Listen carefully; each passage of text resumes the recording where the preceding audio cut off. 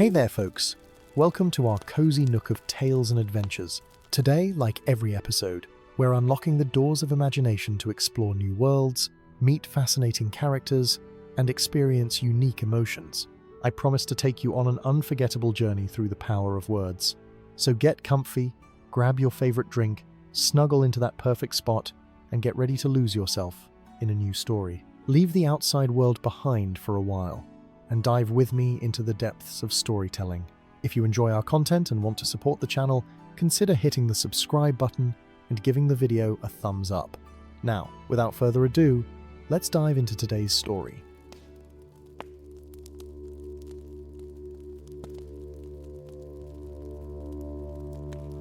In the quietest hours of the Shire, when the stars hang low over the party tree and the candles in round windows have dimmed to gentle embers, the hobbits gather their little ones close and speak in hushed voices of the old tales.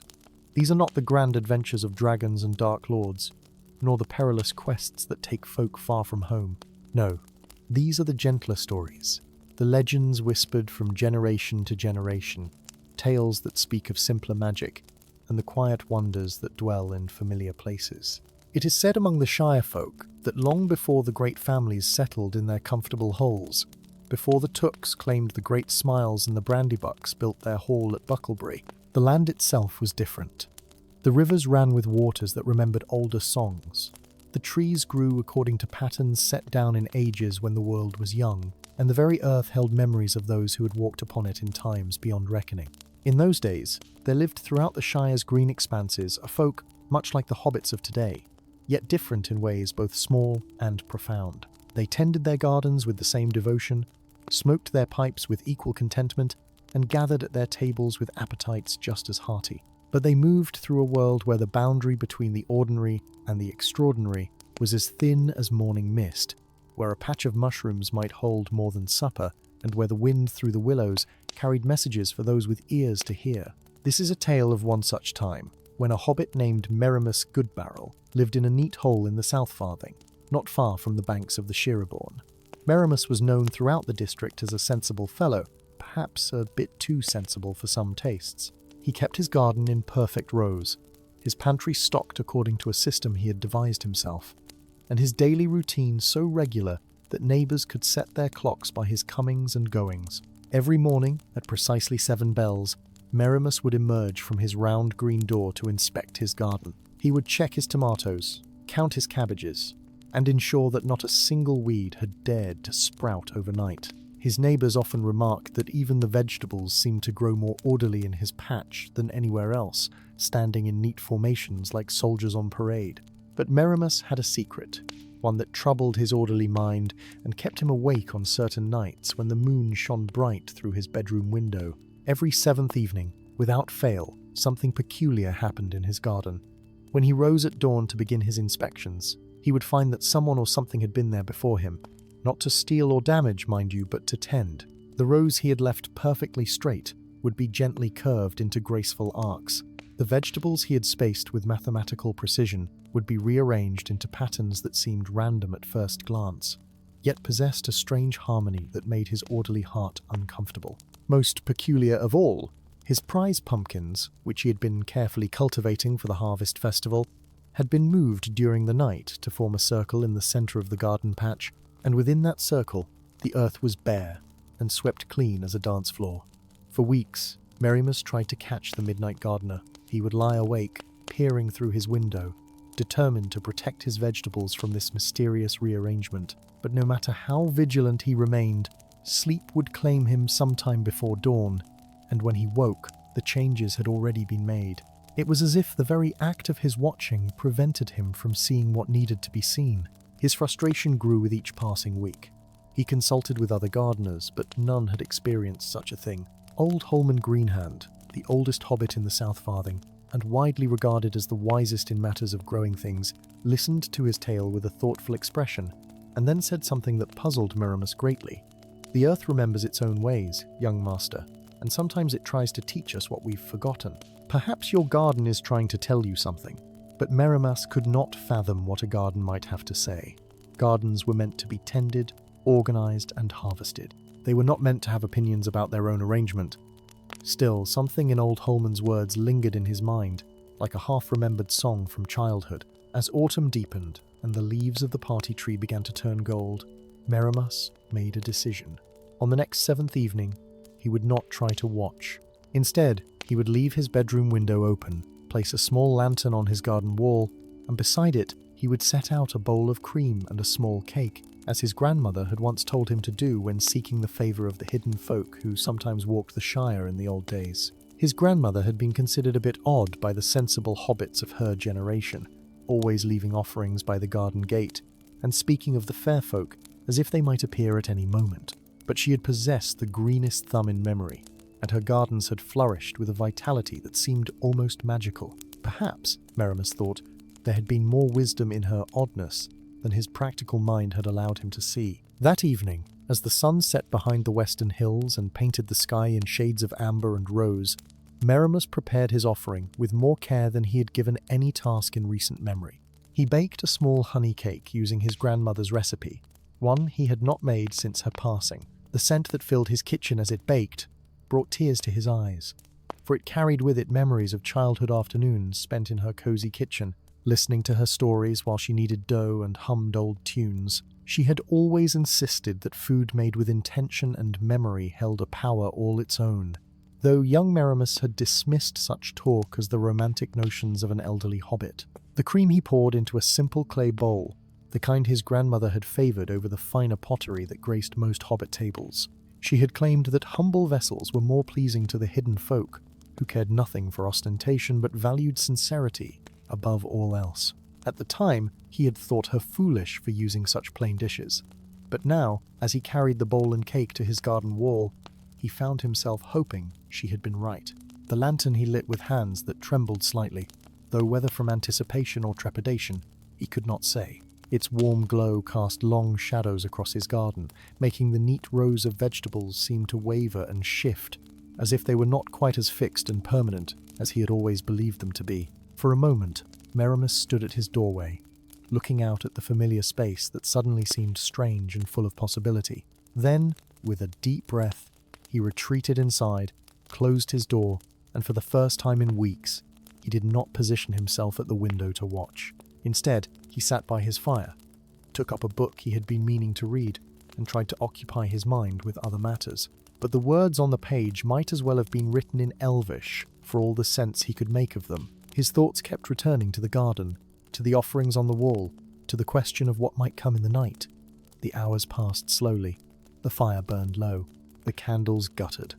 And despite his best efforts to remain awake, Merimus felt his eyelids growing heavy. The warmth of the hearth, the comfortable chair, and the gentle ticking of his grandmother's clock conspired against his vigilance.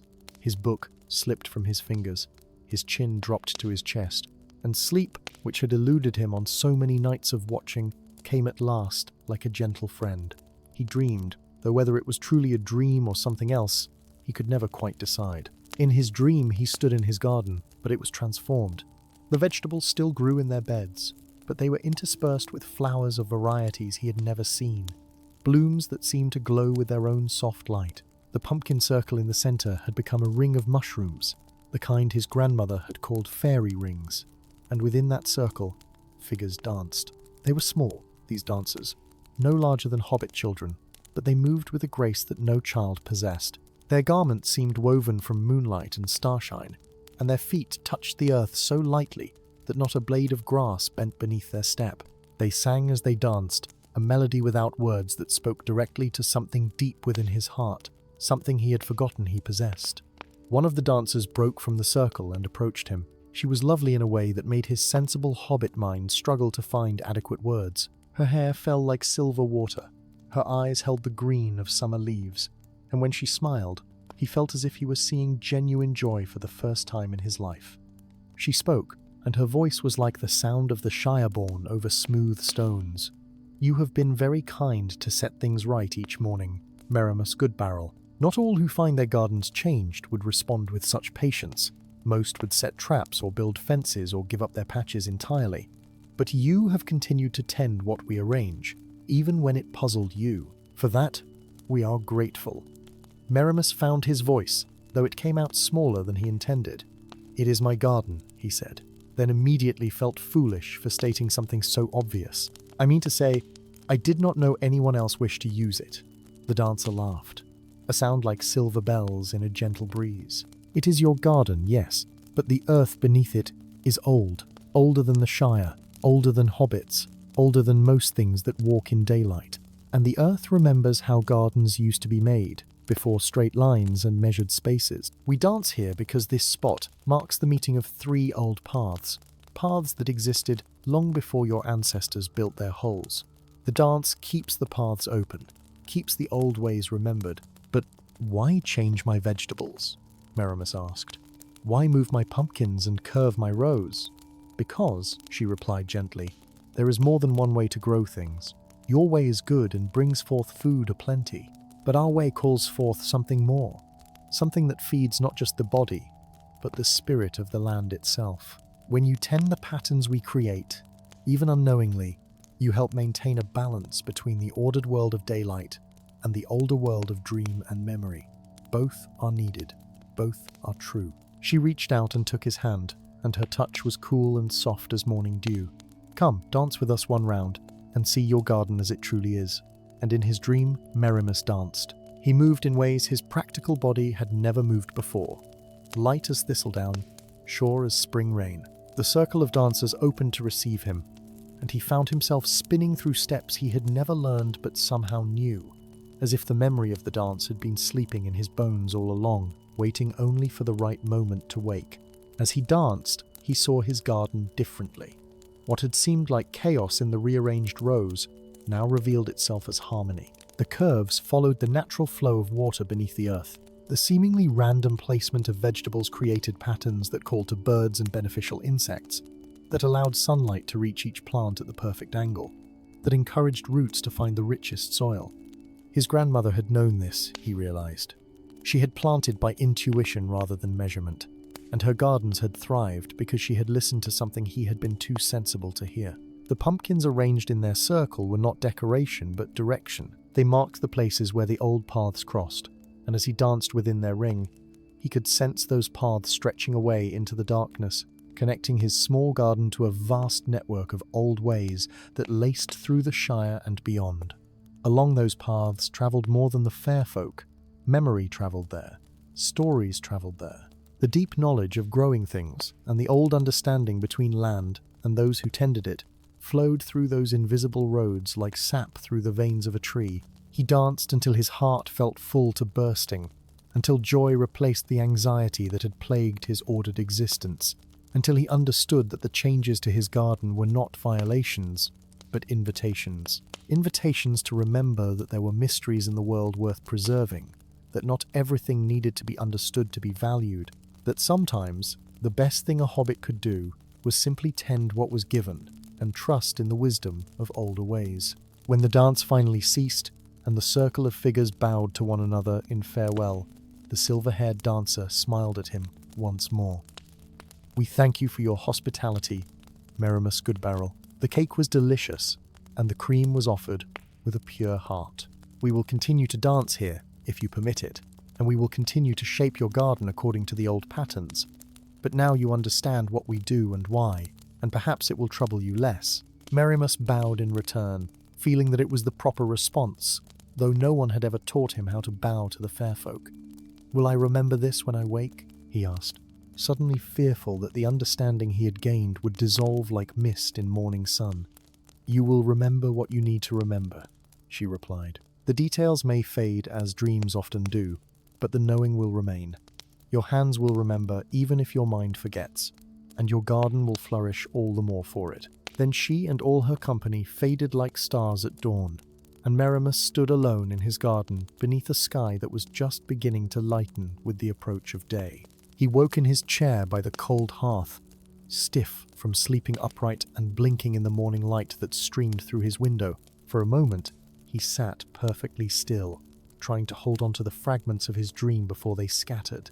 Then he rose, joints protesting, and made his way to the garden door. The offerings were gone. The bowl and plate sat clean on the wall, not a crumb or drop remaining, and his garden had been changed again. But this time, when he looked at the altered rows and the circle of pumpkins, he did not feel frustration or confusion. Instead, he felt a warmth in his chest, a sense of rightness that he could not explain but also could not deny. He spent that morning tending the garden as it had been arranged, and his hands did indeed seem to remember something his mind could not quite grasp. He found himself humming as he worked, old tunes his grandmother used to sing, and the vegetables seemed to respond to his touch in ways they never had before. The tomatoes hung heavier on their vines. The herbs released more pungent fragrances. Even the troublesome cabbages, which had been slow to mature, suddenly seemed to be thriving.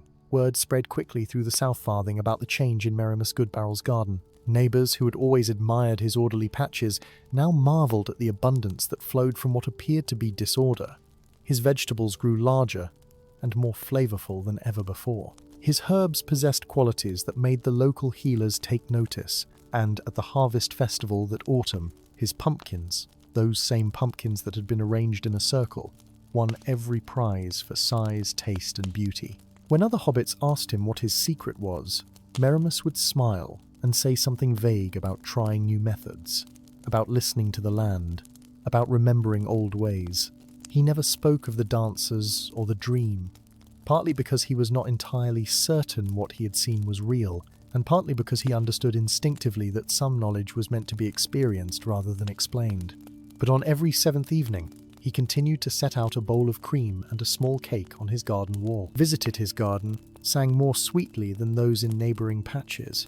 Butterflies congregated around certain flowers in numbers that seemed improbable, and sometimes, just at twilight, if he sat very still and watched without watching, he could almost see small figures moving between the rows, tending and shaping, dancing and singing. His grandmother's books, which he had kept but never read, began to make sense to him now. He pored over her notes about planting by moon phases, about speaking kindly to growing things, about leaving offerings for the fair folk, and maintaining respect for the old ways. What had once seemed like the superstitious ramblings of an eccentric old hobbit now revealed itself as practical wisdom accumulated over generations. She had written about the importance of listening to the land, about how gardens thrived when tended in partnership rather than dominion, about the invisible threads that connected all growing things to each other, and to the older powers that dwelt beneath the surface of the ordinary world. One passage in particular caught his attention, written in his grandmother's careful hand. "The fair folk are not separate from us," she had written, "but rather they are what we might have been had we not chosen to build walls and doors, to impose order upon chaos, to measure and count and categorize everything. They remember the time before such distinctions, and they keep that memory alive through their dancing and their songs. When we honor them, we honor the part of ourselves that still yearns for wonder, that still believes in magic, that still knows how to see with more than just our eyes." Merimus copied this passage into his own journal, and beside it, he added his own observations about the changes he had witnessed in his garden and in himself. He noted how his sleep had become deeper and more restful since he had stopped fighting the nocturnal rearrangements.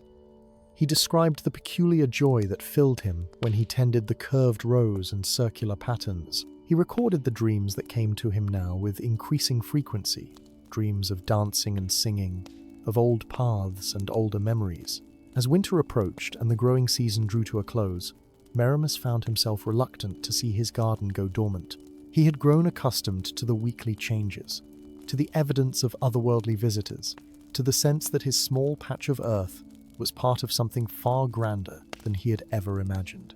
But frost came as it always did, and the vegetables withered, and the earth prepared itself for sleep. On the last seventh evening before the first hard freeze, Merimus set out his offerings as usual, but he added something extra. He took his grandmother's favourite shawl, the one woven in patterns that seemed to shift and change depending on how the light struck them, and he draped it over the garden wall. Beside the cream and cake, he placed a small bottle of elderflower wine that he had been saving for a special occasion, and he left a note, written in his best hand, thanking the dancers for sharing their wisdom and for helping him see his garden, and indeed the world, with new eyes. That night, he dreamed again. The dancers came as before, but this time they were accompanied by others, older and more luminous. beings that made even the fair folk seem diminished by comparison. They gathered around the garden wall and examined his offerings with evident pleasure. The shawl was taken up and admired, passed from hand to hand, and several of the dancers draped it around their shoulders, exclaiming at its warmth and beauty. The wine was shared among the company, poured into cups that appeared from nowhere and disappeared just as mysteriously when emptied. And then the silver-haired dancer who had spoken to him before approached once more. "You have learned well, Marimus Goodbarrel," she said. "Your grandmother would be proud to see how you have embraced the old knowledge. As winter comes, we must retreat to deeper places, to halls beneath the hills where the cold cannot reach. But we will return with the spring, and we will dance again in your garden. Until then, tend well what sleeps beneath the earth, and know that even in dormancy, the old magic persists." Marimus felt tears upon his cheeks, though he could not have said whether they were tears of sadness or joy, or some emotion for which hobbits had no name. "Will you tell me your name?" he asked, for it seemed important somehow to know how to properly address one who had taught him so much. She smiled and shook her head gently. "Names have power, and to share mine with you would bind us in ways that neither of us can afford. But you may think of me as a friend, as a teacher, as a keeper of old ways. That is enough. And know this, when spring returns and the first green shoots appear, you will find a gift waiting for you, a token of our appreciation for your hospitality and your open heart." Then she and all her company faded once more, and Marimus woke to find his room filled with the pale light of winter dawn. The shawl was gone from the garden wall, and in its place lay a single white flower. Though no flowers should have been blooming in the frost-touched morning, he picked it up carefully and found that it never wilted, never faded, but remained as fresh and lovely as the moment he had found it. He pressed this flower between the pages of his grandmother's journal, where it would remain for all his days, a reminder of the night he had danced with the fair folk, and learned that the world contained more wonders than his sensible mind had ever allowed him to imagine. Winter settled over the Shire with its customary thoroughness. Snow blanketed the fields and gardens. Ice formed on the ponds and streams. Hobbits retreated to their cozy holes, where they gathered around warm fires and told stories to pass the long dark evenings. And Marimus, who had once been known as perhaps too sensible, found himself becoming something of a storyteller. He did not speak directly of the dancers or his dreams, but he told tales his grandmother had told him, stories about the old days when the Shire was young, when hobbits lived in closer harmony with the land and the hidden folk who shared it. He spoke of gardens that grew by moonlight and paths that led to places not found on any map. He shared his grandmother's wisdom about planting and tending, about respecting the old ways and maintaining balance between order and wildness. The other hobbits listened with varying degrees of skepticism and interest. Some dismissed his tales as fancy, the kind of romantic nonsense that sensible folk should avoid.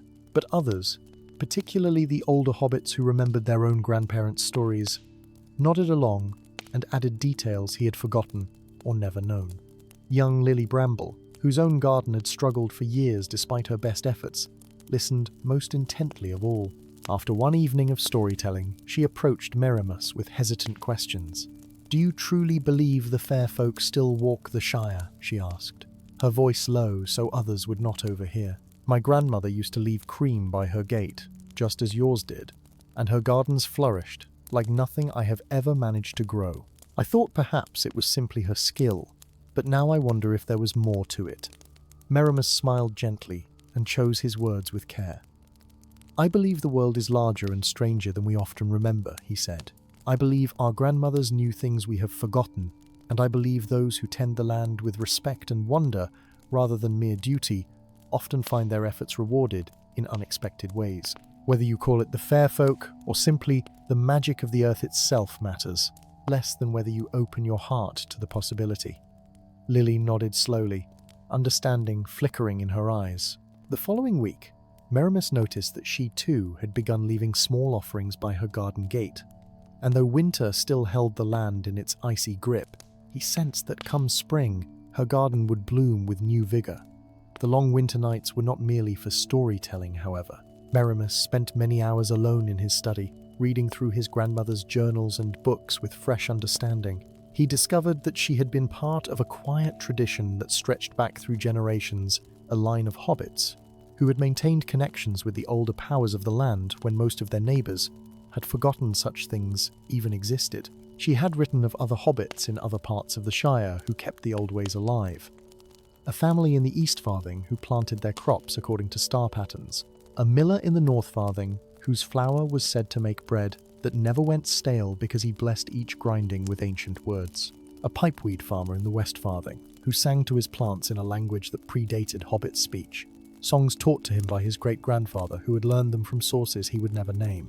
These keepers of old knowledge did not advertise their practices or seek recognition for their wisdom. They simply continued the traditions passed down to them, maintaining threads of connection to a time when the boundary between the mundane and the magical was less firmly drawn. His grandmother had been one of these quiet keepers, and now, Merimus realized, he had inherited that role whether he had sought it or not. The thought filled him with equal parts honor and trepidation. He was still, at heart, a sensible hobbit who had spent most of his life valuing order and predictability. Yet he could not deny what he had experienced, could not unknow what he now knew. The dances were real.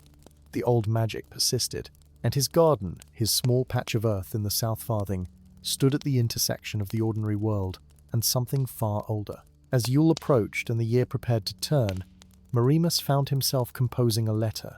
It was addressed to no one in particular, or perhaps to everyone who might need to hear its message. In it, he wrote about the importance of remembering, about the value of maintaining traditions even when their origins had been forgotten, about the ways that small acts of respect and wonder could open doors that logic and practicality kept firmly closed.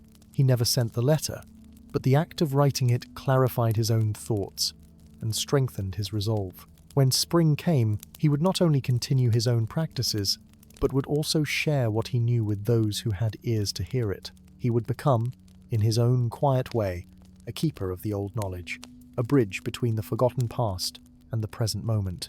Snow fell thick and soft outside his round window, muffling the world in white silence. His fire crackled cheerfully in the hearth, and Merimus sat with his grandmother's journals spread before him, learning the lessons she had tried to teach him when he was too young and too sensible to understand. Better late than never, he thought, and smiled as he turned another page filled with her careful observations about the secret life of gardens. One entry in particular arrested his attention. It described a phenomenon she called the winter dreaming, a time when the earth itself slept and dreamed, and those who knew how to listen could hear the dreams. She wrote of long, silent nights, sitting by her window, letting her mind grow quiet and receptive, opening herself to the deep, slow thoughts of the sleeping land. In those dreams, she claimed, one could learn what the earth needed, what imbalances required correction, what new patterns wanted to emerge when spring returned. Merimus had never attempted such a thing. It seemed too strange, too impractical, too much like the superstitious fancies he had spent his adult life avoiding. But now, with the memory of dancing still alive in his bones and the pressed white flower marking his place in the journal, he found himself willing to try. That night, he positioned his favorite chair by the window, wrapped himself in a warm blanket, and allowed his mind to grow still. At first, there was only silence, both inner and outer. The snow had stopped falling, and the world lay hushed beneath its white blanket. His thoughts, usually so busy with plans and concerns, gradually slowed and quieted. He did not know when the transition occurred, when he moved from ordinary consciousness into something else. There was no clear boundary, no dramatic shift, but gradually he became aware of a vast presence, slow and deep and patient beyond measure. It was the earth itself, sleeping beneath the frost, dreaming its slow winter dreams. The dreams had no words, no images in the way that hobbit dreams possessed them. Instead, they were composed of sensations and knowings, of the memory of countless springs past and the promise of springs yet to come. He felt the seeds sleeping in the soil, their tiny sparks of life banked low but not extinguished, waiting for the warmth that would call them forth. He sensed the roots of trees, spreading vast and intricate through the frozen ground, drawing sustenance from depths the frost could not reach. And deeper still, beneath the roots and seeds, beneath the familiar earth of his garden, he touched something older, ancient stones that had witnessed the shaping of the land, waters that flowed through hidden channels, following paths established when the world was young, and threading through it all, those old ways the dancers had spoken of, invisible roads that connected place to place, time to time, the living present to the dreaming past. The earth dreamed of renewal, as it always did in winter. It dreamed of the ice melting and the waters flowing, of buds swelling and leaves unfurling, of the return of birdsong and the buzz of bees. But more than that, it dreamed of balance, of the harmony that existed when all things grew according to their nature, when hobbits tended their gardens in partnership with older powers, when the boundaries between worlds remained permeable enough for magic to flow through. How long Merimus sat there, touching those deep, slow dreams, he could not have said. Time moved differently in that state, or perhaps did not move at all, but eventually he became aware of his own body again, of the chair beneath him and the cold glass of the window against which his forehead rested. He opened his eyes to find that dawn had come, painting the snow-covered landscape in shades of pink and gold. His body was stiff from sitting motionless for so long, but his heart felt light and full. He had heard the winter dreaming, just as his grandmother had described, and in hearing it, he had learned what his garden needed, what patterns would serve it best when the growing season returned. The knowledge sat in his mind not as specific instructions, but as a deep, intuitive understanding, the kind that would guide his hands without requiring conscious thought. Over the remaining weeks of winter, Merimus continued his practice of sitting by the window and listening to the sleeping earth. Each session brought new insights, new understandings. He learned to read the subtle signs that indicated where water wanted to flow, where certain plants would thrive, where the old paths crossed and required special attention. He began to sketch diagrams in his journal, drawing the patterns he would create when spring arrived, patterns that honored both his need for order and the earth's desire for organic harmony. Young Lily Bramble visited him one cold afternoon, bringing fresh bread and inquiring shyly about his grandmother's methods. Merimus welcomed her warmly and shared what he was learning, careful not to overwhelm her, but planting seeds of understanding that might blossom in their own time. He lent her one of his grandmother's simpler journals, the one filled with practical advice about companion planting and moon phases, topics that would not seem too strange to a hobbit, just beginning to question the conventional wisdom. She left with the journal clutched to her chest and a light in her eyes that reminded Merimus of his grandmother. Here was another keeper of the old ways in the making, another hobbit who would help maintain the threads of connection between the ordered world of the Shire and the deeper magic that flowed beneath its surface. As winter began to loosen its grip, and the first hints of spring appeared in the lengthening days and the subtle changes in the quality of light, Merimus prepared himself for the return of the dancers. He cleaned his garden tools with special care, polishing away the winter's rust and sharpening the blades. He sorted through his stored seeds, selecting varieties that had grown well in the patterns created the previous year, and he waited, anticipation building in his chest like sap rising in a tree. The snow melted gradually, revealing the sleeping earth beneath. Patches of brown appeared in the white expanse, growing larger with each passing day. Streams and rivulets formed as the ice released its hold on the water, and the air filled with the sound of trickling and dripping, the music of spring's approach. Birds began to return from their winter homes, their songs tentative at first, but growing bolder as the days warmed. And then, on a morning when the air smelled of wet earth and possibility, Merimus ventured into his garden to find the gift the silver-haired dancer had promised. There, in the center of the pumpkin circle where the old paths crossed, a plant had grown overnight. It was unlike anything he had ever seen, with leaves of the deepest green and flowers of silver and gold that seemed to capture and reflect the morning light in impossible ways. He knelt beside it, marveling at its beauty, and as he did so, he noticed a small piece of bark lying at its base. Carved into the bark in letters so fine they might have been written by moonbeams were words in the common speech, though the style of writing suggested great age. "This is Starbloom," the message read, "a gift from the eldest days. Plant its seeds where beauty is needed, and tend them with the same care you have shown our dancing ground. They will grow only for those who remember the old ways, and their presence will mark your garden as a place where magic dwells." Merimus lifted the piece of bark with trembling hands, his eyes filling with tears of gratitude and wonder. He understood now that he had been given more than just a plant. This was a trust, a responsibility, a symbol of the bond between his world and the older realm of the dancers. The star bloom would be both a blessing and a marker, announcing to those with eyes to see that his garden stood under the protection of the fair folk, that the old ways were honoured here, that magic was welcome to take root and flourish. With infinite care, he examined the plant. Its roots were already well established in the soil, as if it had been growing there for years rather than appearing overnight. The flowers released a fragrance unlike any he had encountered, sweet but not cloying, with undertones of starlight and distant music. When he touched the petals gently, they felt cool and smooth as silk, yet they seemed to pulse with life in a way that ordinary flowers did not. As the days passed and spring advanced, the star bloom grew more magnificent.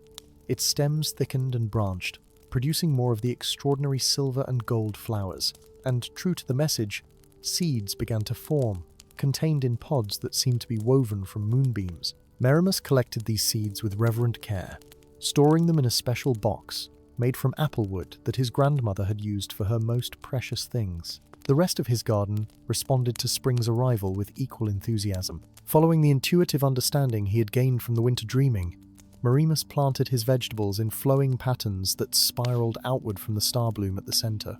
He positioned tall plants where they would provide afternoon shade to those that needed it, placed flowering herbs among the vegetables to attract beneficial insects, and left certain areas deliberately wild to provide habitat for the small creatures that helped maintain the garden's balance. His neighbors watched these preparations with curiosity and some concern. This was not how sensible hobbits planted their gardens. Where were the straight rows? Why leave patches unmaintained? And what in the world was that strange plant in the middle, the one that seemed to glow even in daylight? But Merimus paid little attention to their questions and raised eyebrows. He was following a different guide now, trusting in knowledge that could not be written in any agricultural manual, wisdom that flowed from the earth itself and from the dancers who would return to his garden when the seventh evening came. That first seventh evening of spring arrived with the sweet warmth of a perfect twilight. The air was full of the scent of growing things, and the first stars were appearing in the deepening blue of the sky. Merimus set out his offerings as he had done throughout the winter, though now he added fresh herbs from his garden and the first strawberries of the season, small but perfectly sweet. He did not have long to wait. As darkness settled over the Shire and the moon rose full and bright, he heard the music. It was faint at first, so quiet he thought he might be imagining it, but it grew steadily clearer. A melody that seemed to be composed of starlight and spring rain, of new leaves unfurling and seeds splitting open to release their growing sprouts. The dancers came as they had before, emerging from the shadows between the trees, their forms luminous in the moonlight. But their number had grown. Where before there had been perhaps 24, now there were twice that many, and among them walked those elder beings he had seen only in his winter dreams, tall and bright and terrible in their beauty. The silver-haired dancer who had become his teacher and friend approached him with a smile of genuine warmth. She gestured to the garden, to the star bloom glowing at its center, to the spiral patterns he had created in the beds. "You have done well, Merimus Goodbarrel," she said. "Better than we hoped. You have not merely accepted our teachings, but have made them your own, blending them with your need for order in ways that honor both tradition and innovation. This garden is now truly a meeting place between worlds." She took his hand and led him into the circle where the dancers were gathering.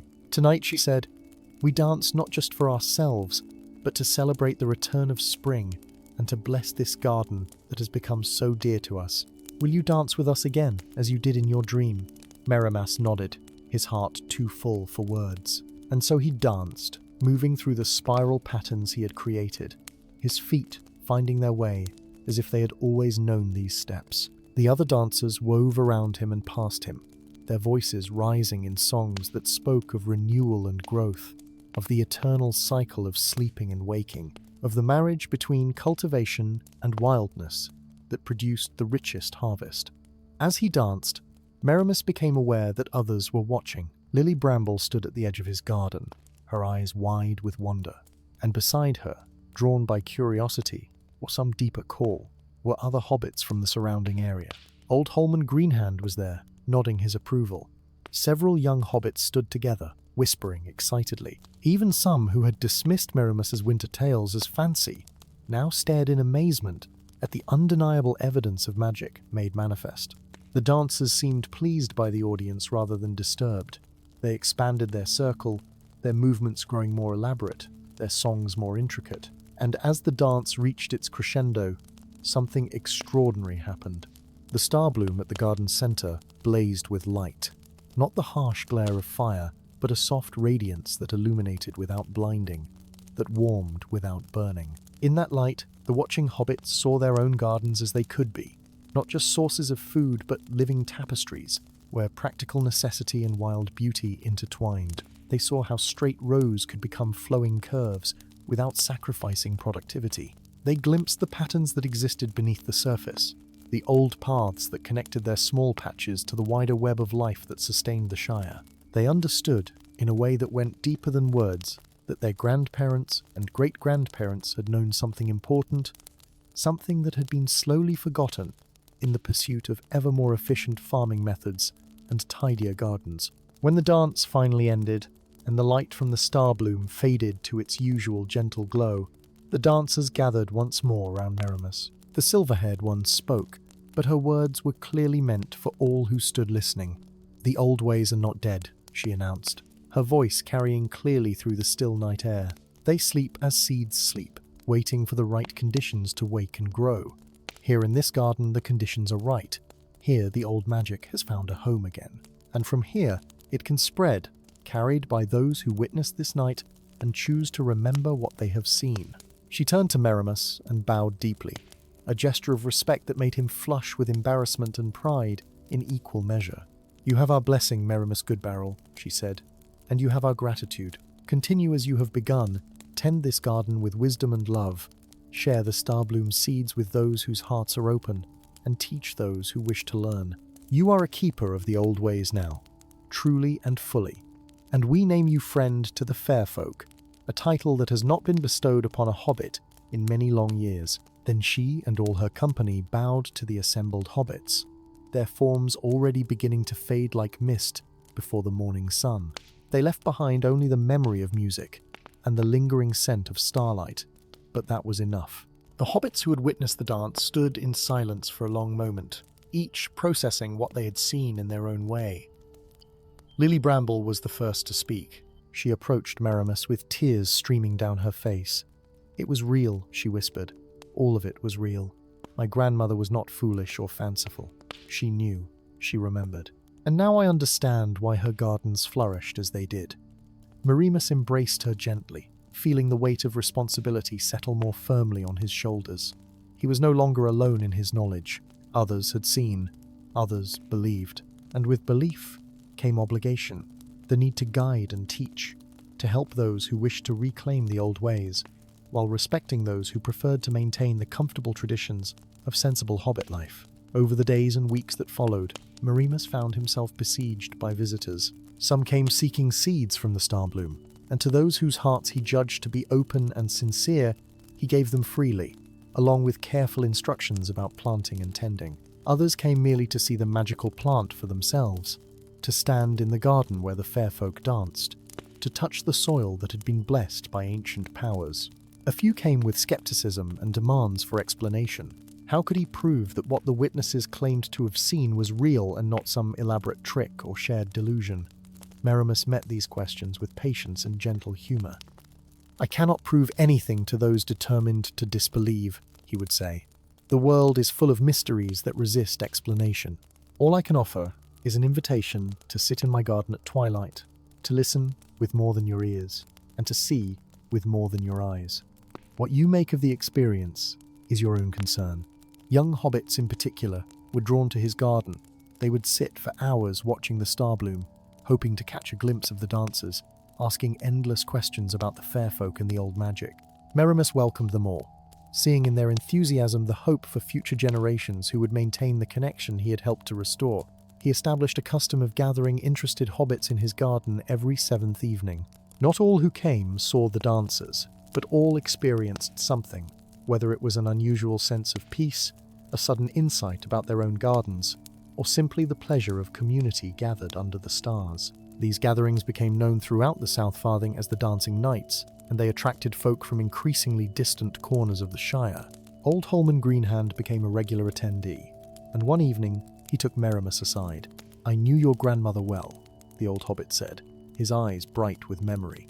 "She and I used to talk of the old ways when we were young, before such talk became unfashionable.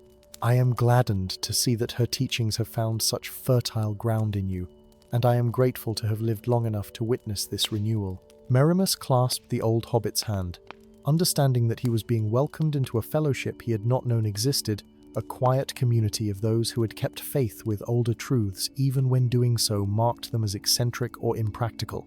As summer advanced and his garden flourished beyond all previous measure, Merimus began to write his own journal. He documented not just the practical aspects of working with the patterns the dancers preferred, but also his observations about the nature of magic in the Shire, the ways that the old powers manifested in everyday life for those with eyes to see them. He wrote about the importance of balance, how the ordered world of hobbit society and the wild magic of the fair folk were not opposites but complements, each necessary to the health and wholeness of the land. He described the subtle ways that magic manifested in the Shire, not through dramatic transformations or spectacular displays of power, but through abundance and harmony, through gardens that flourished and communities that thrived, through the sense of rightness that came when things grew according to their true nature, rather than being forced into unnatural conformity. His writings attracted the attention of scholars from other parts of the Shire, hobbits who collected old lore and studied the history of their people. They came to interview him, to examine his grandmother's journals, to record the stories of those who had witnessed the dancing. Some were skeptical, treating his accounts as folklore rather than fact. Others approached with open minds and left convinced that something remarkable was indeed occurring in the South Farthing. One such visitor was Ferumbra's Took, a distant cousin of the Thane and a hobbit of considerable education. He spent 3 days in Merimus's home, reading through every scrap of documentation, interviewing witnesses, and observing the garden with the critical eye of a natural philosopher.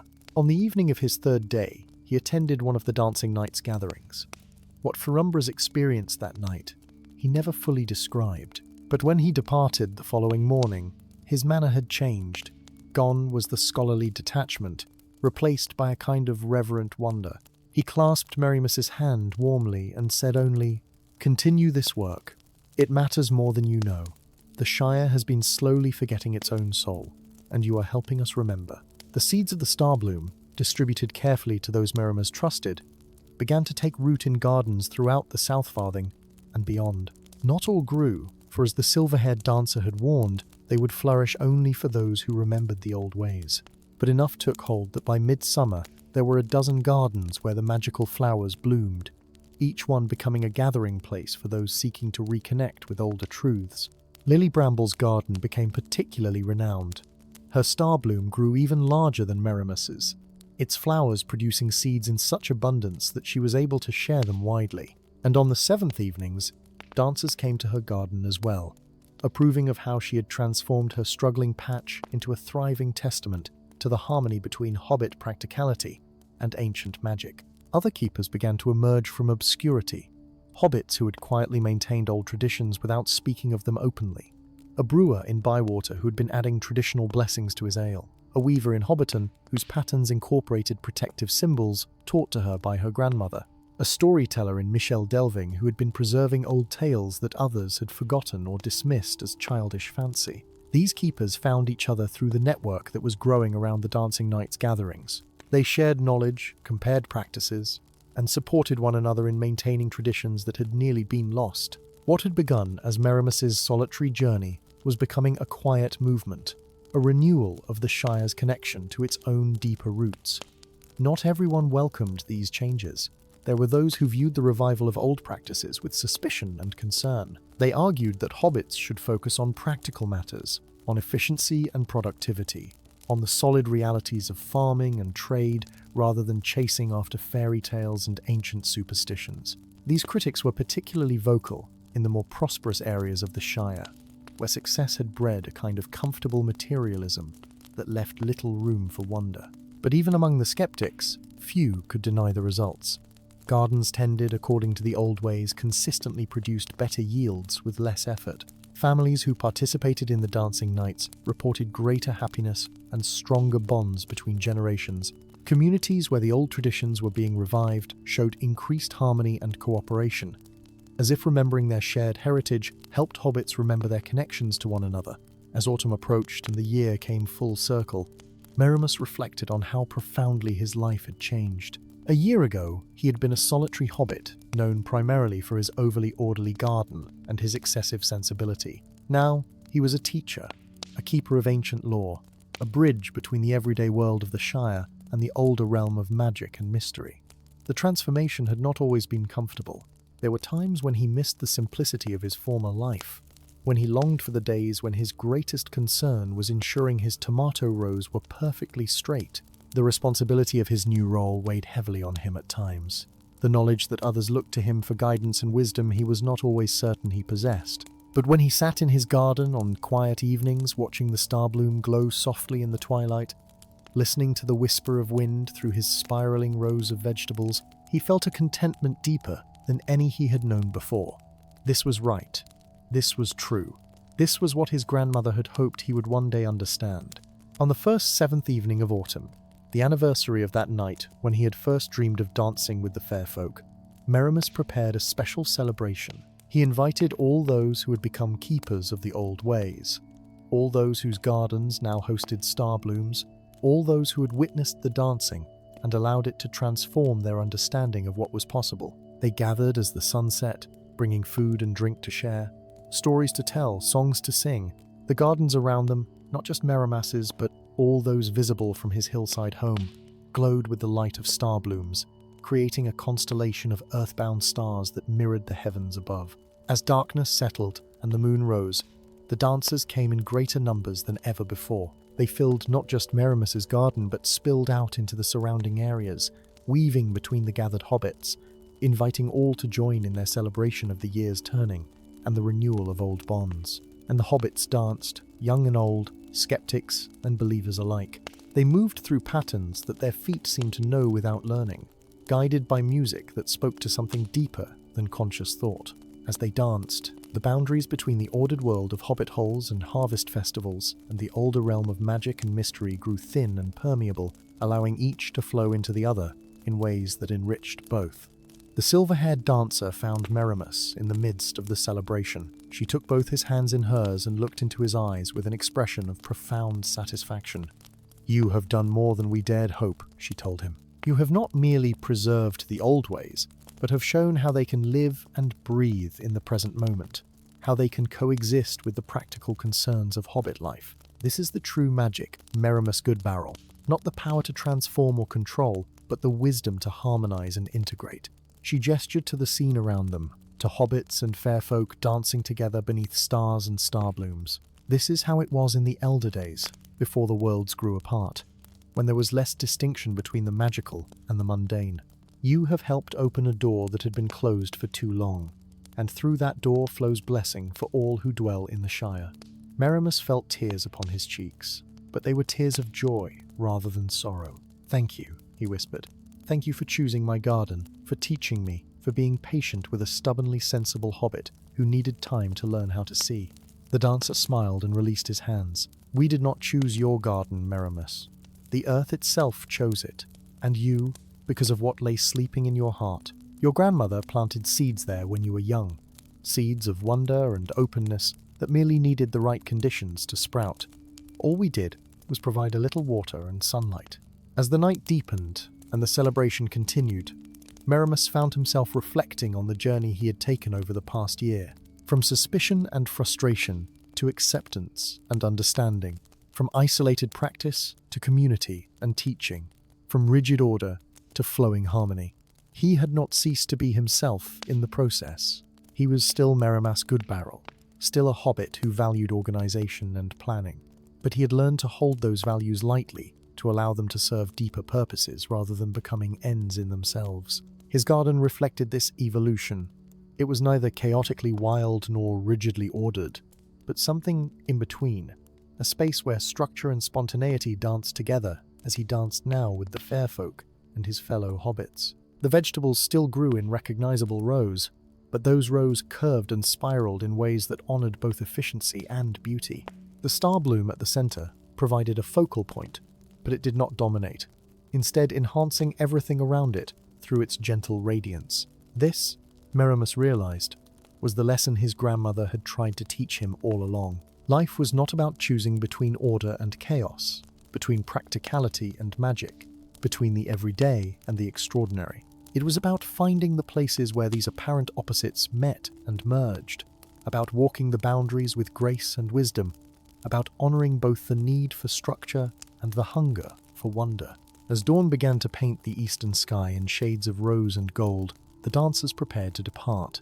They gathered in a great circle, hobbits and fair folk together, and sang a final song of blessing. The melody was simple enough that even those who had never heard it before could join in, and the words spoke of gratitude and renewal, of endings that were also beginnings, of sleep that would lead to waking. When the last note faded into the morning air, the fair folk began to fade as well, their forms growing translucent and then transparent before vanishing entirely. But they did not seem to be leaving so much as returning to a realm that existed alongside the visible world, separated only by the thinnest of veils. Meramus sensed that they had not gone far, that they would return on the seventh evenings, that the connection established over the past year would endure. The gathered hobbits dispersed slowly, reluctant to leave but drawn by the responsibilities of the day ahead. Gardens needed tending, meals needed preparing, the ordinary business of hobbit life required attention. But they departed, changed, carrying with them the memory of the night, and the knowledge that magic was not something distant and separate from their daily lives, but woven through every moment for those who knew how to perceive it. Meramus stood alone in his garden as the sun rose fully above the horizon, bathing his spiraling rose and glowing star bloom in warm morning light. He was tired, bone-weary from the night of dancing, but it was a good tiredness, the kind that came from meaningful exertion in service of something larger than oneself. He thought of his grandmother, wondering if she could see what her teachings had accomplished, how the seeds she had planted in his heart had finally borne fruit. He liked to think she could, that perhaps she walked now in the realm of the fair folk, dancing with them on seventh evenings and smiling to see her grandson following the path she had laid out for him so many years ago. The years ahead would bring their own challenges and changes, he knew. Not all in the Shire would embrace the revival of old ways. There would be setbacks and disappointments, times when the connection felt tenuous and difficult to maintain. But the foundation had been laid, the door had been opened, and there were now enough keepers to ensure that what had been remembered would not be forgotten again. Meramus made his way slowly back to his hobbit hole, thinking of his comfortable bed and the sleep that awaited him there. But before he went inside, he paused at his doorstep and looked back at his garden one last time. The star bloom glowed softly in the morning light, and for just a moment he thought he saw a familiar figure standing beside it, silver hair catching the sun, raising one hand in farewell or perhaps in blessing. Then the vision faded, and there was only his garden, beautiful and strange and perfectly ordinary all at once. Meramus smiled, raised his own hand in response to the greeting he might or might not have seen, and went inside to sleep and to dream of dancing. And so the old ways lived on in the Shire, tended by those who remembered, celebrated by those who gathered on seventh evenings, and flowering in gardens where star blooms grew, and the fair folk danced beneath stars and moon. The balance between order and wonder, between the practical and the magical, between the everyday and the extraordinary was maintained, ensuring that the Shire remained a place where hobbits could live lives that were both comfortable and enchanted, both sensible and filled with mystery. And that, dear listener, is how it should be. Story 2. In the ancient days of the Shire, long before the great troubles that would one day shake Middle-earth, there existed a time of such profound peace that even the oldest hobbits could scarcely remember a crossword spoken between neighbours. It was during these golden years, when the sun seemed to shine more warmly upon the rolling hills, and the harvests came more abundantly than in any age before or since, that there lived in Hobbiton a most peculiar fellow by the name of Bramble Goodbarrel. Now, Bramble was not peculiar in the way that Bilbo Baggins would one day be, with his strange wanderings and his habit of consorting with wizards and dwarves. No, Bramble's peculiarity was of a gentler sort, one that caused his neighbours to shake their heads with fond bewilderment rather than suspicion. You see, Bramble had a most extraordinary gift, though he himself did not recognise it as such.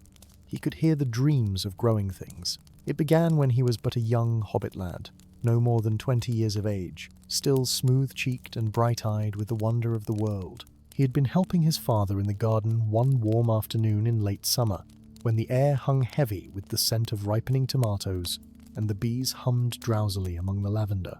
As he knelt beside a row of particularly fine carrots, pulling away the weeds that threatened to choke their growth, he heard something that made him pause with his hand suspended in mid-air. It was a sound like singing, but not quite. More like the memory of singing, or perhaps the hope of a song yet to be sung. The melody, if it could be called such, seemed to rise from the very earth itself, emanating from the dark soil where the carrots grew fat and orange beneath the surface. Young Bramble tilted his head, listening with all his might, and slowly he began to understand that he was hearing the dreams of the carrots themselves. They dreamed, these humble vegetables, of pushing deeper into the cool earth, of drawing up the sweet water that trickled down through the layers of soil, of growing ever larger and more perfect, until the day when they would be gently pulled from their beds and brought to the table. It was a simple dream, uncomplicated by ambition or fear, and it filled young Bramble's heart with such tenderness that tears sprang to his eyes. From that day forward, Bramble discovered that he could hear the dreams of all growing things, if he but listened carefully enough. The apple trees in the orchard dreamed of bearing fruit so sweet that even the wasps would pause in their buzzing to give thanks. The wheat in the fields dreamed of standing tall and golden, swaying in unison like a vast choir singing silent hymns to the sun. Even the mushrooms in the dark places under the hedgerows dreamed their mysterious dreams, though these were harder for Bramble to understand, being as they were more concerned with shadows and dampness than with light and growth. His father, a practical hobbit who had little patience for what he called wool-gathering, grew increasingly exasperated with young Bramble's habit of standing motionless in the garden for hours at a time, his head cocked to one side as if listening to some far-off music. "Do some actual work, lad," his father would say, not unkindly, but with a certain firmness. "The weeds won't pull themselves, and the vegetables won't grow any faster for you staring at them like a moonstruck calf." But here his father was wrong, though he would not discover this truth until much later, for the vegetables in the portion of the garden that Bramble tended did indeed grow faster and more vigorously than those in any other part of the plot. His carrots were sweeter, his potatoes more abundant, his cabbages so perfectly formed that they might have been sculpted by some master craftsman rather than grown from common seed. Word of Bramble's remarkable garden began to spread throughout Hobbiton and beyond, until hobbits came from as far away as Tuckborough and Skerry to see for themselves the legendary vegetables of Bramble Goodbarrel. Now it should be noted that Bramble never boasted of his gift, for indeed he still did not fully understand it himself. When neighbours asked him the secret of his success, he would merely shrug and mumble something about good soil and regular watering, though there were some who noticed the faraway look in his eyes when he spoke of his plants, as if he were listening to voices that others could not hear. As the years passed, and Bramble grew into a proper adult hobbit, his gift did not diminish, but rather grew stronger and more refined. He learned to distinguish not only between the dreams of different types of plants, but between individual plants of the same kind. This rosebush dreamed of climbing higher than all its fellows, reaching toward the sun with an ambition unusual in flowers. That particular potato plant was content to produce a modest harvest, asking only for enough water and warmth to sustain its humble existence. And the ancient oak tree that stood at the centre of Hobbiton, which had witnessed the coming and going of countless generations of hobbits, dreamed vast and timeless dreams that spanned centuries, dreams of seasons cycling endlessly like the turning of a great wheel, of acorns falling and taking root and growing into mighty trees themselves. It was during his 35th year, when a hobbit is considered to be just entering the prime of life, that Bramble experienced something that would change not only his own fate, but the fate of all the Shire. It happened on a morning in early spring, when the world was just beginning to shake off the drowsiness of winter, and the first green shoots were pushing their way up through the thawing earth. Bramble had risen before dawn, as was his custom, and made his way to his garden with a cup of steaming tea in one hand and a sense of peaceful anticipation in his heart. The air was crisp and clean, carrying with it the promise of renewal that comes only in springtime, and the sky was beginning to lighten in the east, with that peculiar pearl grey luminescence that precedes the sunrise. As he walked among his garden beds, checking on the progress of his early peas and examining the buds on his fruit trees, Bramble became aware of something unusual. The dreams of his plants, which normally formed a gentle background chorus to his morning routine, had taken on a note of urgency, almost of distress. The pea plants, which should have been dreaming contentedly of climbing their supports and producing fat green pods, were instead filled with an anxious trembling. The apple trees, whose dreams should have been focused on the miraculous transformation of blossom into fruit, seemed troubled and restless. Bramble set down his teacup on the edge of a stone wall and closed his eyes, concentrating all his attention on the strange discord he was sensing. As he listened more carefully, he began to understand that the plants were not dreaming of their own troubles, but were somehow picking up echoes of a disturbance from elsewhere, like ripples spreading across a pond from some distant stone. The disturbance seemed to be coming from the direction of the old forest, that ancient and somewhat troubling wood that lay beyond the eastern borders of the Shire, a place that sensible hobbits generally avoided. For several days Bramble pondered this strange phenomenon, uncertain what to do about it. He was not an adventurous hobbit by nature, preferring the comfortable predictability of his garden to the uncertainties of the wider world. Yet the distress of his plants troubled him deeply, keeping him awake at night and causing him to lose his appetite, which was most unusual for a hobbit. His friends and neighbours began to comment on his drawn appearance and the worried furrow that had taken up permanent residence between his eyebrows. It was old Holman Greenhand, the gardener at Bag End and the most respected grower in all of Hobbiton, who finally drew the truth out of Bramble one evening at the Green Dragon Inn. The two of them sat in a quiet corner, away from the cheerful hubbub of their fellow hobbits, and Bramble found himself pouring out the whole story of his unusual gift and the strange disturbance that had been troubling his plants. Holman listened in silence, puffing thoughtfully on his pipe, his weathered face revealing nothing of his thoughts. When Bramble had finished speaking, the old gardener nodded slowly, as if some long-held suspicion had been confirmed. "I've always known there was something special about your way with growing things," Holman said at last, his voice quiet and measured. "My own grandfather, who lived to the remarkable age of 132, used to speak of hobbits in the old days who could commune with the green-growing world in ways that have mostly been forgotten. He called them the green listeners, and he said they were precious and rare, like gold among the roots of the earth."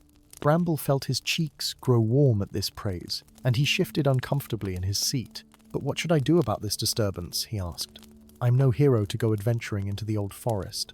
I'm just a simple gardener who happens to hear things that others don't." Holman regarded him steadily through a wreath of pipe smoke. "Sometimes the bravest thing is not to take up a sword, but to trust in the gifts you've been given and follow where they lead. If the green world is calling to you, lad, then perhaps you have a duty to answer, uncomfortable though it may be." These words weighed heavily on Bramble's mind as he made his way home through the soft darkness, the stars bright overhead, and the spring peepers singing their ancient songs from the ponds and ditches. He knew in his heart that Holman was right, though every comfortable, sensible part of him wanted to ignore this knowledge and return to the pleasant routine of his life. That night, Bramble dreamed for the first time in his life, or at least he remembered his dreams for the first time. He found himself walking through a forest that was somehow both familiar and strange, where the trees were older and taller than any he had ever seen, their branches reaching up toward a sky that seemed impossibly distant. As he walked, he realized that he could hear the dreams of these ancient trees, and they were calling to him, drawing him deeper into the forest with a pull as gentle and irresistible as a river current. When he awoke the next morning, with dawn light streaming through his window and a thrush singing sweetly from the eaves, Bramble knew that his decision had been made. He spent the day preparing for a journey, packing a small bag with provisions and practical necessities, though he had only the vaguest notion of where he was going or what he might find when he got there. His neighbours, seeing his preparations, assumed he was merely going to visit relations in some other part of the Shire, and he did not correct this assumption, for he was not entirely certain himself that he wasn't simply going mad. On the morning of his departure, as the first light of dawn was painting the eastern sky in shades of rose and gold, Bramble stood at the edge of his garden and bid a silent farewell to his plants. They responded to his unspoken words with what felt like encouragement, their dreams shifting to embrace his departure rather than mourn it. Even the old apple tree, which had been planted by his grandfather and had watched over 3 generations of good barrels, seemed to understand that this journey was necessary, and its ancient dreams wrapped around him like a blessing. The road from Hobbiton to the borders of the old forest was one that Bramble had never travelled before, though he had heard tales of it from those few hobbits brave or foolish enough to venture in that direction. It wound eastward through pleasant farmland at first, past fields where other hobbits were already at work in the early morning light, their hoes rising and falling in the eternal rhythm of cultivation. They waved to Bramble as he passed, calling out cheerful greetings that he returned with perhaps less enthusiasm than usual, his mind already focused on the unknown path ahead. As the morning wore on and the sun climbed higher in the sky, the character of the landscape began to change. The neat hedgerows and well-tended fields gave way gradually to rougher country, where wild roses tangled with blackthorn in the fence lines, and the grass grew longer and more unkempt. The farmhouses became fewer and farther between, until at last Bramble found himself walking through country that seemed almost untouched by hobbit habitation, where the only sounds were the crying of crows overhead and the whisper of wind through tall grass. It was near midday when Bramble first caught sight of the old forest, a dark line on the horizon that seemed to crouch against the earth like some vast sleeping creature.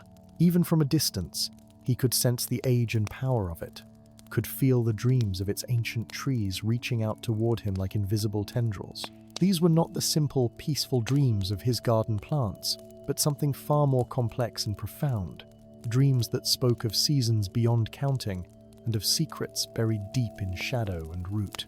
As he drew closer, Bramble became aware of another presence, one that surprised him greatly. Standing at the very edge of the forest, where the last cultivated field gave way to the first wild trees, was a figure he recognized, despite the many years that had passed since they had last spoken. It was Merrimack Brandybuck, a hobbit of good family who had been several years ahead of Bramble in age and had always shown a peculiar interest in the old forest, much to the consternation of his respectable relations.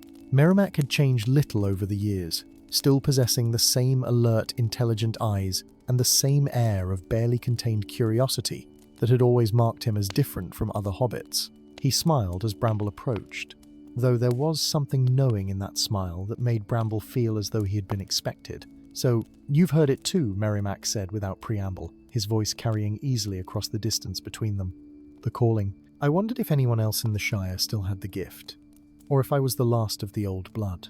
Bramble stopped a few paces away, suddenly uncertain. "The old blood," he repeated. "I don't understand. I thought I was the only one who could hear the dreams of plants. My father always said it was just my imagination running wild." Merrimack laughed, a sound both sad and amused. "Your father said that because his father probably said the same to him, and so on back through the generations. We hobbits have worked very hard to forget the old gifts, you see, to become comfortable and respectable and ordinary. But some things cannot be entirely forgotten, and every few generations someone is born who can still hear what our ancestors heard clearly, the voice of the growing world." He gestured toward the forest, and Bramble noticed for the first time that the trees at the very edge seemed to be leaning slightly inward, as if listening to their conversation. "I've been studying the old forest for 20 years now," Merrimack continued, "ever since I first realized that it was trying to communicate something. Most of the time, its dreams are simply about being, about the slow passage of time and the changing of seasons. But 3 weeks ago, something changed. The dreams became troubled, confused, and I knew that something was wrong deep in the heart of the wood." Bramble nodded slowly, relief flooding through him at the realization that he was not alone in this strange calling. "I felt it too," he said. "My plants have been restless, picking up echoes of the disturbance. That's why I came, though I have no idea what I'm supposed to do about it." Merrimack's expression grew more serious. "I've been waiting here for 3 days," he said, "because I knew I couldn't enter the forest alone. The old forest is not like the tame woods of the Shire, where a hobbit can walk in safety and pick mushrooms without fear. It's ancient and powerful, and it can be dangerous to those who don't understand its ways. But 2 of us together, 2 who can hear the green dreams might have a chance of reaching the heart of the disturbance and understanding what needs to be done. The two hobbits stood in silence for a moment, gazing at the dark wall of trees before them. Up close, the forest was even more imposing than Bramble had imagined, the trees growing so close together that their branches interlaced overhead, creating a canopy so thick that little light penetrated to the forest floor below. The air that drifted out from between the trunks was cool and damp, carrying with it the scent of moss and mushrooms and things growing in perpetual twilight. "Are you ready?" Merrimack asked at last, turning to look at Bramble with an expression that was both questioning and encouraging.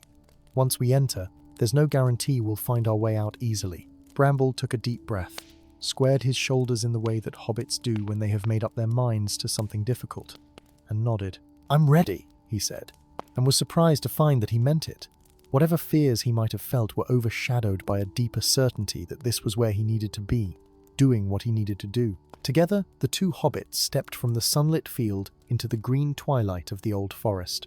The change was immediate and profound, like passing through an invisible curtain that separated one world from another. The sounds of the outside world, the distant lowing of cattle and the song of skylarks, faded away to be replaced by the hushed whisper of leaves and the occasional creak of ancient wood. The light that filtered down through the canopy was tinted green, giving everything a dreamlike quality that made Bramble feel as though he had stepped into one of his plant's dreams, rather than merely walking through a forest. The dreams of the trees surrounded them immediately, vast and complex, and utterly unlike anything Bramble had experienced in his garden. These were not the simple aspirations of vegetables growing toward harvest or fruit trees preparing for the cycle of blossom and fruit. These were the dreams of beings who'd stood in the same spot for centuries, who had witnessed the rise and fall of kingdoms, who remembered times when hobbits had not yet come to the Shire, and when other, older folk had walked beneath their branches. Merrimack seemed to sense Bramble's overwhelming response to the forest's presence. "It takes some getting used to," he said quietly, his voice barely rising above a whisper, as if he were afraid of disturbing something that slept. "The first time I ventured in here, I had to sit down for a good half hour just to gather my wits. The dreams of the old forest are like an ocean compared to the pleasant stream of a garden's thoughts.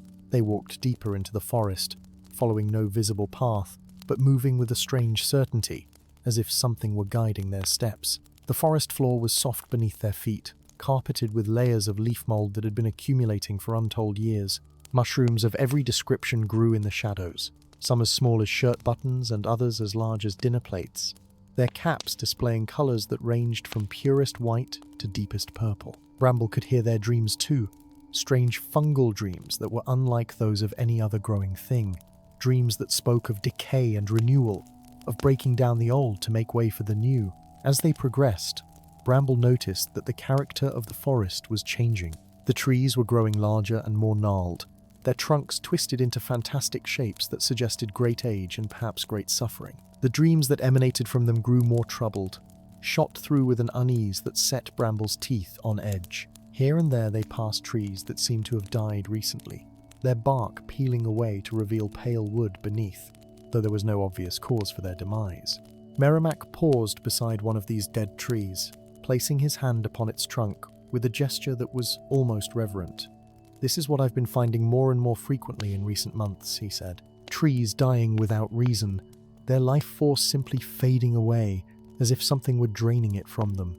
At first I thought it might be some natural disease, but there's no sign of blight or beetle infestation. It's as if the forest itself is being slowly poisoned from within." Bramble knelt down beside the dead tree, pressing his palms against the exposed roots. He closed his eyes and listened with all his might, trying to understand what had befallen this ancient being. At first, there was only silence, the absence of dreams that marked true death. But then, faintly, he detected something else, a lingering echo of wrongness, like the aftertaste of something bitter. It was not a natural thing, but something that had been imposed from outside, a corruption that had worked its way into the tree's very essence. As the afternoon wore on, and the green light of the forest grew dimmer, the two hobbits found themselves descending into a valley where the trees grew so close together that they had to squeeze between them sideways in places. The air here was thick and still, heavy with moisture and the scent of growing things. But beneath that natural odor, Bramble detected something else, a faint sweetness that reminded him unpleasantly of fruit left too long in the sun. The dreams of the trees in this valley were deeply troubled, almost frantic in their distress.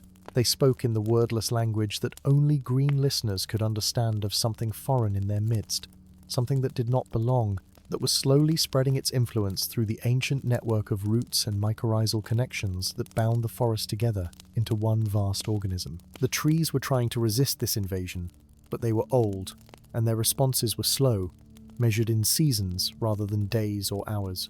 At the bottom of the valley, they came upon a stream, or what had once been a stream. Now it was little more than a muddy trickle, its banks choked with strange vegetation that Bramble did not recognize. The plants that grew here were unlike any he had ever seen, with leaves that were too bright, too glossy, an unnatural shade of green that hurt the eyes to look at directly. Their dreams, if they could be called dreams, were aggressive and grasping, filled with a mindless hunger to grow and spread and consume everything around them. "This is the source," Merrimack said, his voice tight with controlled alarm. "This is what's poisoning the forest. But what are these plants, and where did they come from?" Bramble approached the strange plants cautiously, crouching down to examine them more closely, without touching their glossy leaves. As he focused his attention on them, trying to understand their nature through the gift that had always served him so well, he felt something that made his blood run cold.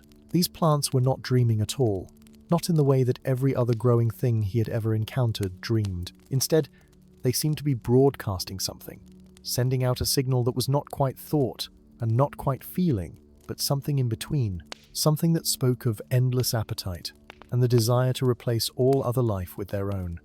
The longer he listened, the more Bramble began to understand the terrible truth. These plants were not native to Middle-earth at all, but had come from somewhere else, somewhere far away and fundamentally different. They had been brought here, perhaps by accident or perhaps by design, and once planted they had begun to spread, sending their roots deep into the earth and their influence out through the interconnected web of the forest. The native trees, with their slow, ancient wisdom, had recognized the threat, but had been unable to respond quickly enough to contain it.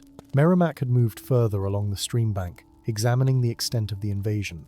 "It spreads for at least 100 yards in either direction," he called back to Bramble, his voice heavy with worry.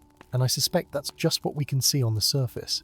If the roots go as deep as I fear they might, then the contamination could extend much further underground." Bramble straightened up, wiping his hands on his breeches, though he had not actually touched the strange plants.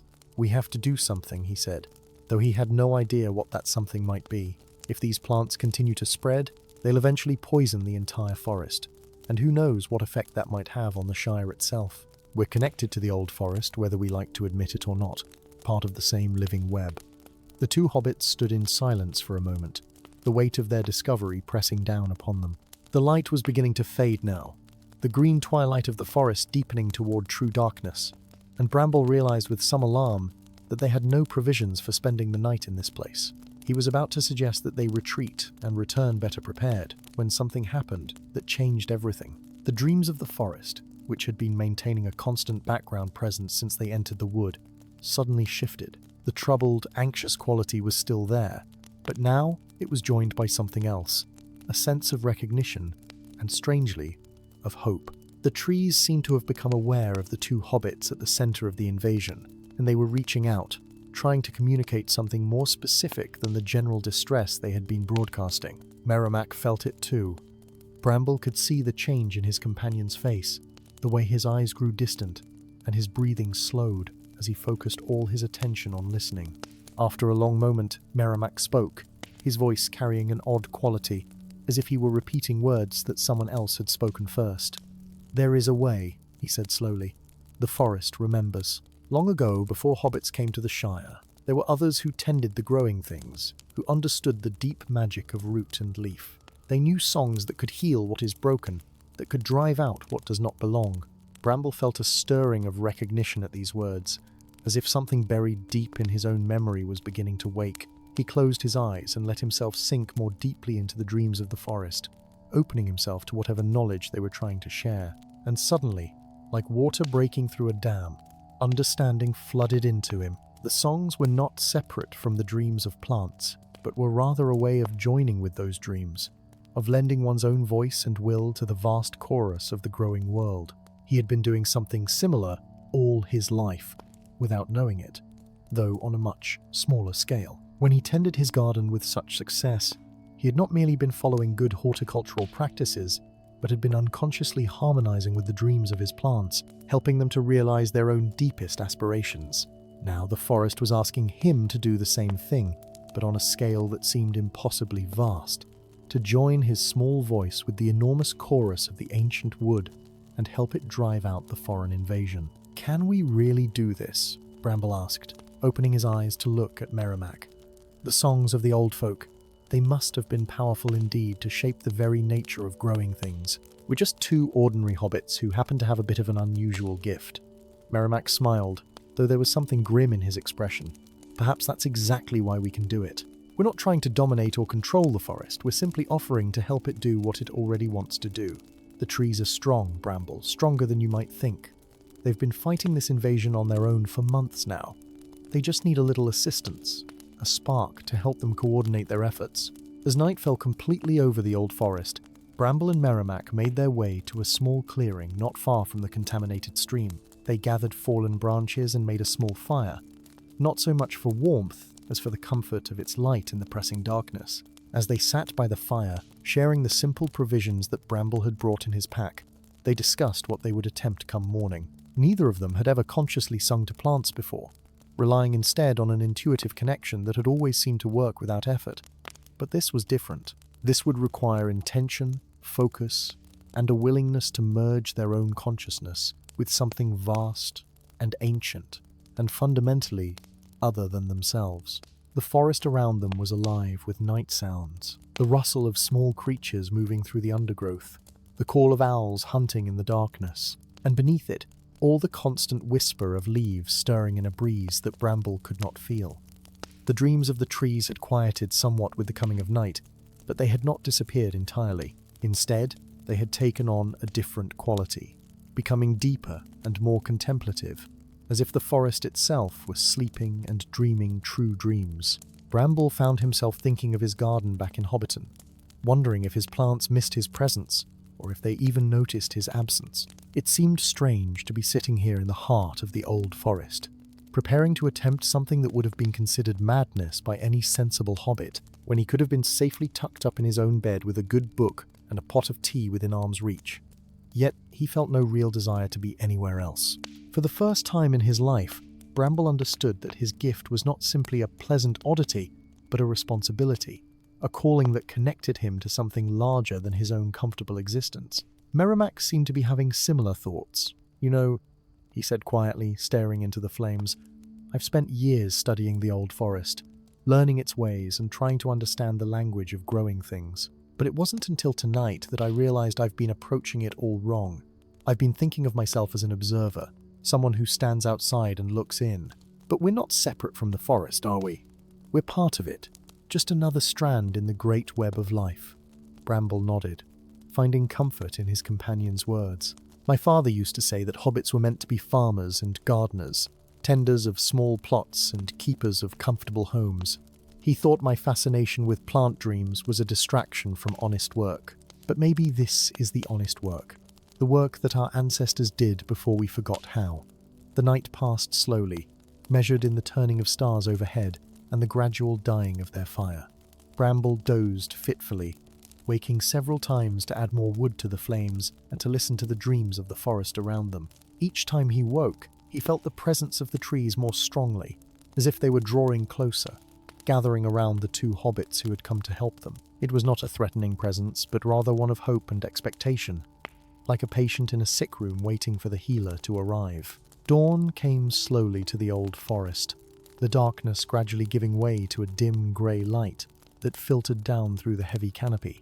Bramble and Merrimack rose stiffly from their makeshift beds of leaves and moss, their bodies aching from a night spent on the hard ground.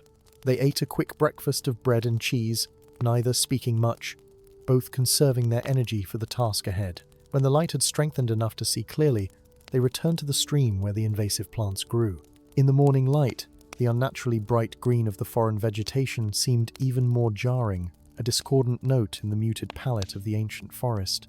Bramble could feel his skin crawl at the sight of them, his body recognizing on some instinctive level that these things did not belong. Merrimack positioned himself on one bank of the stream while Bramble took the opposite side, so that the contaminated area lay between them.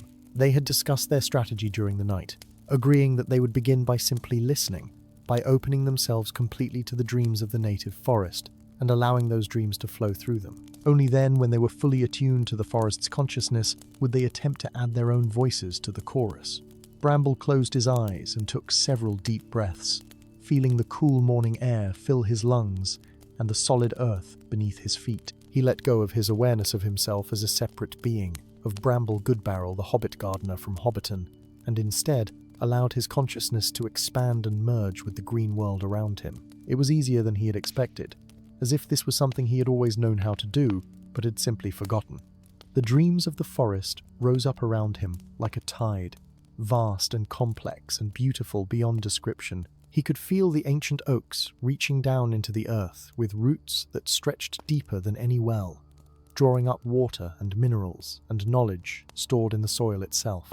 He could sense the younger trees straining upward toward the light, each one competing with its neighbors, yet also connected to them through the intricate network of mycorrhizal fungi that linked every plant in the forest into one vast cooperative organism. And he could feel the contamination, the foreign presence that was spreading like a poison through this beautiful system. It was like a wrong note in a perfect symphony, a jarring discord that disrupted the harmony of the whole. The native plants were fighting against it, trying to wall it off and contain its spread, but they were losing ground, slowly but surely. Bramble became aware of Merrimack's presence on the other side of the stream, not as a separate person but as another voice joining the great chorus, another point of light in the vast network of consciousness that was the forest. Together, without speaking or planning, they began to sing. It was not a song with words, or at least not words in any language that could be written down or taught in the conventional way. It was rather a wordless melody that rose from somewhere deep within them, a sound that was part music and part prayer and part pure intention. The song that flowed through them spoke of belonging and of home, of roots that ran deep and branches that reached toward the sun. It spoke of the slow turning of seasons, of leaves unfurling in spring and falling in autumn, of seeds sleeping through winter and waking to new life.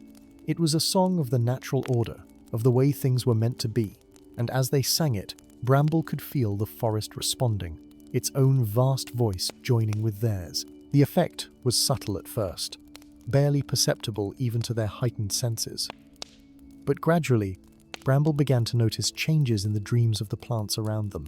The native trees and shrubs seemed to be drawing strength from the song, their resistance to the foreign invasion growing stronger and more coordinated. The network of roots and fungal connections was reorganizing itself, forming barriers around the contaminated area, cutting off the invasive plants from the resources they needed to spread. The foreign plants themselves were responding too, though not in the way Bramble had expected. Rather than being driven out by force, they seemed to be growing confused, their aggressive broadcasting becoming garbled and incoherent. They had been designed, or had evolved, to overwhelm native vegetation through sheer voracity.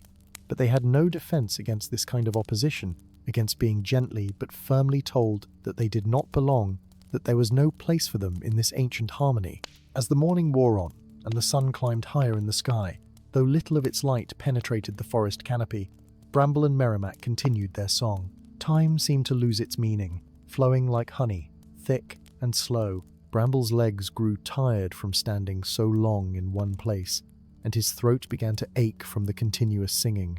But he did not stop. He could sense that they were approaching a critical moment, a tipping point where the forest's resistance would either succeed in containing the invasion or fail entirely. The dreams of the trees around them had grown more focused, more purposeful.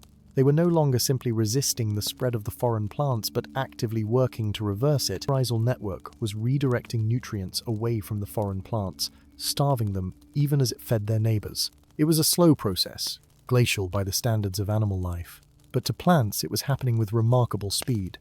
Bramble became aware of a change in the quality of the dreams emanating from the invasive plants. The aggressive hunger that had characterized them was fading, replaced by something that almost resembled confusion or even distress. They were dying, not violently, but simply fading away, their unnatural vitality draining into the earth as the forest reclaimed the energy they had stolen. Within the space of an hour, though it felt both longer and shorter than that to Bramble's altered perception, the glossy bright green of the foreign leaves had begun to dull, turning first to yellow and then to brown. By the time the sun had reached its zenith, marked by a slight brightening of the green light that filtered down through the canopy, the invasive plants had withered completely. Their stalks collapsed onto the muddy stream bank, already beginning the process of decomposition that would return their substance to the soil. But this time, the energy they released would be filtered through the forest's vast digestive system, broken down and transformed into something that could nourish native life rather than poison it. Bramble's song trailed off into silence, and he opened his eyes to find that he was trembling with exhaustion, his legs barely able to support his weight. Across the stream, Merrimack was swaying slightly, his face pale and drawn, but lit with an expression of profound satisfaction. They had done it. They had helped the forest to heal itself, to cast out the foreign presence that had threatened to corrupt it from within. For a long moment, the two hobbits simply stood there, too tired to move or speak, while the forest settled around them. The dreams of the trees had taken on a different quality now, peaceful and content, with an undertone of gratitude that made Bramble's eyes sting with sudden tears. He had helped his plants back home many times, assisting them to grow stronger and more productive. But this was the first time he had felt such direct and overwhelming appreciation from the green world he served. Merrimack broke the silence first, his voice hoarse from singing.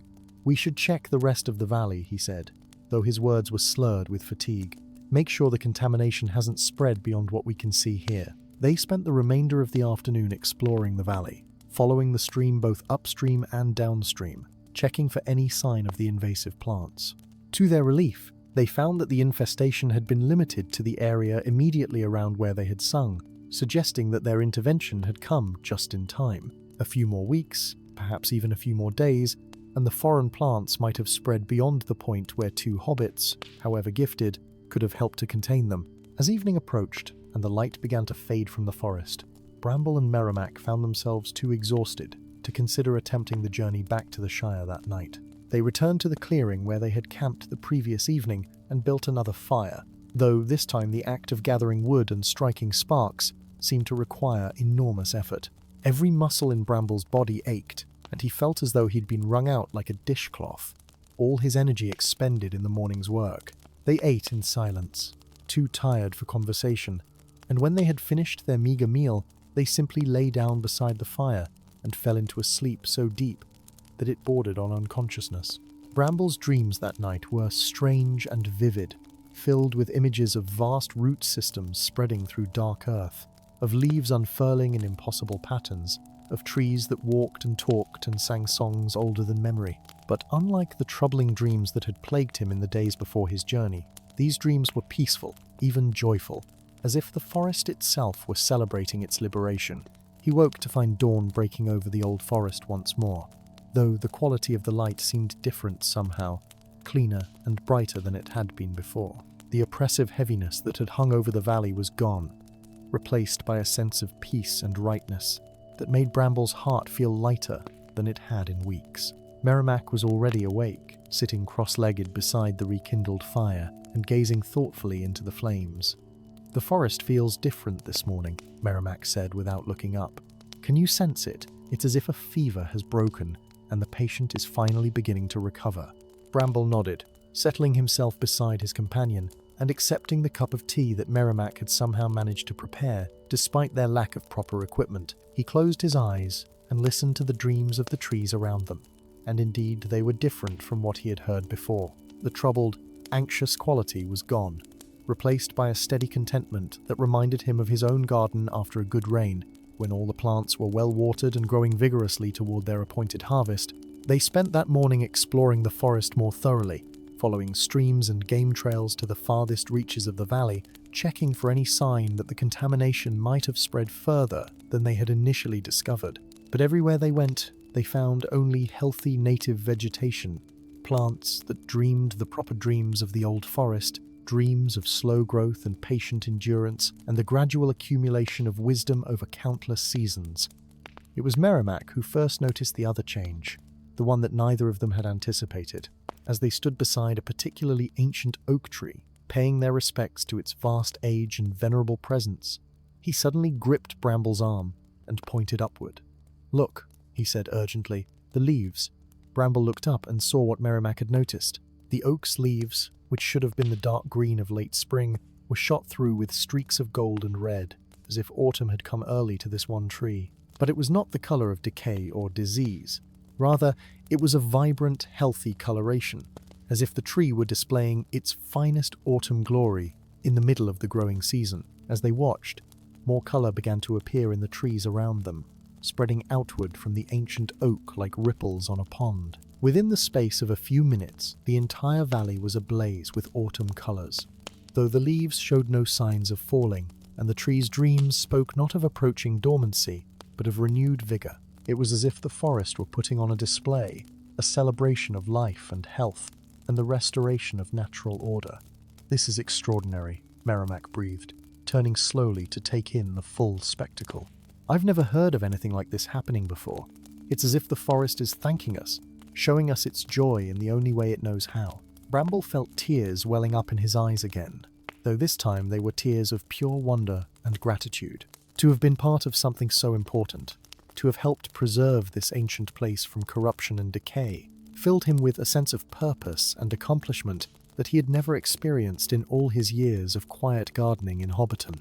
He understood now why his gift had been given to him, why some hobbits were born with the ability to hear the dreams of plants while others lived out their lives in comfortable ignorance. The colors remained for perhaps an hour, blazing with an intensity that seemed to fill the forest with light despite the heavy canopy overhead. Then, gradually, they began to fade, the leaves returning to their normal spring green, as if the display had never been. But the memory of it remained, burned into Bramble's consciousness with a clarity that he knew would never dim, no matter how many years might pass.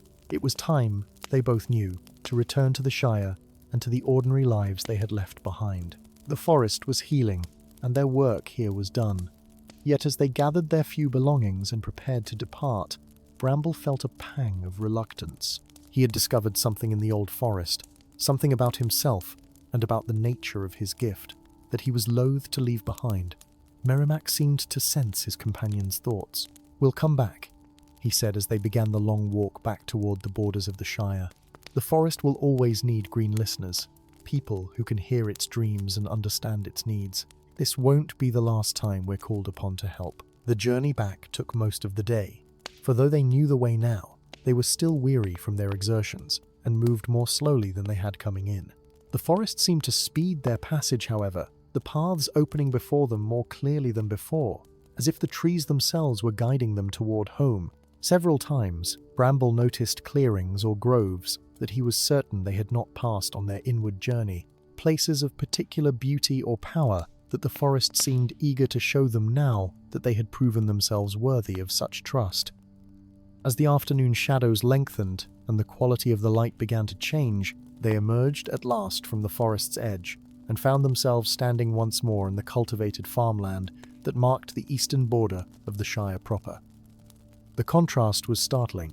After days spent in the green twilight of the old forest, the open sky seemed vast and almost overwhelming, and the neat rows of crops and orderly hedgerows appeared almost absurdly tame compared to the wild majesty they had left behind. They parted ways at the crossroads where the path divided, Merrimack heading north toward his family's holdings in Buckland, while Bramble turned west toward Hobbiton. Before they separated, however, they clasped hands in the manner of hobbits who have shared a great adventure and know that their lives have been forever changed by the experience.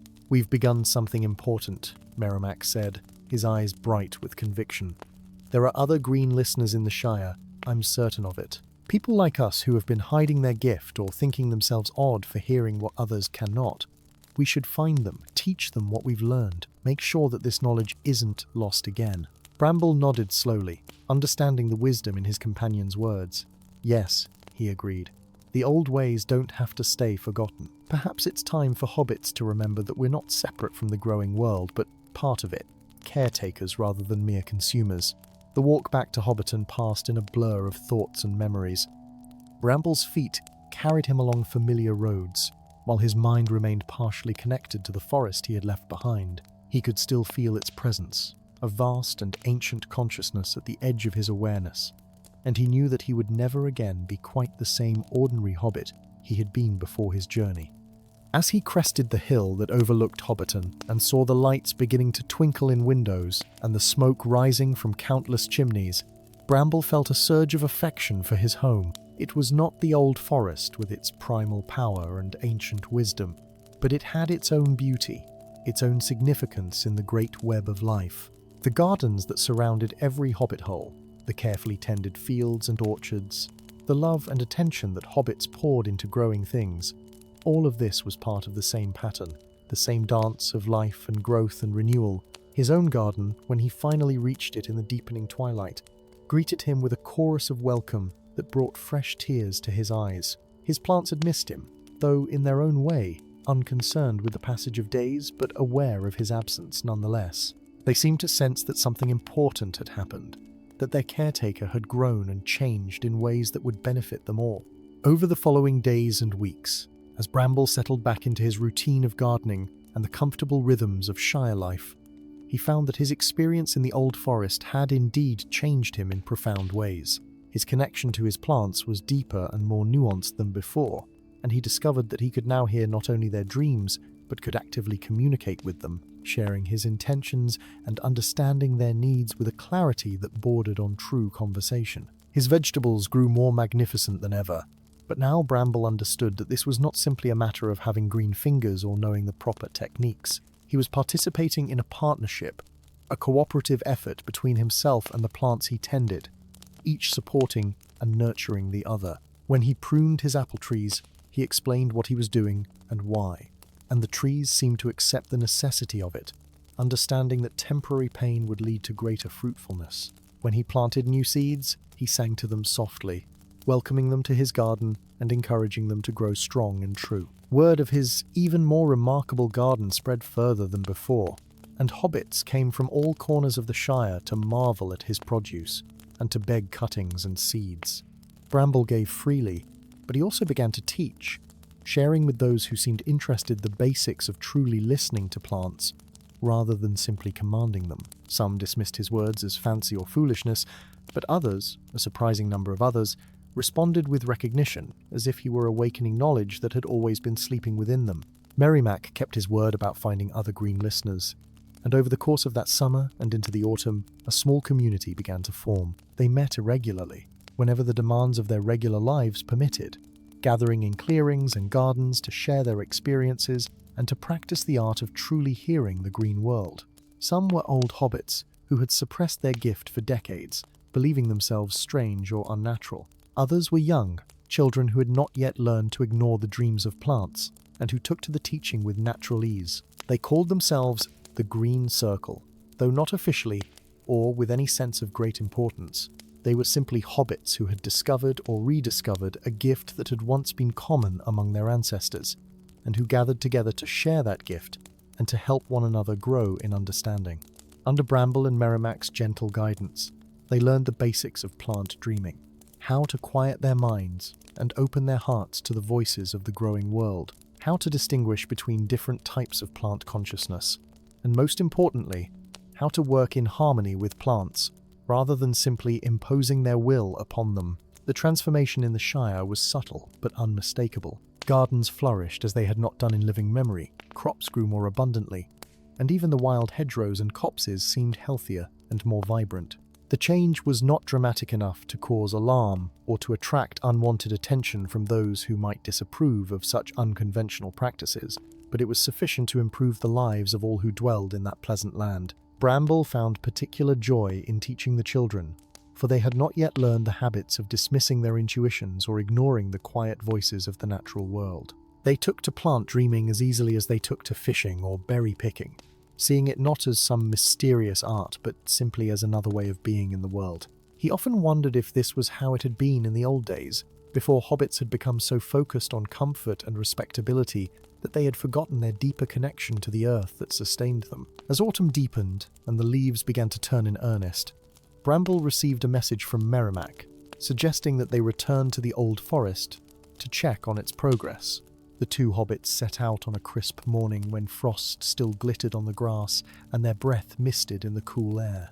The journey seemed shorter this time, perhaps because they knew the way, or perhaps because the forest itself was drawing them forward with greater eagerness than before. When they entered the old forest and made their way to the valley where they had fought the invasive plants, they found it transformed.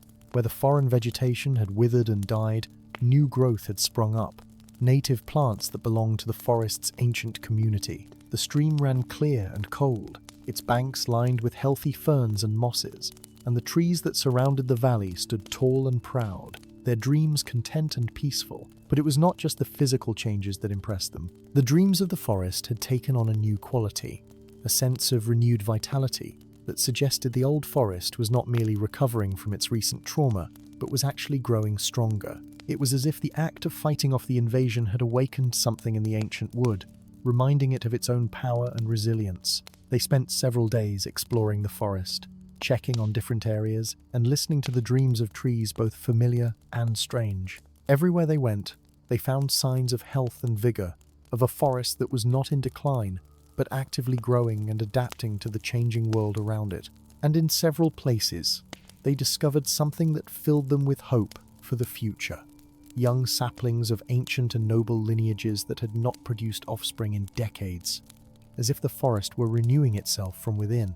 On their final evening before returning to the Shire, Bramble and Merrimack sat together in a clearing where moonlight filtered down through the branches overhead. They spoke little, content to simply listen to the symphony of dreams that surrounded them, the vast chorus of the growing world singing its eternal song of life and death and renewal. Bramble felt a profound sense of peace, a certainty that he had found his true purpose in life, not in the comfortable routines of ordinary hobbit existence, but in this deeper calling to serve as a bridge between the conscious world and the dreaming green. When they returned to Hobbiton, Bramble resumed his life with renewed purpose. He tended his garden with even greater care and attention, taught those who came to him seeking knowledge of plant dreaming, and made regular journeys to the old forest to maintain his connection with that ancient place. The years passed peacefully, marked by the turning of seasons and the patient growth of trees and plants under his watchful care. He never married, for his heart belonged to the green world in a way that left little room for the conventional attachments of Hobbit society. But he was not lonely, for he was surrounded by the constant presence of growing things, each with its own dreams and aspirations, each contributing its voice to the great chorus that he had learned to hear so clearly. His hobbit hole became a place of learning and gathering, where the green circle met to share their discoveries and to support one another in their unusual calling. In his old age, when his hair had turned white and his back had bent with the weight of years, Bramble would sit in his garden on warm summer evenings and listen to the dreams of his plants, with the same wonder and delight he had felt as a young hobbit first discovering his gift. He would think back to that spring day when he had heard the troubled dreams of his garden and had set out on the journey that changed his life, and he would smile, grateful for the path that had opened before him. The tale of Bramble Goodbarrel and the healing of the old forest became a cherished story among the hobbits of the Shire, passed down through generations as an example of how even the smallest and most ordinary of folk could accomplish great things when they listened to the voice of the living world and had the courage to answer its call.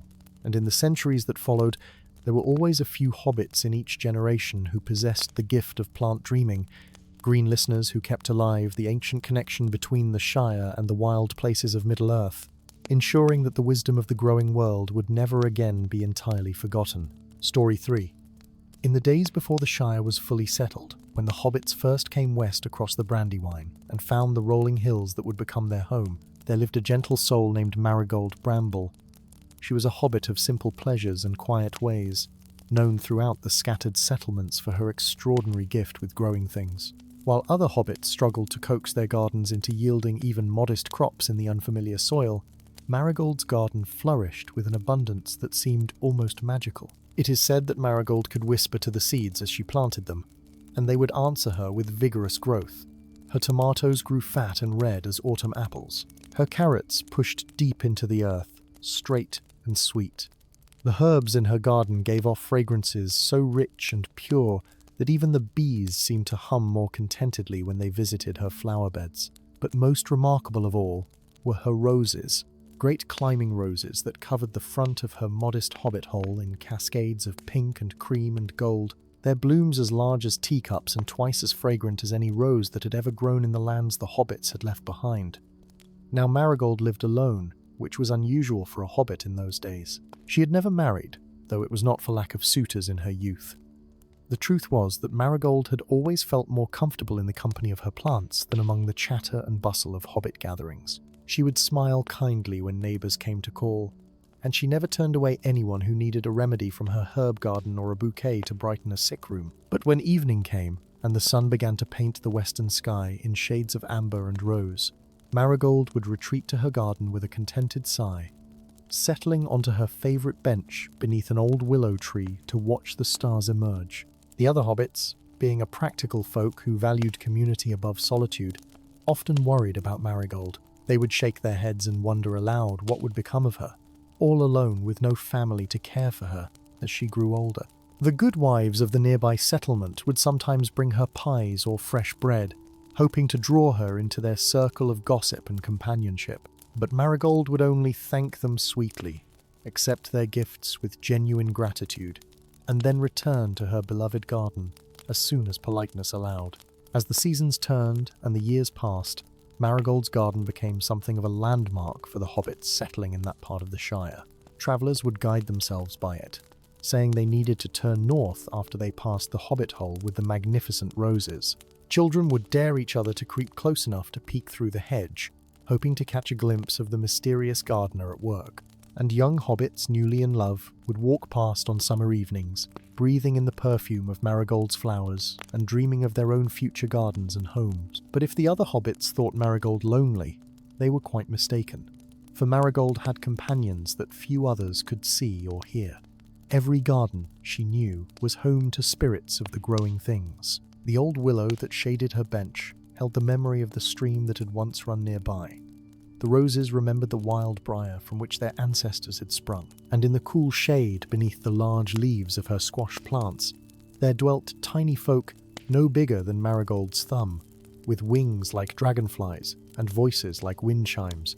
These were the garden sprites, and they had adopted Marigold from the first day she had planted her garden with such love and care.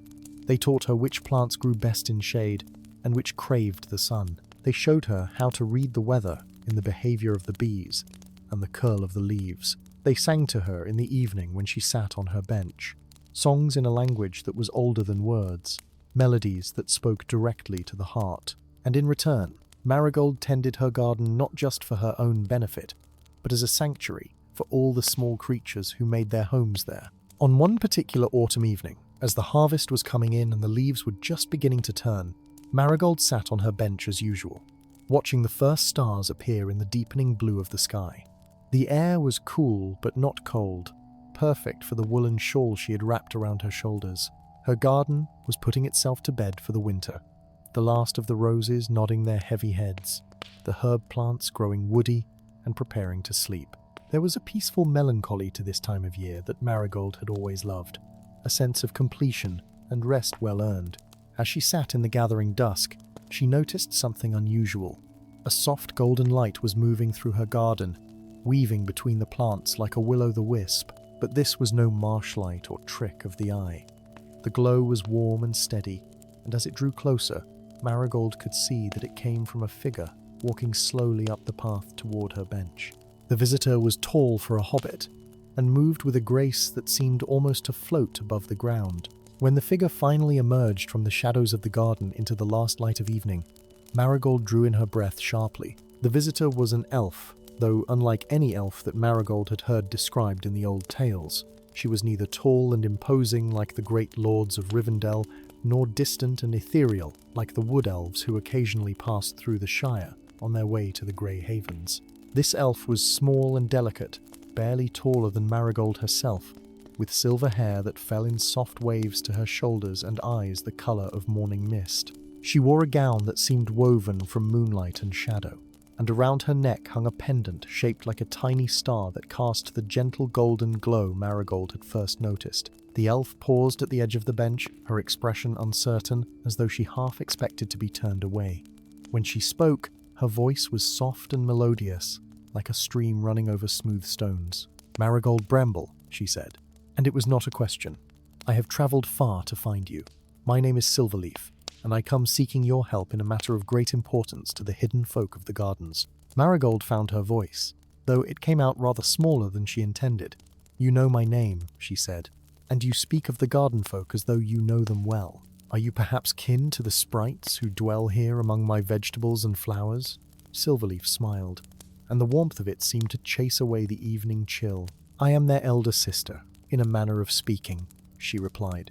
"I am one of the last of the garden elves, those who were charged long ago by the Valar themselves to watch over the growing things of Middle-earth. Once we were many, tending wild forests and hidden glades, encouraging the flowers to bloom and the fruits to ripen.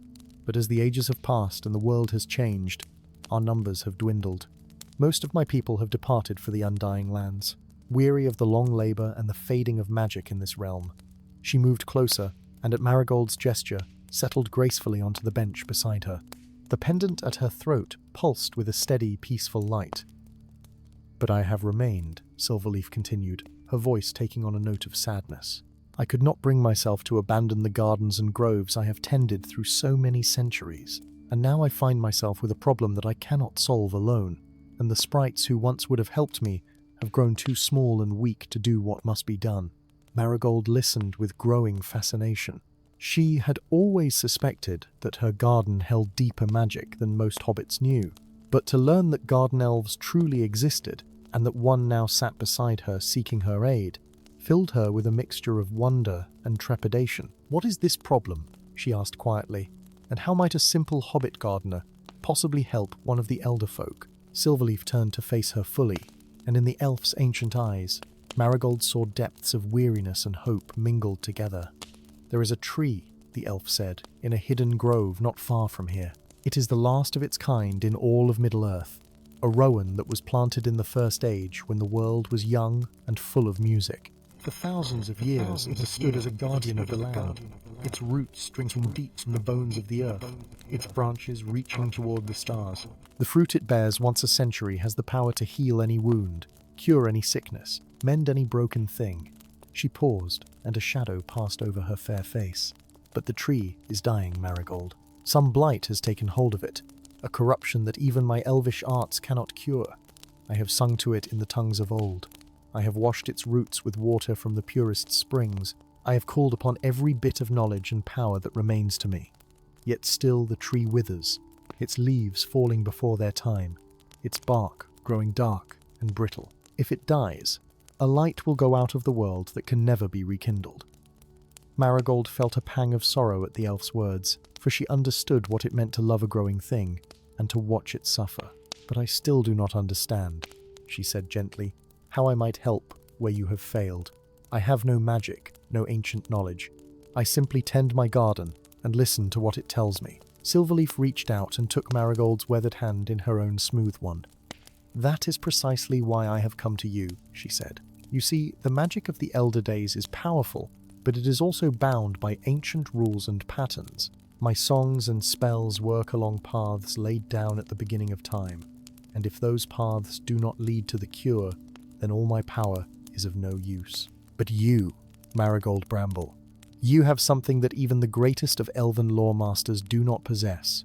You have the simple wisdom of one who has spent a lifetime learning from the earth itself." The elf's words hung in the evening air between them, and Marigold found herself thinking of all the small lessons her garden had taught her over the years. How sometimes a plant that seemed beyond saving would revive if she simply changed where it grew or what grew beside it. How the remedy for one malady might come from an unexpected source, not from ancient texts, but from patient observation. How the answer to a question was often simpler than anyone expected, hidden in plain sight. "Will you come with me to see the tree?" Silverleaf asked. "Will you bring your gardener's eye and your hobbit's practical wisdom to this problem that has baffled one of the firstborn? I can promise you nothing in return but the gratitude of one who has grown weary with the weight of centuries. Yet I sense that you, of all the mortals in this land, might see what I have missed." Marigold sat quietly for a long moment, feeling the weight of the request. Part of her wanted to refuse, to stay safe in her familiar garden, with its known paths and predictable rhythms. But another part of her, the part that had always felt a deep kinship with all growing things, could not bear the thought of an ancient tree dying alone while she sat idle. She thought of her own roses, how she would move heaven and earth to save them if they sickened. How could she do less for a tree that had stood since the first age, a tree that might hold healing for all the world? She squeezed Silverleaf's hand gently and nodded. "I will come," she said simply. "I cannot promise that I will be of any help, for I am just a hobbit with a green thumb and a love of growing things. But I will look at your tree, and perhaps, if we are fortunate, I might see something that you have not." "When shall we leave?" The relief that washed over Silverleaf's face was like sunrise breaking through clouds. "Now, if you are willing," the elf said softly. "The tree's need is urgent, and every day that passes sees it weaker. But the journey is not long. The grove lies just beyond the eastern edge of what you hobbits are beginning to call the Shire, in a hidden valley that few mortal eyes have seen. We can be there before the moon rises to its height." Marigold nodded and rose from her bench, her joints creaking slightly as they always did after sitting still for too long. She went into her hobbit hole and gathered a few simple things: a warm cloak in case the night grew cold, a flask of water, and a small leather pouch containing some of her favourite gardening tools. A trowel worn smooth by years of use, a pair of sharp pruning shears, and a tiny rake no bigger than her hand. She also tucked in a handful of seeds from her best plants, for one never knew when seeds might come in handy. When she emerged, Silverleaf was standing in the garden, speaking in a low musical voice to the sprites who had gathered around her feet. They chimed and tinkled in response, their tiny voices full of encouragement. Marigold smiled at them. "Watch over the garden while I am away," she said, "and do not let the rabbits get too bold with the lettuce."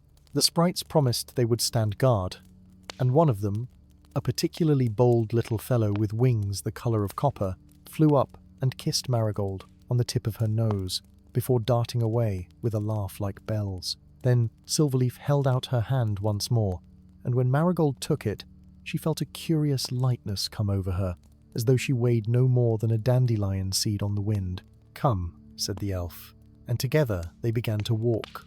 But it was unlike any walking Marigold had ever done. Her feet barely seemed to touch the ground, and each step carried her much farther than it should have. The familiar landmarks of her neighbourhood flowed past like water, the hedgerows and hobbit holes she had known all her life becoming distant and dreamlike. Yet she felt no fear, only a strange, peaceful excitement, as though she were floating on a gentle current towards some destined shore. They passed through moonlit meadows where the grass was silver with dew. They crossed streams that sang quiet evening songs. They walked beneath trees so ancient their branches formed cathedrals of shadow and starlight. And always Silverleaf led the way, her pendant casting just enough light to show the path, while all around them the night was soft and full of whispers. After what seemed like no time at all, and yet also a great while, they came to a place where the land folded in upon itself, creating a hidden valley that was invisible until one was nearly upon it. Silverleaf paused at the edge and turned to Marigold. "We are here," she said quietly. "The grove lies just beyond this veil of willow trees. But I must warn you, Marigold Bramble, that what you are about to see may grieve your heart. The tree's suffering is plain to any who have eyes to see and a heart to feel. If you wish to turn back, I would not think less of you." Marigold straightened her shoulders and tightened her grip on the small bag of tools she carried. "I have come this far," she said with quiet determination. "Show me the tree, and let me see what might be done." They passed through the curtain of willow branches, and the hidden grove opened before them. It was a place of surpassing beauty, even in its current distress. A small pool of water lay at the centre, fed by a spring that bubbled up from deep within the earth. Around the pool grew wild flowers that glowed softly in the darkness, their petals catching and holding starlight. And rising from the far side of the pool, its roots drinking from the spring, stood the rowan tree. Marigold's breath caught in her throat. Even dying, the tree was magnificent. Its trunk was broad and gnarled with age, carved with the weather of countless centuries. Its branches spread wide, each one thick as a young tree itself. But Silverleaf had spoken true about its condition. The leaves that should have been green and glossy hung limp and yellowing. Many had already fallen, carpeting the ground beneath in a sad blanket of brown and gold. The bark was blackened in places, oozing a dark sap that looked wrong somehow, corrupted. And there was a smell in the air, faint but unmistakable, the smell of rot and decay. Marigold walked slowly around the pool, studying the tree from every angle. She looked at the pattern of the fallen leaves. She examined the dark patches on the bark. She knelt down and carefully dug a small hole near the roots, bringing up a handful of soil to smell and crumble between her fingers. Silverleaf watched in silence, not wishing to disturb the hobbit's concentration. The elf had done all of this herself many times, but she understood that fresh eyes might see what familiarity had rendered invisible. After a long while, Marigold sat back on her heels and gazed up into the dying branches. She was quiet for so long that Silverleaf began to fear she had seen nothing helpful, that the journey had been in vain. But then Marigold spoke, her voice thoughtful. "Tell me," she said, "about the spring that feeds this pool. Has it always flowed as it does now? Has anything changed about it in recent years?" Silverleaf considered the question. "The spring has flowed for as long as the tree has stood," she replied. "It comes from deep places in the earth, from waters that remember the ancient days. Why do you ask?" "Because," Marigold said slowly, rising to her feet and brushing the soil from her hands, "I think your tree is not sick at all. Or rather, it is sick, but not from any disease or blight." Silverleaf stepped closer, her expression intent. "What do you mean?" she asked. "If not disease, then what ails it?" Marigold walked to the edge of the pool and knelt down, trailing her fingers through the water. It was cool and clear, and it should have been perfect for nourishing the ancient tree. But as she watched the water flowing from the spring, she noticed something that explained everything. "The spring bubbles up strongly," she observed, "and the water flows swiftly into this pool. But where does it go from here? There is no outlet that I can see, no stream leading away. The water simply sits here, and I would wager that it has been sitting here for longer than you realize." The elf looked puzzled. "The water has always pooled here," she said. "It is the nature of this place. The tree drinks from the pool, and the pool is replenished by the spring. So it has been since the beginning." "Yes," Marigold agreed, "but I think something has changed. Come, look at the soil with me." She beckoned Silverleaf over to the spot where she had dug her small test hole. "See how the earth is darker here than it should be? And notice how it smells. Not fresh and loamy as good soil should, but slightly sour, almost swampy. This tells me that the ground is staying too wet for too long. The roots are drowning." Silverleaf stared at the soil, then at the pool, then back at the dying tree, and slowly understanding dawned in her ancient eyes. "The water level has risen," she breathed. "So gradually over the centuries that I did not notice. The spring flows stronger than it once did, or perhaps the pool has filled with silt and sediment over time, raising the waterline. And the tree's roots, which once drank comfortably from the pool's edge, now sit submerged in standing water." "Exactly," Marigold said with a gentle smile. "It is a simple thing, really. The tree is getting too much water, not too little. Its roots cannot breathe, and so they begin to rot. The rot spreads upward through the trunk, weakening the tree and causing the leaves to fall. All your songs and spells could not cure this because it is not a magical ailment, but a practical one. The tree needs better drainage." The elf sat down heavily on a nearby stone, looking almost dazed. "So simple," she murmured. "So obvious once it is pointed out. All my centuries of knowledge, all my ancient arts, and I could not see what a hobbit gardener noticed in mere minutes." She looked up at Marigold with an expression of wonder and chagrin mixed together. "You have a gift, Marigold Bramble. Not the gift of magic or long years, but something perhaps more valuable. The gift of seeing clearly what is truly there, rather than what one expects to see." Marigold felt herself blushing at the praise. "I only know what I have learned from my own garden," she said modestly. "I have dealt with drowning plants before. It is a common enough problem, especially after heavy rains. The solution is usually quite straightforward if one catches it in time." "And what is the solution here?" Silverleaf asked, hope beginning to kindle in her eyes. "Can the tree be saved?" Marigold walked around the pool once more, studying the lay of the land with a practiced eye. "We need to give the water somewhere to go," she said thoughtfully. "If we dig a channel from this pool leading down the slope of the valley, the excess water will drain away naturally. The pool will lower to its proper level, the soil around the roots will have a chance to dry out and breathe again, and the tree should begin to recover." Silverleaf stood, energy and purpose flowing back into her posture. "Then we must begin at once." But the elf hesitated. looking uncertain. "I confess that earth-moving is not among my skills. I can call forth flowers and coax vines to grow, but digging channels through soil and stone is work I know not how to do." Marigold smiled and pulled her small trowel from her bag. "Fortunately," she said, "it is work I know very well. Though, I must admit, my little tool will not be enough for a task of this size. We will need something more substantial. Is there perhaps a way to use your elvish arts to help with the actual labor?"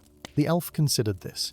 "I cannot move earth with magic alone," she said slowly, "but I might be able to encourage the land itself to cooperate with our efforts. If you can show me where the channel should go, I can ask the soil to soften, the stones to shift, the roots of other plants to pull back from our path. It will still require digging, but the work will go much faster and easier than it otherwise would." "Then let us begin," Marigold said. She walked to what seemed to her the best spot for starting the drainage channel, a low point in the rim of the pool where the land sloped naturally downward. "Here," she said, pointing with her trowel. "We will start the channel here and lead it down through those ferns and around that large boulder.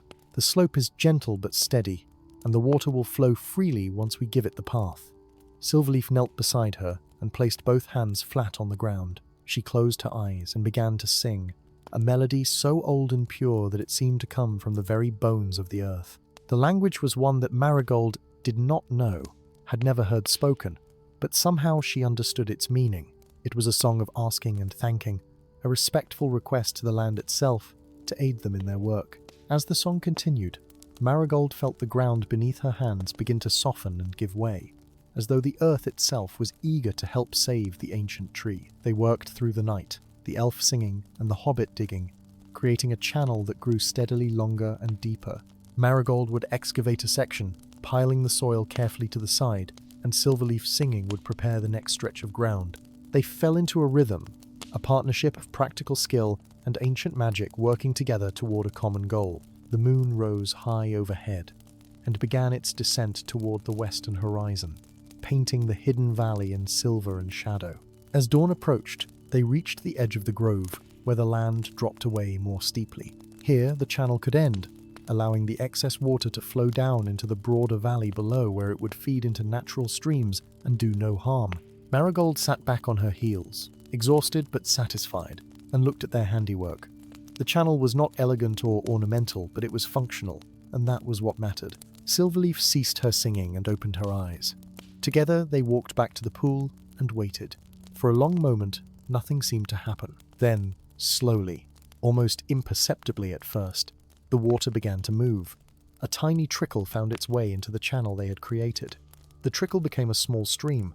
The small stream widened and deepened, and soon, water was flowing steadily down the channel, following the path they had carved through the grove. The level of the pool began to drop, inch by inch, revealing the muddy banks that had been submerged for who knew how many years.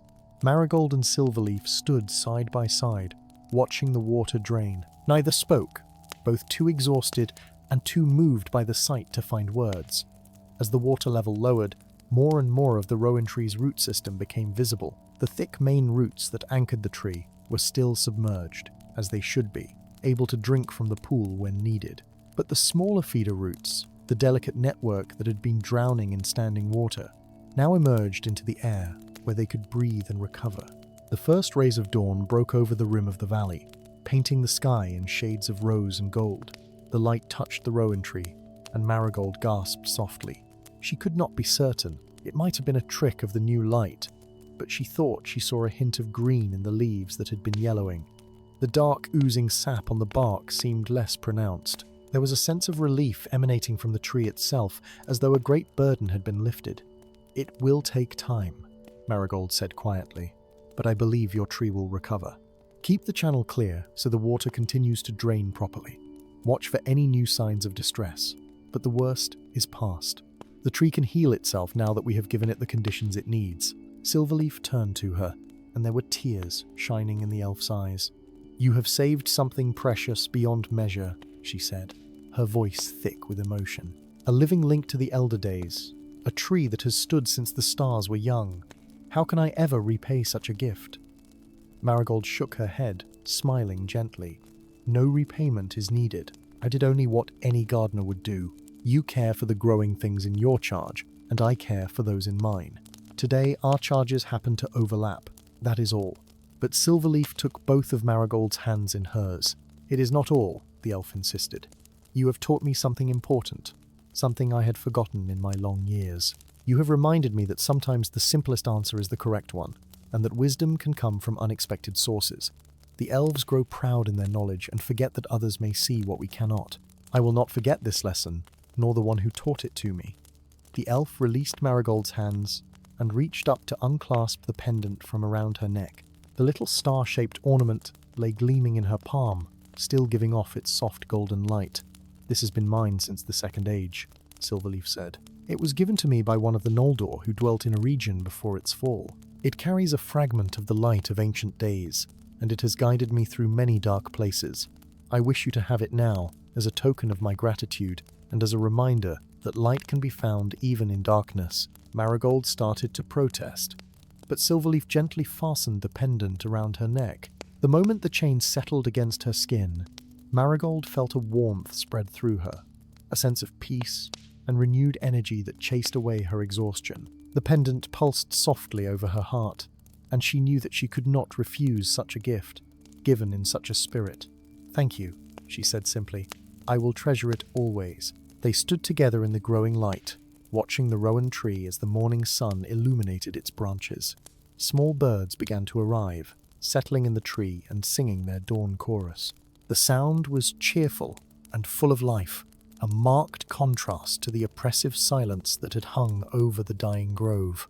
Even the flowers around the pool seemed to lift their heads higher, their petals opening more fully to greet the new day. "Come," Silverleaf said at last. "Let me take you home. You must be weary beyond words, and your garden will be missing its guardian. But first, let us rest a little while and break our fast. I have some whey bread that the elves make, and we can drink from the spring, which gives the sweetest water in all this land." Marigold realized that she was indeed hungry and thirsty. They settled themselves on the soft grass near the pool, now properly sized, and no longer a threat to the tree. Silverleaf produced 2 small cakes wrapped in leaves from a pouch at her belt. The whey bread was light and delicate, tasting of honey and flowers, and something else Marigold could not name, something that spoke of starlight and long roads. With each bite, she felt her strength returning. They drank from the spring using broad leaves as cups, and the water was indeed the sweetest Marigold had ever tasted. It was cold and pure, with a subtle flavor that seemed to carry minerals from deep within the earth.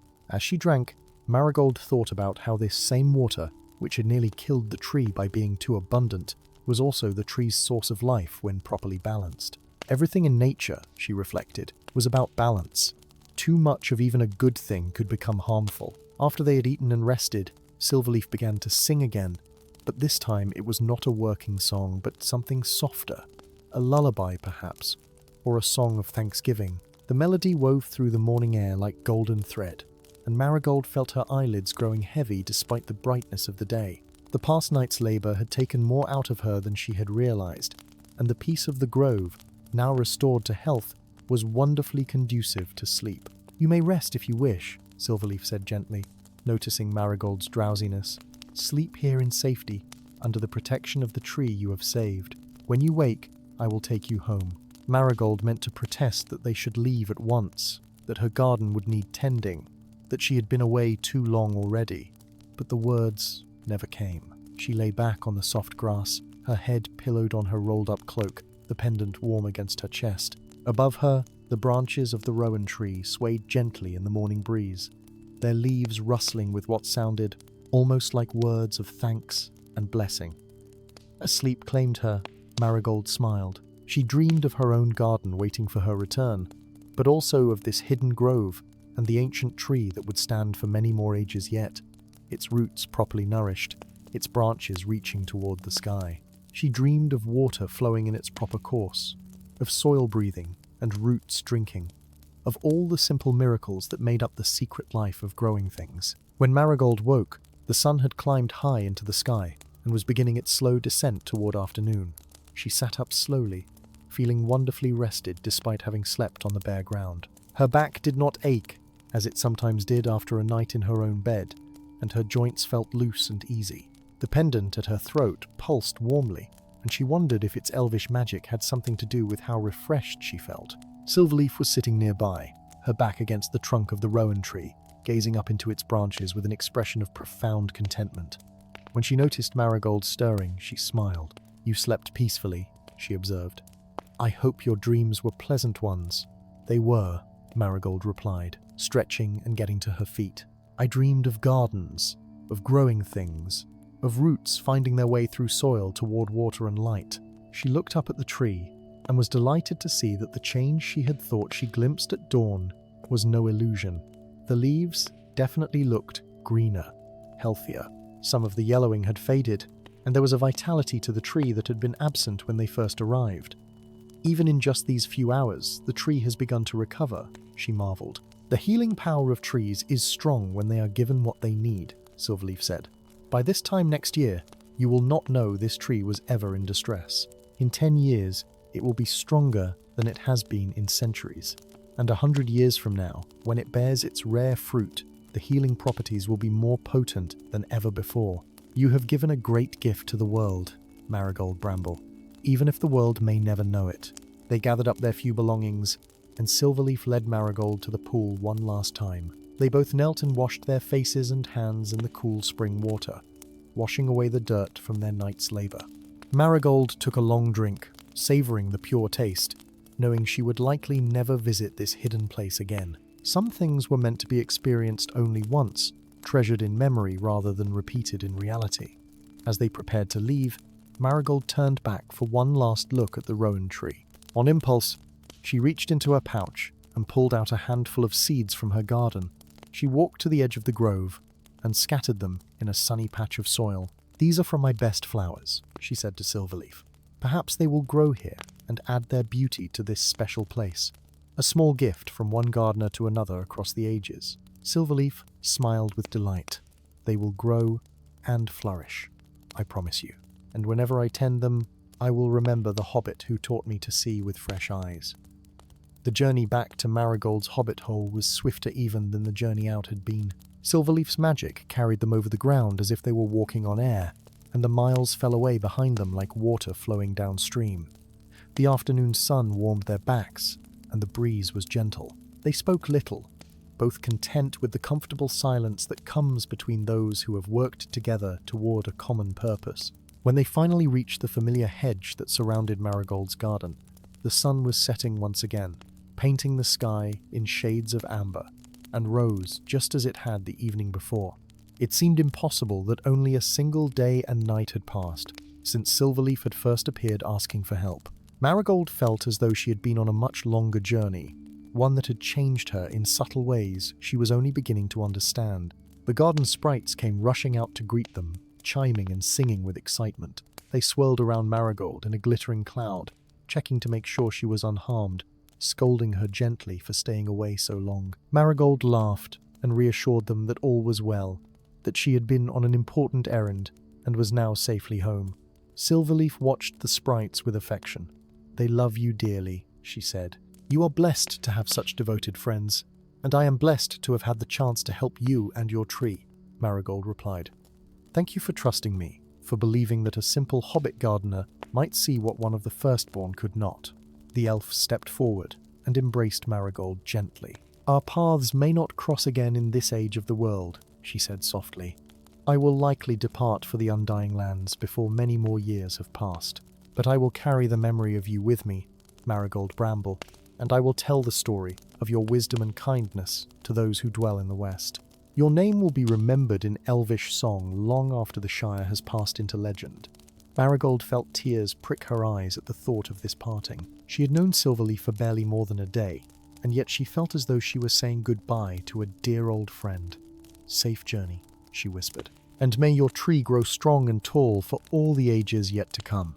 Then Silverleaf stepped back, and as the last rays of the setting sun touched her, she seemed to fade like mist before the morning. One moment she was there, solid and real, and the next she was gone, leaving only a sense of peace and blessing behind. The garden sprites chittered softly, and Marigold knew they had seen the departure of someone remarkable. She stood alone in her garden as twilight deepened, one hand touching the pendant at her throat. It no longer glowed with visible light, but she could feel its warmth and the quiet power it held. She thought of the ancient tree standing in its hidden grove, roots drinking properly from the pool, branches reaching toward the stars. She thought of how such a small thing, a simple matter of drainage, had been the key to saving something precious and irreplaceable.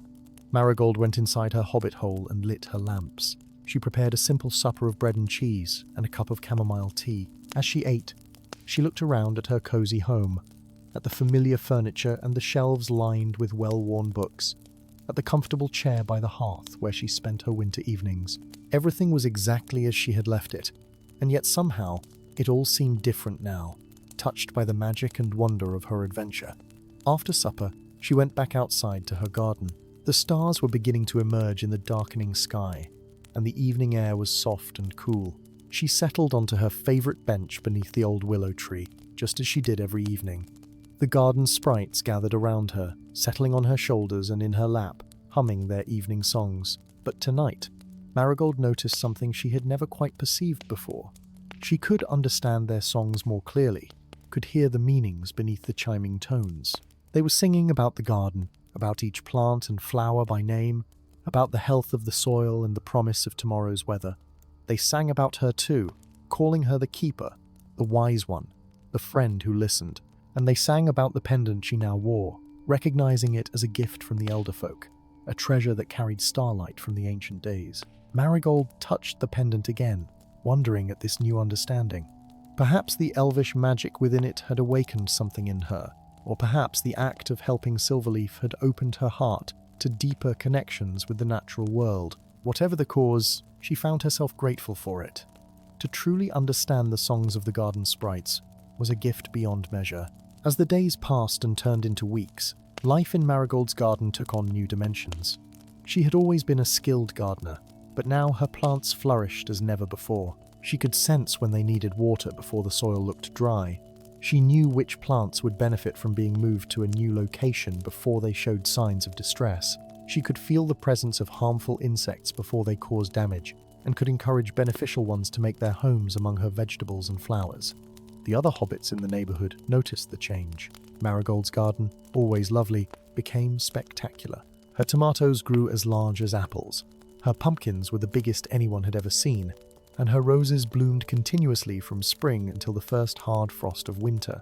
Hobbits began coming from greater distances to admire her garden and to ask her advice about their own.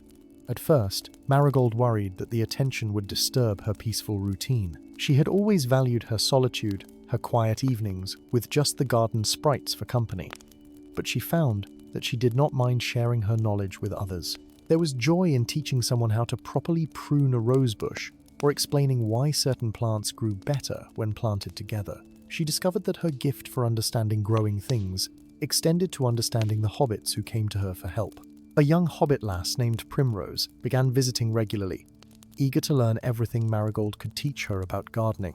Primrose reminded Marigold of herself at that age, full of questions and enthusiasm, more comfortable with plants than with people. Marigold took the girl under her wing, showing her the secrets of composting and crop rotation, teaching her which herbs were best for cooking and which for healing. One afternoon, as they worked together planting bulbs for the spring, Primrose asked the question that Marigold had been expecting. "Miss Marigold," she said hesitantly, wiping dirt from her hands, "why do you wear that pendant? I have seen it glow sometimes when the light catches it just right. Is it very old?" Marigold paused in her digging, considering how much to tell. "It is very old," she said at last. "It was a gift from a friend, someone I helped once." She decided not to mention that the friend was an elf, or that the pendant held elvish magic. Some things were perhaps better left as mysteries. But Primrose, being both curious and perceptive, pressed gently. "But it must have been a very good friend to give you something so precious, and you must have helped them very much." "I did what any gardener would do," Marigold replied, echoing the words she had said to Silverleaf. "I saw a problem, and I fixed it. That is all. Now, let me show you the proper depth for these tulip bulbs. Too shallow, and the squirrels will dig them up. Too deep, and they will not bloom." The lesson continued, and Primrose did not ask about the pendant again. But Marigold noticed that the girl sometimes looked at it with wonder, and she suspected that Primrose had guessed there was more to the story than had been told. That was all right. Young people needed mysteries to wonder about. It fed their imagination and kept them asking questions. As autumn deepened and the garden began preparing for winter, Marigold found herself thinking often of the rowan tree in its hidden grove. She wondered how it was faring, whether the channels still drained properly, whether Silverleaf visited it regularly to check its health. The pendant would pulse warmly sometimes when she had these thoughts, and she took it as a sign that all was well. One evening, as the first snow of winter began to fall, coating her garden in a blanket of white, Marigold sat by her hearth with a cup of hot tea. The garden sprites had retreated to their winter homes beneath the roots of the roses and in the hollows of the old willow tree. The house was quiet, except for the crackling of the fire and the soft whisper of snow against the windows. Marigold pulled out a piece of fine paper and her best pen. She had decided to write down the story of her adventure with Silverleaf and the ancient rowan tree, not to share with others, at least not yet, but simply to preserve the memory in words. She wanted to capture every detail while it was still fresh in her mind. From the first moment she saw the golden light moving through her garden to the tearful farewell when Silverleaf departed for the last time. As she wrote, the words flowed easily, as though the story wanted to be told. She described the hidden grove and the dying tree, the diagnosis of the problem and the simple solution, the night of digging and Silverleaf's songs, the joy of seeing the water drain away and the tree begin to heal. She wrote about the gift of the pendant and the deeper understanding it had brought her, the way she could now hear the voices of the garden sprites and sense the needs of her plants. When she finally set down her pen, the fire had burned low and the night had grown late.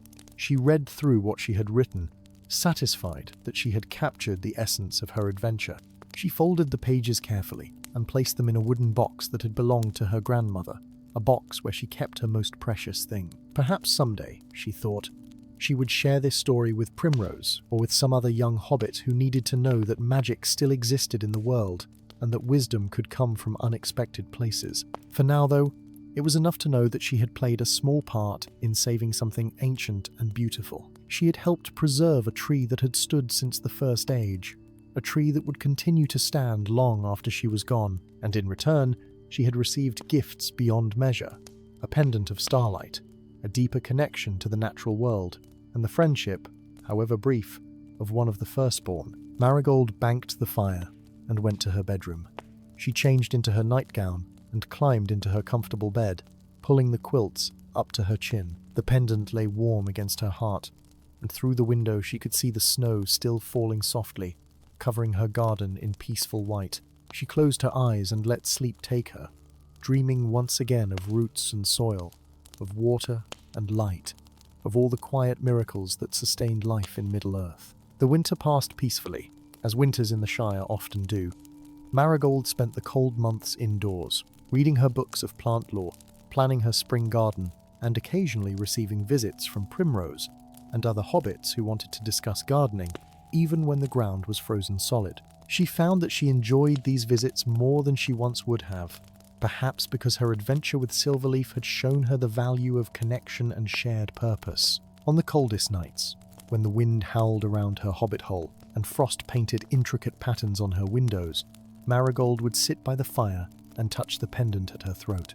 It always felt warm, even when the rest of her was chilled, and she took comfort in knowing that somewhere in Middle-earth, the ancient rowan tree stood strong in its hidden grove, sheltered from winter storms, its roots safe and breathing in the properly drained soil.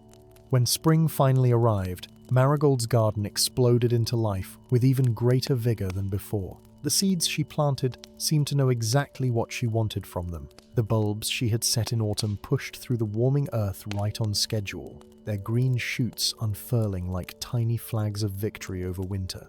And the roses, her beloved climbing roses, put out new growth with such enthusiasm that she had to prune them back, lest they overwhelm the front of her hobbit hole entirely. Primrose came to help with the spring planting, as she had promised to do. The young hobbit had grown over the winter, not just in height, but in confidence and skill. She handled the seedlings with sure, gentle hands, and knew without being told which plants needed shade and which craved sun. Marigold watched her work and felt a warm glow of satisfaction. She was passing on what she knew, and it was taking root in fertile ground. As they worked together one morning, breaking up the soil in the vegetable beds and mixing in rich compost, Primrose said thoughtfully, "I had a dream last night, Miss Marigold. A strange dream, but a beautiful one." Marigold paused in her work.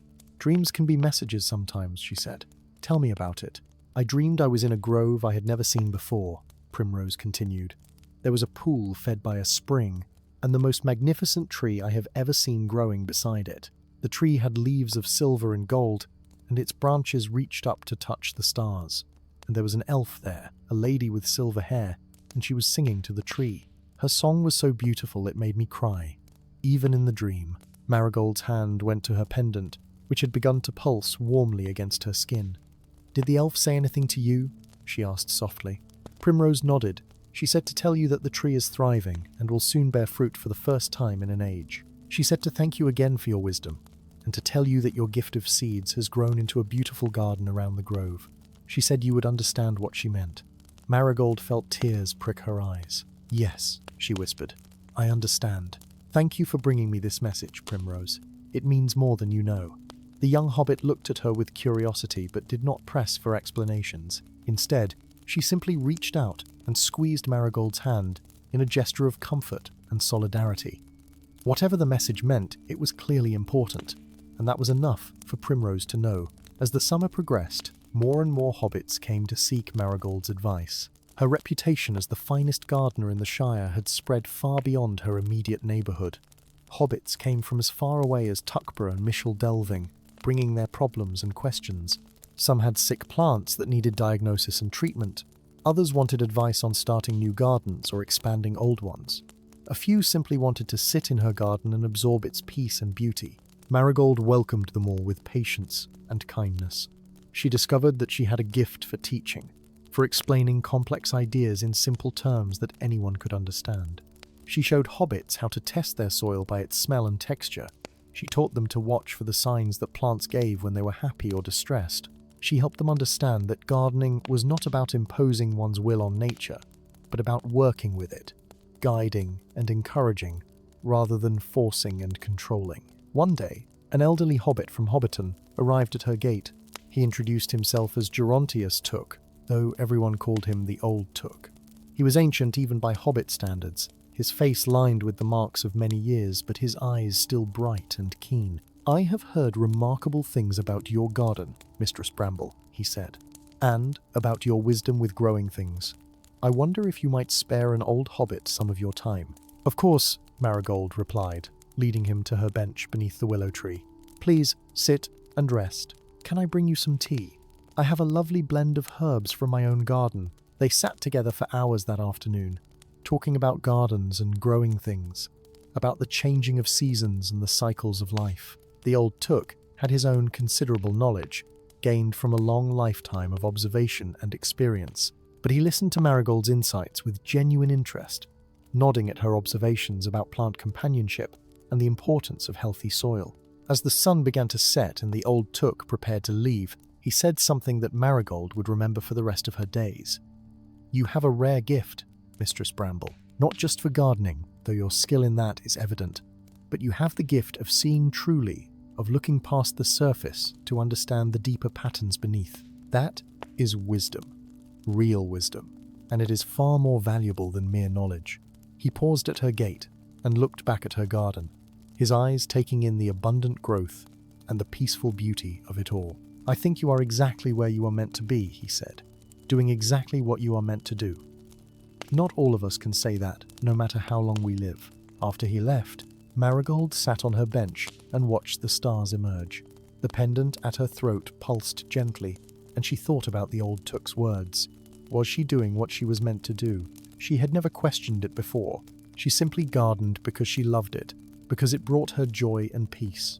But perhaps there was more to it than that. Perhaps in tending her garden and sharing her knowledge, she was serving some larger purpose, adding her small thread to the great tapestry of life in Middle-earth. The garden sprites came out with the darkness, settling around her as they always did. Tonight their songs seemed especially sweet, full of contentment and gratitude. They sang about the day's work accomplished, about the plants growing strong, about the many visitors who had come and gone, enriched by what they had learned. And they sang about Marigold herself, their keeper and friend, the wise one who listened and understood. The years that followed were gentle ones for Marigold Bramble. Her garden continued to flourish, each season bringing new wonders and new lessons. She grew older, as all hobbits do, her hair gradually turning from brown to silver, her movements becoming slower and more measured. But her hands remained steady when she tended her plants, and her knowledge only deepened with the passing years. Primrose had become a skilled gardener in her own right, with a thriving garden of her own just down the lane. But she still came to visit Marigold regularly, bringing news from the wider Shire and helping with tasks that had become more difficult for the older hobbit. The two of them would work side by side in comfortable companionship, and sometimes Marigold would share stories from her long life, though she still kept the tale of Silverleaf and the rowan tree mostly to herself. Other young hobbits began to come as well, drawn by Marigold's reputation and her patient teaching. She found herself at the center of an informal circle of gardeners, all learning from her and from each other. They would gather in her garden on warm summer evenings, discussing their successes and challenges, sharing cuttings and seeds, building a community around their shared love of growing things. One autumn evening, many years after her adventure with Silverleaf, Marigold sat on her familiar bench beneath the willow tree. The air was crisp and cool, carrying the scent of fallen leaves and ripening apples. Her garden was preparing for winter once again, the annual cycle continuing as it always had and always would. The roses had finished their last blooming, the herbs were drying in bundles hung from her ceiling, and the last of the vegetables had been harvested and stored away. She had been feeling tired lately, more so than usual. Her bones ached in a way that no amount of rest seemed to ease, and she found herself spending more time sitting on her bench, watching her garden rather than working in it. But there was a peace in this tiredness, a sense of completion rather than defeat. She had lived a good life, she thought. A simple life, perhaps, by some standards, but a full one. As the stars began to emerge in the darkening sky, Marigold noticed a familiar golden light moving through her garden. Her heart quickened with recognition and joy. The light grew brighter as it approached, and there, walking up the path just as she had all those years ago, was Silverleaf. The elf looked exactly as Marigold remembered her, unchanged by the decades that had transformed Marigold from a middle-aged hobbit into an elderly one. Silverleaf's silver hair still fell in soft waves to her shoulders. Her eyes still held the colour of morning mist, and the same gentle smile graced her lips. "Marigold Bramble," Silverleaf said softly, settling onto the bench beside her old friend. "It has been too long since we spoke face to face, though I have watched over you from afar and sent you messages in dreams and signs." Marigold reached out and took the elf's hand, marvelling at how smooth and cool it felt compared to her own gnarled fingers. "I am glad to see you again," she said simply. "I have thought of you often over the years, and of our adventure together." "How is the tree?" Silverleaf's smile widened. "The tree is magnificent," she replied. "It stands tall and strong, its roots healthy, its branches full of life. 3 years ago it bore fruit for the first time in centuries, and the healing power of that fruit has already saved many lives, both among the elves and the few mortals who have been granted access to the grove. Your simple act of wisdom continues to bless the world in ways you cannot imagine." "I am glad," Marigold said, and meant it with all her heart. "That was always my hope, that the tree would recover and continue to fulfill its purpose." They sat together in comfortable silence for a while, watching the stars and listening to the evening songs of the garden sprites. Finally, Silverleaf spoke again. "I have come for a reason, Marigold. I have come to ask if you would like to see the tree one more time, to see how it has flourished because of you." Marigold felt a flutter of excitement mixed with apprehension. "I am old now," she said. "The journey to the hidden grove would be difficult for these weary bones." "Not so difficult as you might think," Silverleaf replied. "The magic that carried you there before can carry you again, and this time the journey will be even gentler. Will you come?" How could she refuse? Marigold nodded, and Silverleaf helped her to her feet. They walked together through the garden gate, and as before, each step carried them farther and faster than should have been possible. But this time the magic was even stronger, and Marigold felt as though she were floating on a warm breeze, carried effortlessly over the familiar landscape of the Shire and beyond. The hidden grove appeared before them, bathed in starlight, and looking more beautiful than Marigold remembered. The pool sparkled in the darkness, still fed by the spring, still draining properly through the channel they had dug together so many years ago. And rising beside the pool, magnificent beyond words, stood the rowan tree. Marigold gasped at the sight of it. The tree was transformed, vibrant with life and health. Its trunk was massive and strong, its bark smooth and clean. The branches spread wide, covered in leaves that seemed to glow with their own inner light.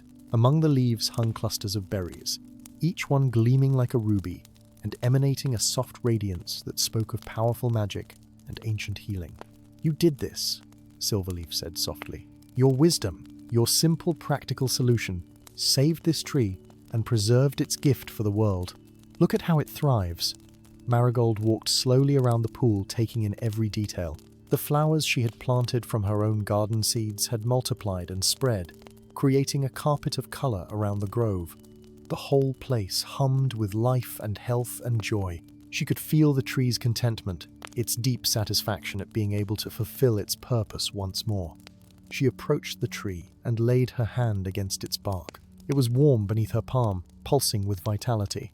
And in that moment, she felt the tree's gratitude flowing into her, a wordless thank you that resonated in her bones and brought tears to her eyes. "Thank you," she whispered.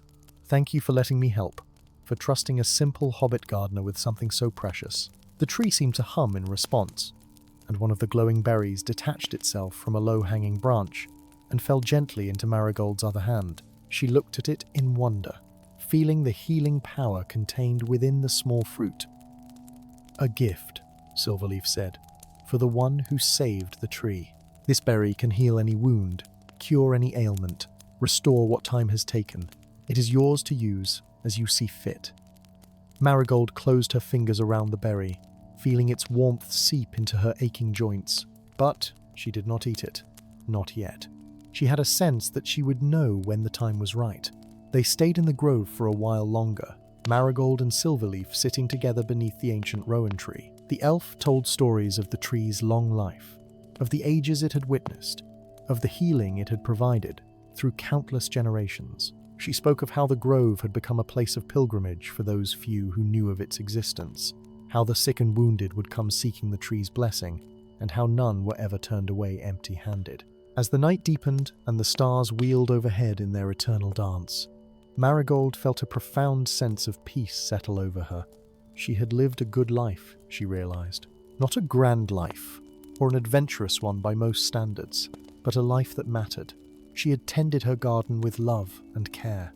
She had shared her knowledge freely with anyone who asked, and she had helped save something precious and ancient, ensuring that its gift would continue for ages to come. When at last it was time to return home, Silverleaf helped Marigold to her feet once more. The journey back was like floating on a dream, gentle and effortless. Before Marigold quite realized it, they were standing at her garden gate once more, the familiar shapes of her hobbit hole and her beloved plants surrounding them. "I suppose this is farewell again," Marigold said, though her voice held no sadness. She had learned long ago that all meetings must end, and that was simply the nature of things. For now, Silverleaf agreed, but not forever. She embraced Marigold gently. "You have been a true friend, Marigold Bramble. Your name will be remembered in elvish song, and your wisdom will echo through the ages. May your remaining days be filled with peace and the joy of growing things." Then the elf stepped back, and once again she faded like morning mist, leaving Marigold alone in her garden beneath the stars. The pendant at her throat pulsed warmly, and in her hand she still held the glowing berry from the rowan tree. Marigold went inside her hobbit hole and placed the berry carefully in a small crystal vial that she set on her mantelpiece. She was not ready to use it yet. There would come a time, she felt certain, when she would know what to do with such a gift. The next morning, Primrose arrived as she often did to help with the morning tasks. She found Marigold sitting at her kitchen table, looking more peaceful and content than she had seen her in weeks. There was something different about the older hobbit, a radiance that seemed to shine from within. "Did you sleep well, Miss Marigold?" Primrose asked as she put the kettle on for tea. "Very well indeed," Marigold replied with a smile. "I had the most wonderful dream. I dreamed I visited an old friend and saw that something I had helped to heal was thriving beautifully." It was a good dream, the kind that stays with you even after waking. As autumn progressed toward winter, Marigold spent her days in quiet contentment. She worked in her garden when the weather allowed, though she tired more easily now. She received visitors and shared her knowledge as she always had. She watched the young gardeners she had taught developing their own skills and wisdom, and she felt satisfied that her legacy would continue through them. One crisp evening in late autumn, as the first frost touched the garden and the last leaves fell from the trees, Marigold sat on her bench beneath the willow tree wrapped in her warmest shawl. The garden sprites gathered around her, sensing something significant in the air. Their songs were soft and gentle, lullabies for a garden preparing to sleep through the winter. Marigold reached up and touched the pendant at her throat one last time. It pulsed warmly, steadily, like a heartbeat. She thought of Silverleaf and the rowan tree, of all the years she had spent tending her garden, of all the hobbits she had taught and helped. She thought of how a simple solution, a drainage channel dug in the night, had saved something irreplaceable and brought so much good into the world. The pendant's glow grew brighter for a moment, and Marigold understood that this was Silverleaf's way of saying goodbye one last time. She smiled and whispered her own farewell into the evening air, knowing somehow that the elf would hear it wherever she was. As the stars emerged one by one in the darkening sky, Marigold felt no fear, no regret. She had lived fully, loved deeply, and given generously. She had tended her garden, and in doing so had helped tend the larger garden of Middle-earth. Her work was complete, and it was time to rest. The next morning, Primrose found her sitting peacefully on the bench, the pendant still glowing softly at her throat. She looked as though she had simply fallen asleep, watching the stars, a gentle smile on her face. In her lap was a note, written in Marigold's careful hand, explaining where to find the story she had written about Silverleaf and the rowan tree, and instructing that the healing berry in the crystal vial should be given to whoever needed it most. The hobbits of the Shire mourned Marigold Bramble and celebrated her life. They told stories of her wisdom and her generosity, of her remarkable garden and her patient teaching. They planted a memorial garden in her honor, filling it with cuttings from her plants and seeds she had saved, and Primrose, following her teacher's instructions, eventually gave the healing berry to a young hobbit child who was gravely ill, saving the child's life and ensuring that Marigold's final gift continued the legacy of healing and hope.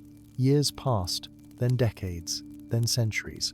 The Shire changed and grew, but Marigold's garden remained, tended by generation after generation of hobbits who had learned from those she taught. The story of the humble gardener who saved an ancient tree became part of hobbit folklore, told and retold on quiet evenings when families gathered by the fire. And in a hidden grove far from the well-travelled paths, an ancient rowan tree continued to stand strong and tall, its roots healthy, its branches reaching toward the sky. Every 100 years, it bore fruit that healed the sick and mended the broken, a gift that would endure as long as the stars shone above Middle-earth. And sometimes, when the wind blew just right through the grove, those with ears to hear could catch the echo of an elvish song and a hobbit's laughter, mingling together in perfect harmony. For the gift that Marigold Bramble gave to the world was not just the healing of a tree, but the reminder that wisdom comes in simple forms, that practical solutions can solve ancient problems, and that one small act of kindness and clear-seeing can ripple outward through time, touching lives and healing wounds for ages beyond counting. And so the tale ends, as all tales must, but the peace and the magic live on, growing and flourishing like a well-tended garden beneath the watchful stars. Story 4.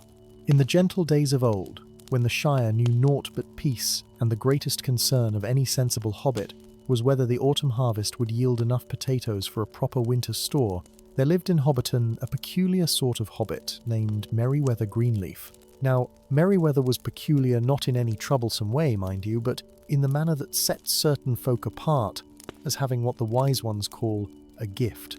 While other hobbits busied themselves with the entirely respectable pursuits of farming, pipe smoking, and the careful cultivation of prize-winning vegetables, kept tidy gardens of turnips and cabbages, Merryweather's garden sprawled in what some called organized chaos, though he insisted it was arranged according to principles known only to those who truly understood the language of growing things. Here grew chamomile, that seemed to glow silver in the moonlight, lavender that hummed with the contentment of drowsy bees, and mint of such vigor that it threatened to march clear across the garden path, if not spoken to firmly each morning.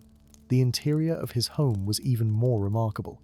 Bundles of drying herbs hung from every beam, filling the air with scents that changed with the seasons.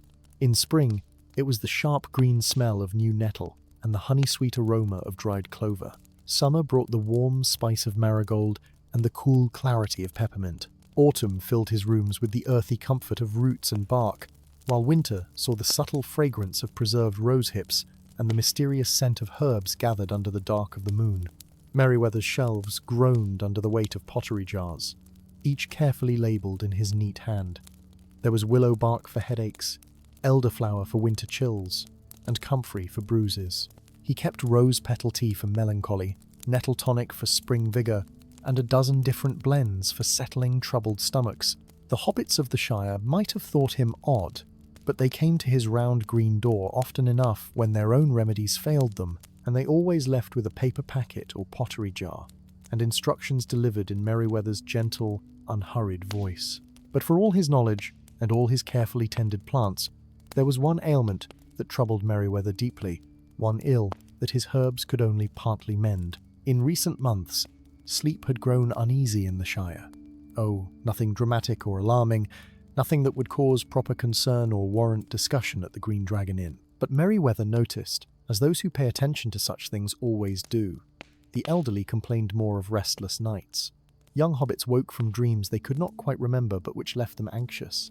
Even the sensible middle-aged folk seemed more tired at their breakfasts, as if sleep no longer brought the restoration it once had. Merryweather tried all his usual remedies. He brewed stronger chamomile tea and added valerian root, though the smell of it was enough to curl one's nose hairs. He prepared warm milk with honey and nutmeg. He made sachets of lavender to tuck under pillows and taught breathing exercises learned from a travelling wizard who had passed through years ago. These helped, certainly, but only in the way a candle helps in darkness, when what is truly needed is the sun. One particularly restless night, when even Merryweather found himself lying awake despite his own remedies, he sat up in his bed and lit a candle. The flame cast dancing shadows on the walls, and in those shadows, a memory stirred.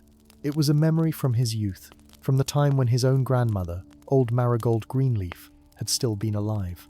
She had been the herb woman before him, and it was from her that he had learned his art. He remembered sitting by her fire on a winter's evening, watching her gnarled hands sort through dried leaves. She had been telling him stories, as she often did, stories of plants and their properties. Most he remembered clearly, for they had become the foundation of his practice. But there was one story, one plant, that he had dismissed as fancy. Old Marigold had spoken of a flower that grew only in the deepest parts of the old forest, a flower that bloomed just once every 7 years, under the light of the full autumn moon. She had called it the starflower, for its white petals shone with an inner light, like stars brought down to earth. The tea made from starflower petals, his grandmother had said, brought sleep deeper than winter snow, dreams sweeter than summer honey, and rest more complete than the peace after harvest. Those who drank it would wake refreshed as dawn itself, with hearts light and minds clear. But the flower was difficult to find, and more difficult still to harvest, for it grew in places where few hobbits dared to wander, and it required both courage and wisdom to gather it properly. At the time, young Merryweather had nodded politely but privately thought it just another tale, like the stories of dragons and wizards that seemed too grand for the sensible world of the Shire. But now, sitting in his bed with sleeplessness weighing on him and on all his neighbours, the memory took on new significance. What if the story had been true? What if such a flower really existed? And if it did, what if the Shire needed it now? By the time dawn's first light crept through his round window, Merryweather had made his decision. He would search for the starflower. He would journey into the old forest, that strange and ancient wood that older hobbits warned their children away from. He would find this flower of legend, if flower it truly was, and he would bring back its gift of peaceful sleep to his beloved Shire.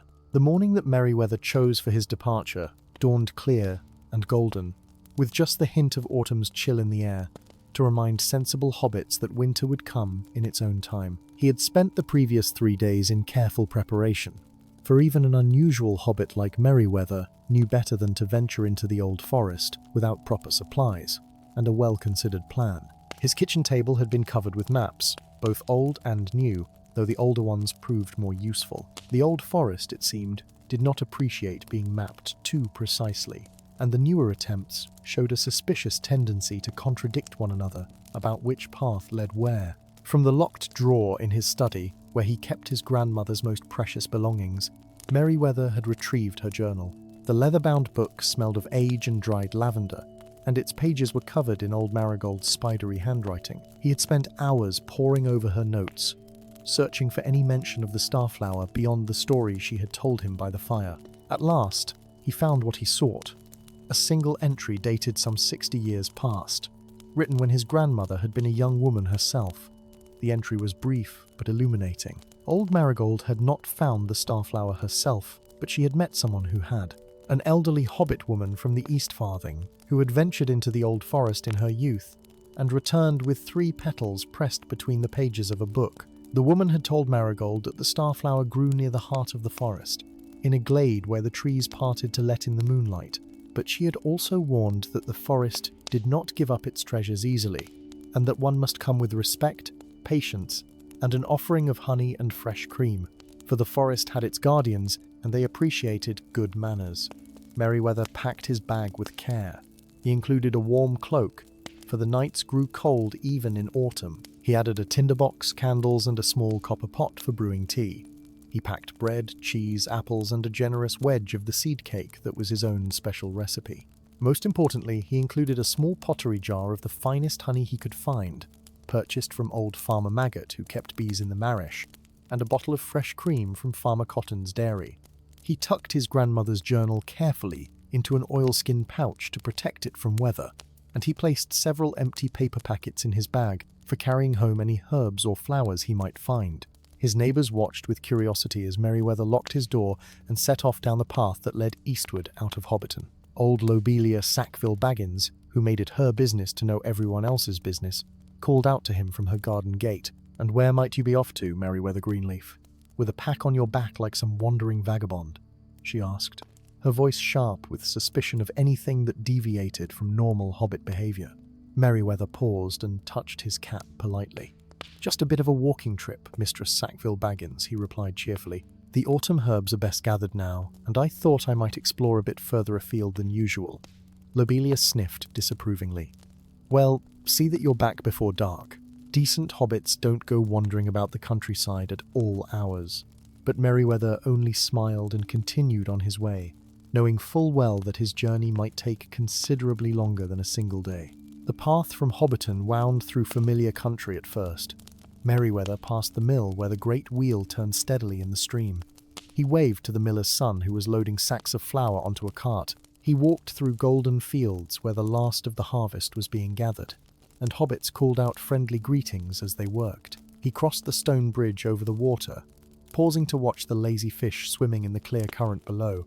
All of this was the Shire, as he had always known it, peaceful and prosperous, and entirely ordinary, in the best possible way. But as he walked further east, the land began to change. The fields gave way to wilder meadows where the grass grew tall and wildflowers bloomed in cheerful disorder. The neat hedgerows became tangles of blackthorn and hawthorn, and the paths grew less distinct, as if fewer feet travelled this way. By afternoon, Merryweather could see the dark line of the old forest on the horizon, and his steps slowed somewhat as he contemplated what he was about to do. The old forest had a reputation, and not an entirely pleasant one. It was said that the trees there were older than old, that they remembered times before hobbits came to the Shire, perhaps even times before there were hobbits at all.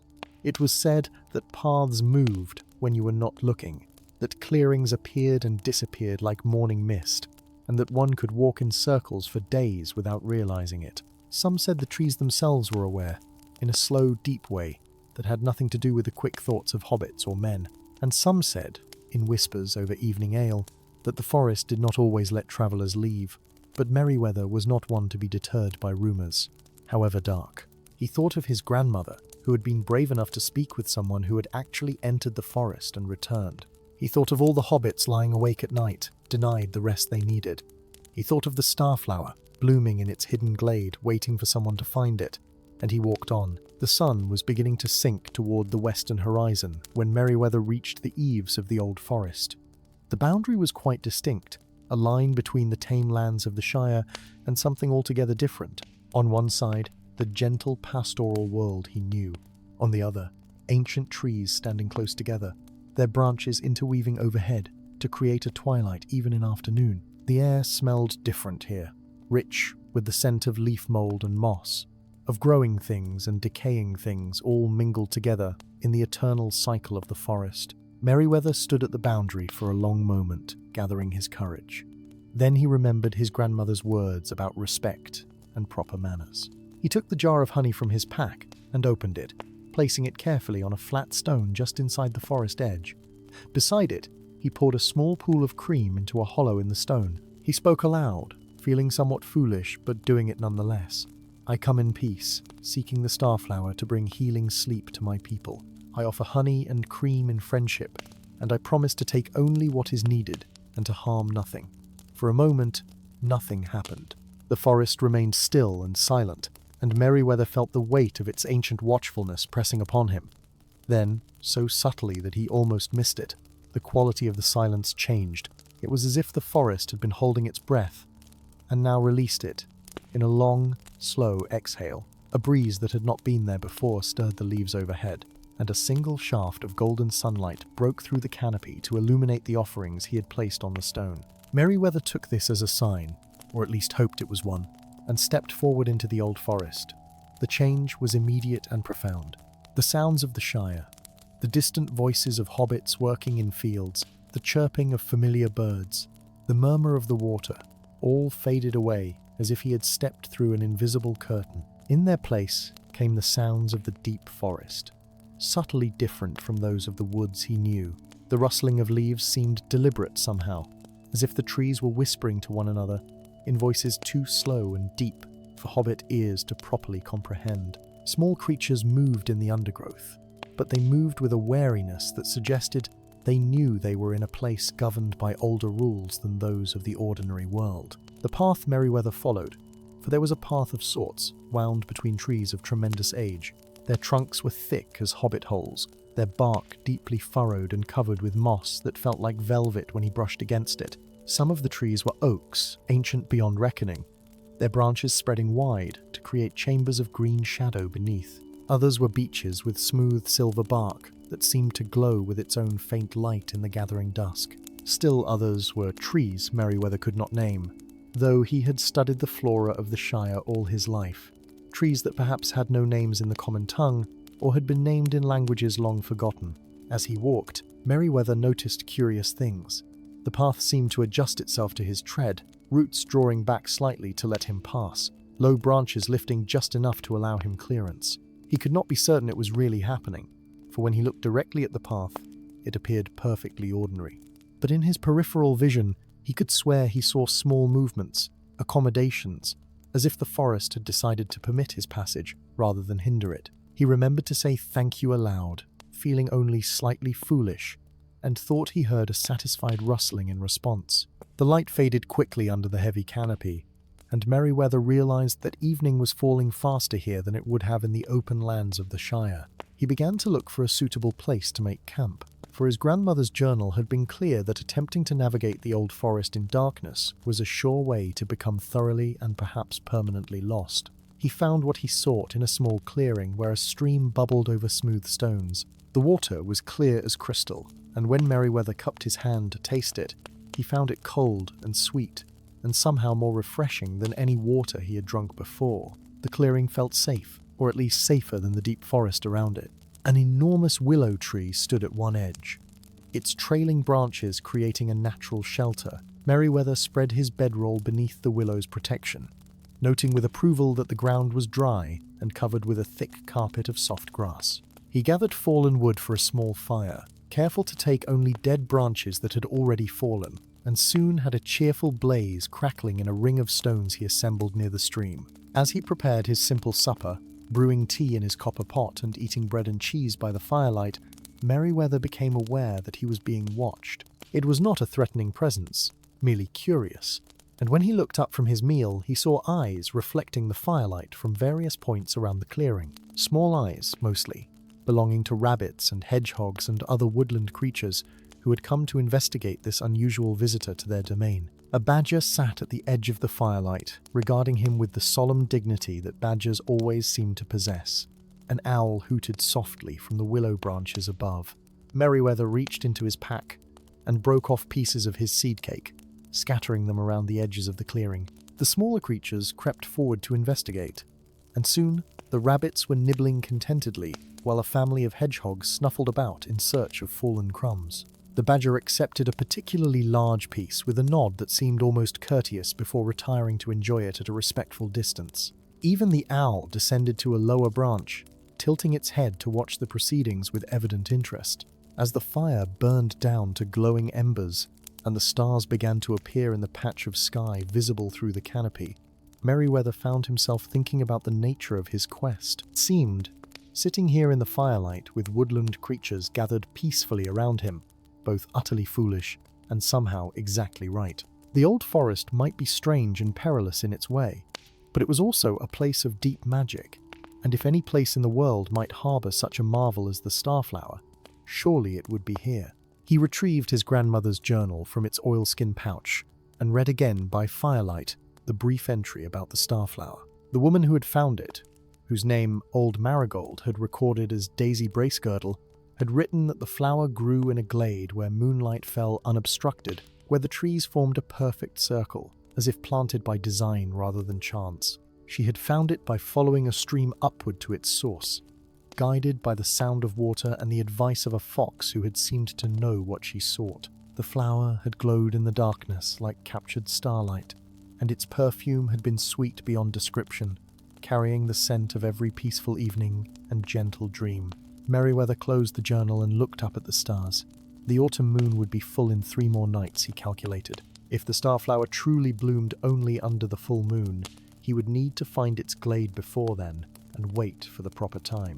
He had provisions enough for a week if he was careful, and the stream would provide water.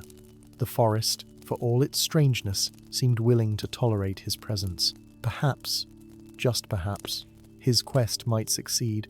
As he settled into his bedroll beneath the willow's protective branches, with the sound of the stream singing its quiet song and the creatures of the forest moving peacefully about their nighttime business, Merryweather felt a deep sense of rightness settle over him. Whatever tomorrow might bring, tonight at least he would rest well.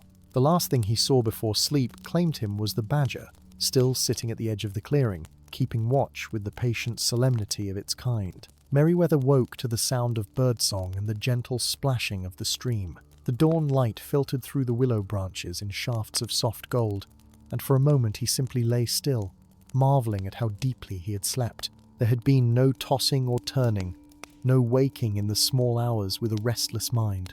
Instead, he had slept as he remembered sleeping in childhood, completely and peacefully, and had woken refreshed at spring rain.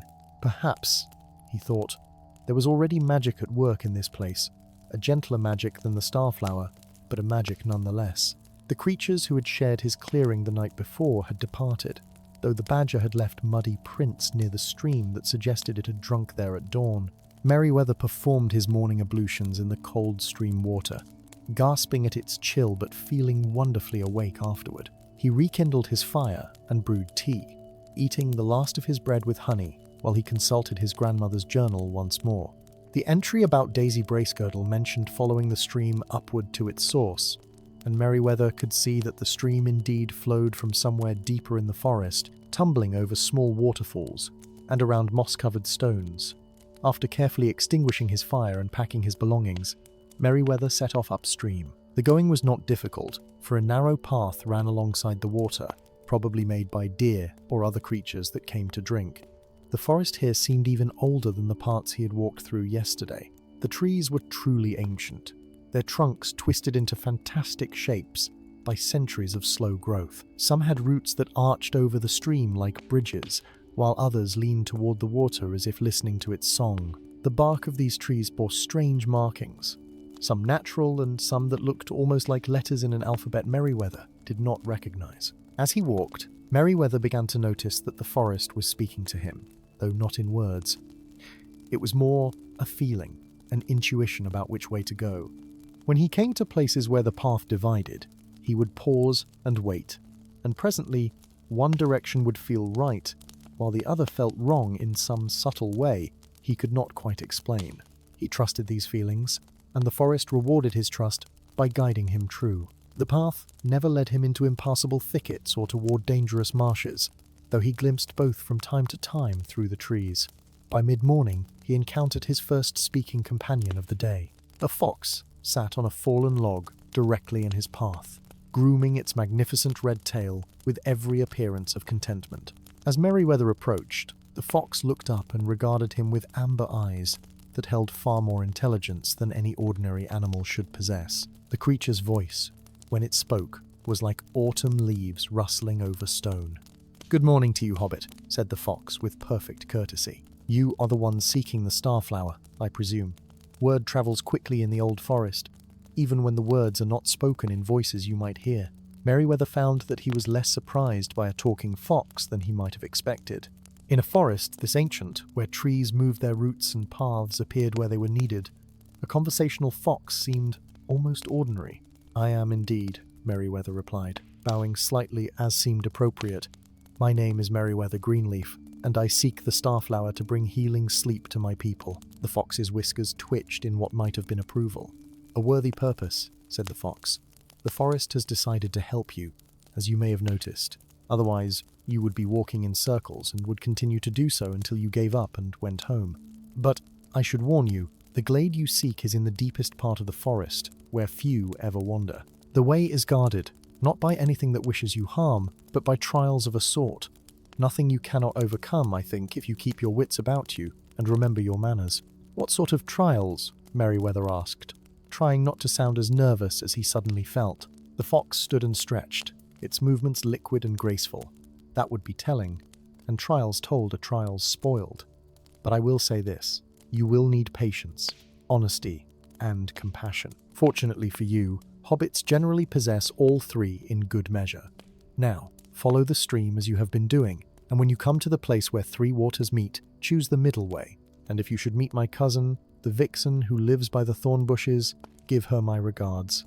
She is excessively proud of her den and will want to show it to you." Before Merryweather could ask anything more, the fox leaped lightly from the log and vanished into the undergrowth with hardly a rustle. Merryweather stood for a moment, contemplating the strange conversation, then shrugged and continued upstream. He was beginning to understand that the old forest operated by its own rules, and the best policy was to accept what happened without spending too much time trying to make it conform to the ordinary logic of the Shire. The stream led him through increasingly beautiful country.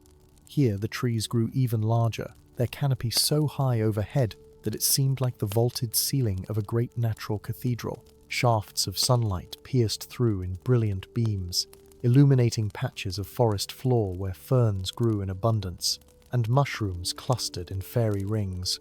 The air was filled with the scent of growing things and the sound of water, and Merryweather felt a deep peace settling over him. Whatever trials lay ahead, he was glad to be here, glad to be walking in this ancient place where the world felt more alive, more present than it did anywhere else. Around midday, he came to the place the fox had mentioned, where three streams met in a small pool before flowing onward as one.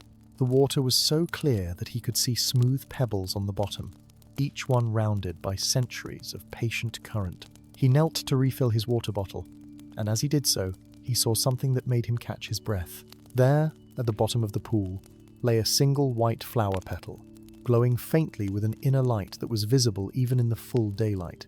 It was not the starflower itself, he knew that instinctively, but it was a petal from such a flower, and its presence here meant he was on the right path. Merryweather chose the middle stream as the fox had advised, and followed it deeper into the forest. The going became more difficult here, for the path was fainter and the undergrowth thicker. But whenever he felt uncertain about which way to proceed, he would stop and listen, not just with his ears but with some deeper sense, and presently the right direction would make itself known. The forest, it seemed, truly was guiding him, and he was grateful for its help. As afternoon shadows began to lengthen, Merryweather heard a new sound ahead, a curious chattering and rustling that suggested some kind of activity. He approached cautiously, parting the ferns, and found himself looking at a most remarkable sight. A family of rabbits was engaged in what appeared to be a serious discussion, 7 or 8 of them sitting in a circle in a small clearing, their voices rising and falling in animated conversation. When they saw Merryweather, they fell silent and regarded him with varying expressions of curiosity, wariness, and in one case, what looked very much like relief. "Oh, thank goodness," exclaimed the largest of the rabbits, a handsome creature with silver-tipped fur and ears that stood remarkably tall. "You are the hobbit we have been expecting. The forest whispered that you were coming, and we have been waiting here all afternoon.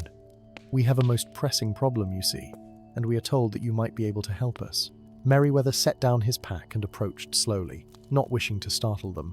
"I will certainly help if I can," he said gently. "What seems to be the trouble?" The rabbits exchanged glances, and then the silver-tipped one, who seemed to be their leader, spoke again. "It is our grandmother," he said, his voice heavy with concern. "She is very old, the oldest rabbit in the forest, and she has not slept properly in many weeks. She grows weaker each day, and we fear she does not have much time left. We have tried everything we know, soft beds of the finest moss, the quietest burrow away from all disturbance, even singing to her as our mothers sang to us when we were young. Nothing helps. She lies awake through the long nights, and her strength fades with each passing day." Merryweather's heart went out to them immediately. He understood their worry, for it was precisely this sort of sleeplessness that had troubled the Shire and set him on his quest. "Take me to her," he said without hesitation. "Let me see what I can do." The rabbits led him through a maze of paths and tunnels, hopping with swift assurance through undergrowth that would have taken Merryweather hours to navigate alone. At last, they came to a particularly large and ancient oak tree, its roots creating natural chambers beneath the ground. In the deepest and most comfortable of these chambers, lined with soft moss and dried grass, lay the grandmother rabbit. She was indeed very old, her fur gone white with age, and her body so thin that Merryweather could see the delicate bones beneath. But her eyes, when they opened to regard him, were still bright with intelligence and a certain gentle humour. "So," she said in a voice like dry leaves, "you are the herb hobbit who seeks the starflower, and you have stopped to help an old rabbit, instead of hurrying on with your quest. That speaks well of you, young Master Greenleaf." Merryweather knelt beside her, his experienced eye taking in her condition. "With your permission, grandmother, I would like to examine you and perhaps prepare something that might help you rest." The old rabbit nodded her consent, and Merryweather spent several minutes checking her carefully, noting her breathing, the beat of her heart, the temperature of her ears. He asked her gentle questions about what she ate, where she felt discomfort, what her thoughts were like when she tried to sleep. The grandmother answered honestly, describing a restlessness that seemed to come from deep within, a feeling that she had left something undone, some task unfinished, though she could not remember what it might be. This troubled her thoughts and kept sleep at bay, and the worry about the worry only made matters worse. Merryweather sat back on his heels, thinking. He opened his pack and sorted through his collection of herbs, but even as he did so, he realized that this was not a problem that herbs alone could solve. The grandmother rabbit's sleeplessness came not from physical ailment, but from an unquiet mind, and that required a different sort of healing. He looked at the family of rabbits gathered anxiously around, and an idea came to him. "Tell me," he said to them all, "does your grandmother know all the stories of your family? Have you told her of your lives, your adventures, your hopes and dreams?" The rabbits looked at one another in confusion. "Well, no," said one of the younger ones. "We have been so worried about her that we mostly just sit quietly nearby, trying not to disturb her." Merryweather smiled. "That, I think, is your grandmother's unfinished business. She worries that she will not know what becomes of all of you, that she will not see how your stories unfold. Tonight, instead of leaving her in quiet, stay with her and tell her everything. Tell her about your days, your small triumphs and challenges, your dreams for the future. Let her know that your lives will continue, carrying forward all the wisdom and love she has given you." The grandmother rabbit's eyes had begun to glisten with tears. "Yes," she whispered. "Yes, that is it exactly. I feared I would not know, would not see. The family immediately gathered closer, and the stories began to flow.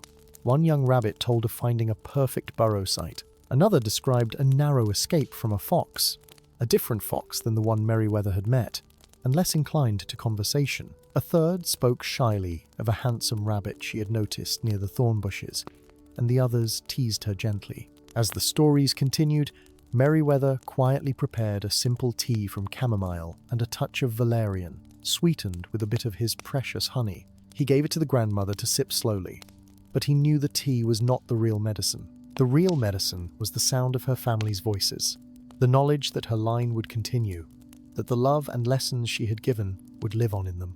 As evening fell and the stories went on, he saw the old rabbit's eyes begin to grow heavy, her breathing deep and regular, the lines of worry smoothing from her face. Before full darkness settled, the grandmother rabbit had fallen into a peaceful sleep, deeper and more restful than any she had known in weeks. Her family sat around her, keeping watch but no longer anxious. The oldest of them touched Merryweather's paw gently. "Thank you," he said simply. "You have given us back our grandmother, at least for a while longer, and you have taught us something important about the nature of rest and peace." Merryweather packed his things quietly. "The forest told you I was coming because it knew you needed help, and it knew I needed to learn something as well. Sometimes the medicine we need is not in any herb or potion, but in connection, in story, in knowing that we matter to others, and that our lives have meaning." The rabbits insisted he stay for supper, and Merryweather found himself sharing a meal of tender roots and fresh greens in the chamber next to where the grandmother slept.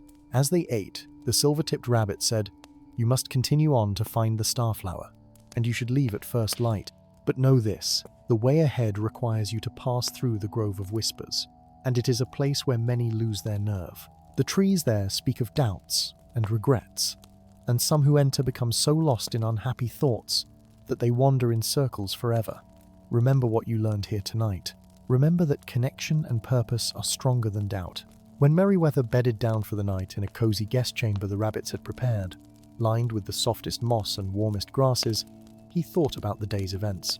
He had stopped to help when he might have hurried on. He had offered not just herbs, but understanding. And in doing so, he had passed the first trial, though he had not realized it was a trial at all. The fox had said he would need patience, honesty, and compassion, and today he had needed all three. As sleep claimed him, gentle and complete, he wondered what tomorrow would bring, and whether he would prove equal to whatever challenges lay ahead in his quest for the starflower. Morning came softly to the rabbit warren, and Merryweather woke to find a breakfast of fresh blackberries and clover honey waiting for him, along with cool water from a nearby spring. The rabbits had clearly been up before dawn preparing this farewell feast, and he was touched by their kindness. The grandmother rabbit was still sleeping peacefully, her breathing steady and her face serene. Her family gathered to see Merryweather off, and the silver-tipped rabbit pressed a small token into his paw, a smooth pebble that had been in their family for generations. "This stone has always brought our family good fortune," he said. "It is only right that you should carry it now, for you have given us the greatest fortune of all, peace for our grandmother's final days." Merryweather tried to refuse such a precious gift, but the rabbits insisted, and he finally tucked it into his pocket. Feeling the smooth warmth of it against his palm, he promised to return it when his quest was complete, and they promised to keep it safe for him until then, a promise that would bind him to return and tell them how his story ended. The rabbits guided him to the edge of their territory and pointed the way forward. "The stream continues to flow from that direction," said the silver-tipped one, "and if you follow it faithfully, you will come to the Grove of Whispers by midday. Remember what I told you. Do not let the doubts consume you. Keep your purpose clear in your mind, and you will find your way through." With final farewells and good wishes, Merryweather set off once more, following the stream as it wound deeper into the ancient heart of the forest. The morning was beautiful, with mist rising from the stream in delicate tendrils and birdsong echoing through the trees. Merryweather walked with a light step, encouraged by his success in helping the rabbit family, and feeling that his quest was blessed by the forest itself. He stopped once to gather some wild mushrooms growing at the base of an old oak, recognizing them as a variety his grandmother had taught him about. Excellent for soup, and perfectly safe if you knew what to look for. He wrapped them carefully in a cloth and added them to his pack, thinking he might have use for them later. As the sun climbed toward its zenith, the character of the forest began to change. The trees here grew differently, their trunks twisted, and their branches reaching out in strange angular patterns. The undergrowth thinned until there was nothing but bare earth beneath the trees, and the birdsong that had accompanied him all morning gradually fell silent. Even the stream seemed to flow more quietly, as if reluctant to disturb the heavy stillness that hung over this place. Merryweather knew without being told that he had reached the grove of whispers. The first voice came as he stepped between two particularly ancient trees that seemed to mark a boundary of sorts. It was not a voice he heard with his ears, but rather one that formed directly in his mind, soft and insidious as morning mist. "Why do you travel so far from home, little hobbit?" the voice whispered. "Your quest is foolish. The Starflower is only a legend, a story told by old wives to entertain children. You are wasting your time in this dangerous place, and your neighbors will mock you when you return empty-handed." Merryweather faltered for a moment, for the voice spoke to a fear he had harbored secretly since the beginning. What if the Starflower was indeed only a tale? What if he had come all this way for nothing? But then he remembered the glowing petal he had seen in the pool, and he squared his shoulders and walked on. "The Starflower is real," he said aloud, his voice firm. "My grandmother would not have recorded it in her journal if it were mere fancy, and the forest itself has guided me this far. I will not turn back now." Another voice arose, this one from a different tree, speaking in tones of gentle mockery.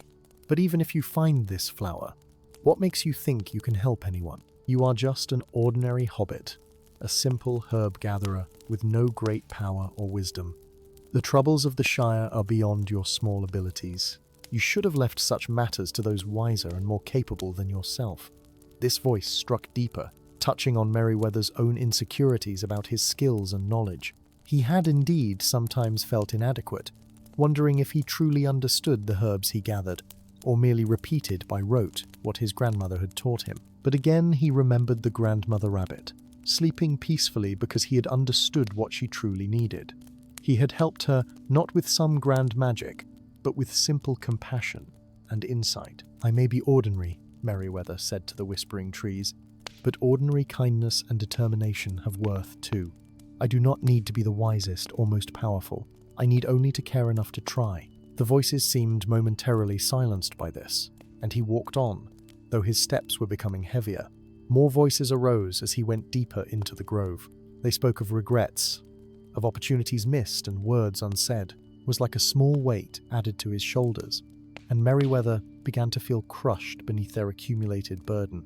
The path ahead seemed to blur and shift, and he realized with growing alarm that he could no longer see the stream clearly. The rabbits had been right to warn him. This place could trap a traveler in spirals of doubt until they forgot why they had come or which direction was forward. Merryweather stopped walking and closed his eyes, fighting the urge to panic. He reached into his pocket and touched the smooth pebble the rabbits had given him, and its solid warmth helped anchor him. He thought about the grandmother rabbit and her family, about how connection and story had brought her peace, and he realized something important. The whispers of doubt were not entirely false. He was ordinary. He might fail. He had made mistakes. But these truths did not have to define him or stop him from trying. Everyone carried doubts and regrets. The question was whether you let them paralyze you or whether you acknowledged them and moved forward anyway. Opening his eyes, Merryweather began to speak, not to argue with the voices, but simply to tell his own story aloud. "I am Merryweather Greenleaf," he said, his voice steady. "I am the grandson of old Marigold Greenleaf, who taught me to love growing things and to use them for healing. I have made mistakes, yes, and I will make more. I am not the wisest hobbit in the Shire, nor the bravest, nor the most talented, but I am here, and I am trying, and that matters. I came to this forest because my neighbors cannot sleep peacefully, and I want to help them. That purpose is real, even if I am small and ordinary. My grandmother believed in the Starflower, and I believe in my grandmother. I will not be turned aside by doubts that, for all their whispering, have no power except what I give them." As he spoke, something changed in the grove. The oppressive weight began to lift, and the path ahead grew clearer. The stream, which had seemed to disappear, suddenly became visible again, flowing bright and clean over smooth stones. The voices did not entirely cease, for doubts never truly vanish, but they faded to a distant murmur that no longer had the power to confuse or mislead him. Merryweather walked forward with renewed purpose, and with each step the grove became less menacing, the trees less twisted, until finally he emerged into ordinary forest again, with sunlight streaming through the canopy and birds singing as if to welcome him back to the world of simple, honest things. The afternoon light filtering through the leaves had a golden quality that spoke of time passing and autumn deepening. Merryweather paused to rest beside the stream, eating some of his cheese and an apple, while his feet dangled in the cool water. He felt lighter somehow, as if passing through the Grove of Whispers had not only freed him from immediate doubt, but had lifted a burden he had been carrying for years without quite realizing it. The voices had spoken his deepest insecurities aloud, and in answering them, in claiming his own small worth, he had transformed them from overwhelming obstacles into simple truths he could live with. As he sat there, letting the peace of the forest sink into his bones, a movement caught his eye. A large dragonfly hovered near the water's surface, its wings catching the light and throwing off rainbow colors. It circled him 3 times, then darted upstream as if inviting him to follow. Merryweather had learned enough about the old forest by now to recognize guidance when it appeared, no matter how small the messenger. He gathered his things and followed the dragonfly as it zipped and hovered along the stream's course. The dragonfly led him for nearly an hour, always staying just ahead, waiting when he fell behind, darting forward again when he caught up. The stream grew narrower and clearer as they traveled, its source drawing nearer with each step. The trees here were the oldest Merryweather had yet seen, truly ancient beings whose roots had drunk from this water since before the Shire existed, perhaps since before there were hobbits at all. Their bark was thick with age, and strange fungi grew in their crevices, glowing faintly with soft blue and green light as the afternoon shadows deepened. At last, the dragonfly led him to a place where the stream emerged from between 2 great standing stones, moss-covered and carved with symbols so worn by time that they could no longer be read. Beyond the stones, the ground rose steeply, and Merryweather could see that he would need to climb if he wished to reach the stream's source. The dragonfly circled him one final time, as if in farewell, then vanished into the evening air. Merryweather bowed his thanks to the empty space where it had been and began to climb. The ascent was more difficult than any walking he had done thus far. The ground was steep and covered with loose stones that shifted under his feet. Tree roots provided handholds, but they were slippery with moss, and more than once Merryweather found himself clinging desperately to a root while his feet scrabbled for purchase. His pack grew heavier with each step, and his breath came in gasps, but he persevered, for he could hear the sound of falling water above him, and he knew he must be drawing close to something important.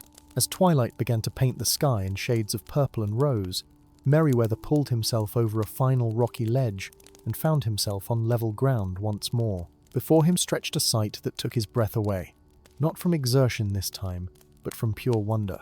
He had reached a high plateau in the very heart of the old forest, and spread before him was a glade unlike any he had imagined. The trees here formed a perfect circle, their trunks straight and tall, their branches interweaving overhead to create a natural dome. In the center of the circle, a spring bubbled up from the living rock, its water crystal clear and filled with starlight, even though true stars had not yet appeared. This was the place his grandmother's journal had described.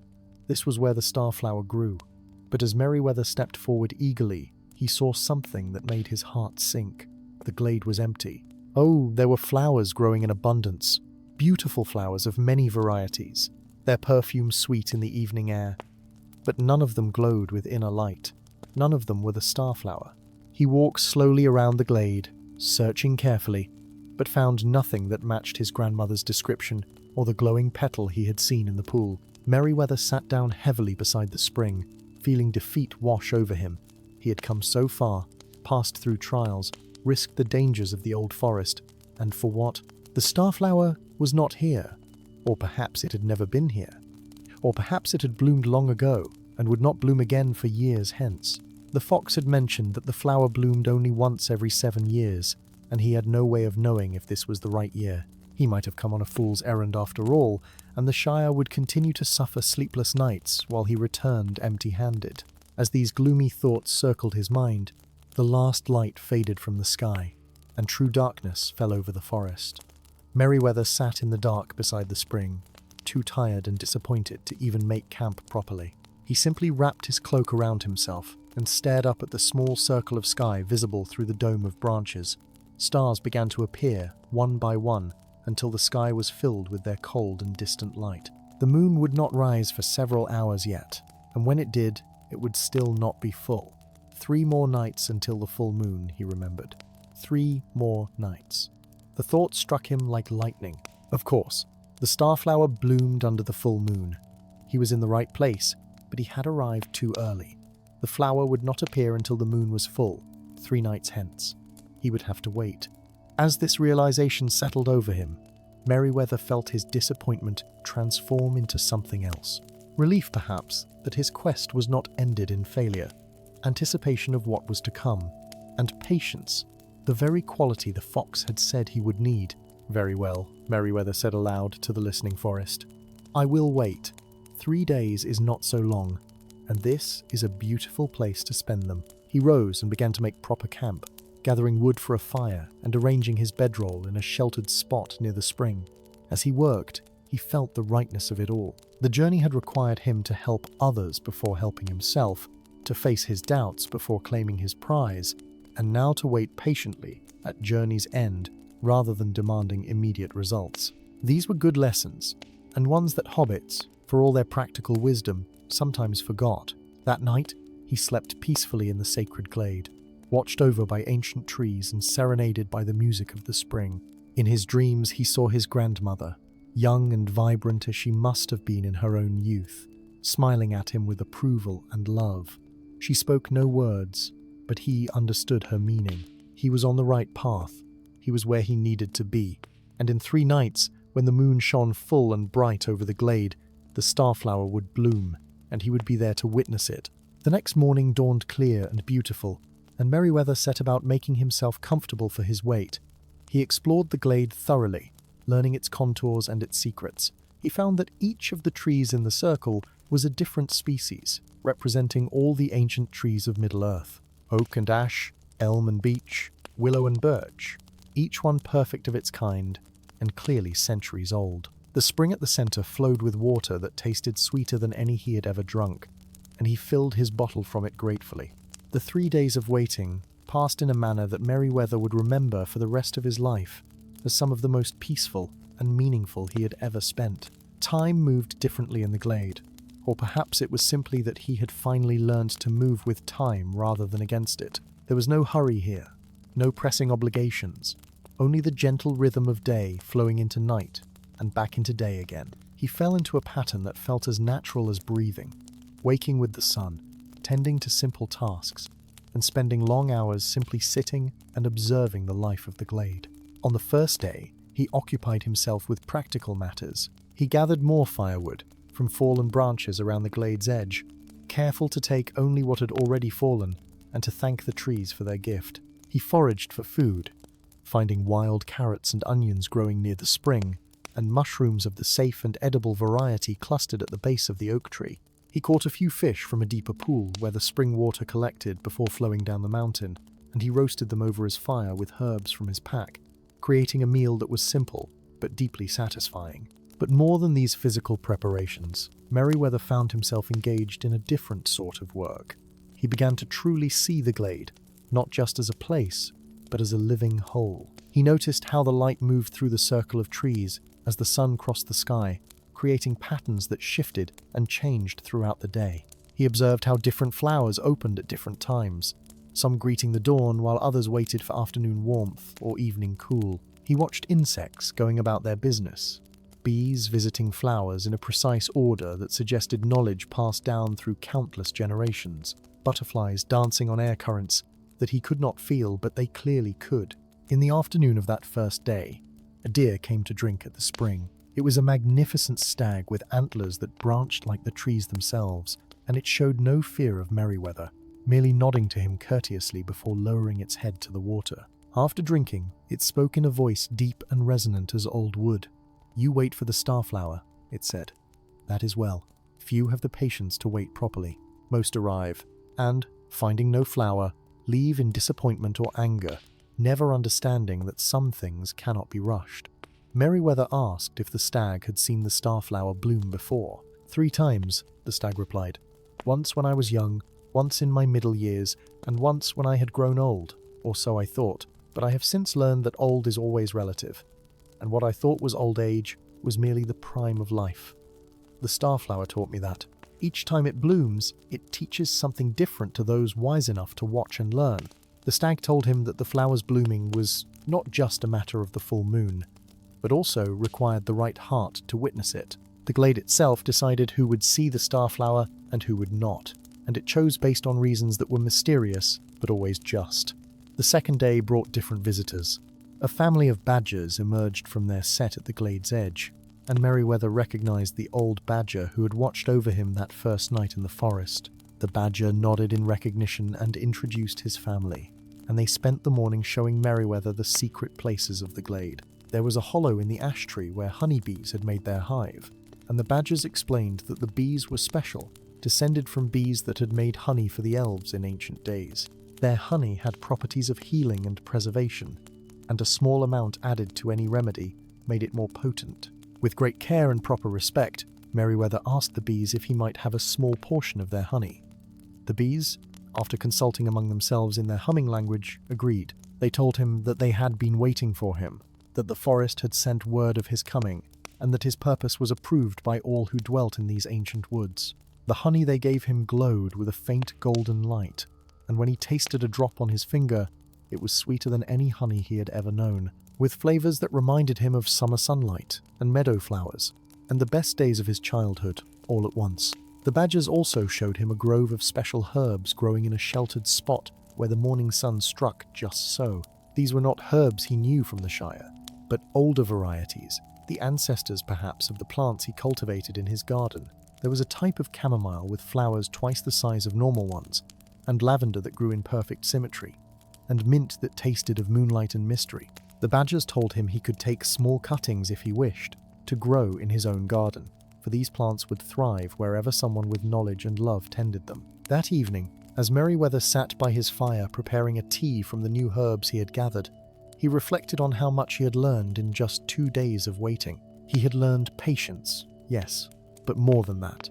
He had learned presence, the art of being fully where he was, rather than rushing ahead to what came next. He had learned to see the connections between things, how the bees and the flowers and the trees and the water and the deer and the badgers were all part of one great tapestry, each thread necessary to the whole, and he had learned that waiting itself could be a form of action, not passive, but deeply attentive. The third day was the quietest of all. Meriwether woke to find the glade wrapped in a light mist that softened all edges and made the familiar seem dreamlike. He moved through his morning routine slowly, almost reverently, knowing that tonight the moon would be full and the starflower would bloom, if indeed it was going to bloom at all. He found himself speaking less, even to the creatures who came to visit, and they seemed to understand, keeping him company in comfortable silence.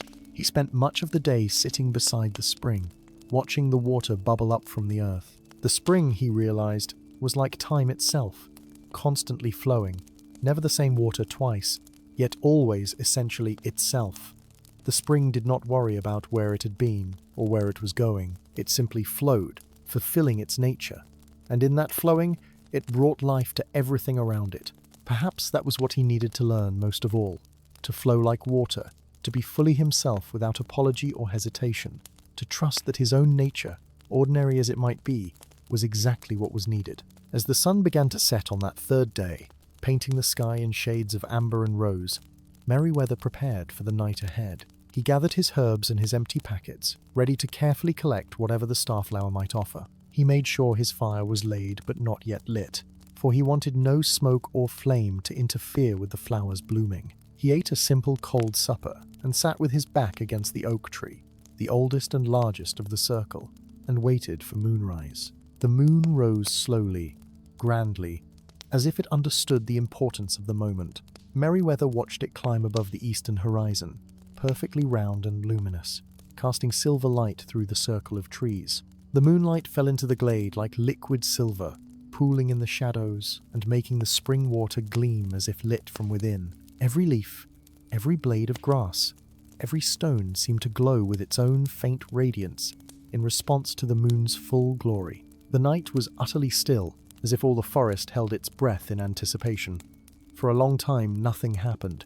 The moon climbed higher, its light growing stronger, and Merryweather simply sat and watched, his heart calm and his mind quiet. He had learned patience over these 3 days, had learned that rushing would avail him nothing. If the starflower was going to bloom, it would bloom in its own time, according to its own nature, and his task was simply to be present and ready to receive whatever gift was offered. Then, just as the moon reached the zenith of the sky, directly above the center of the glade, Merryweather saw it begin.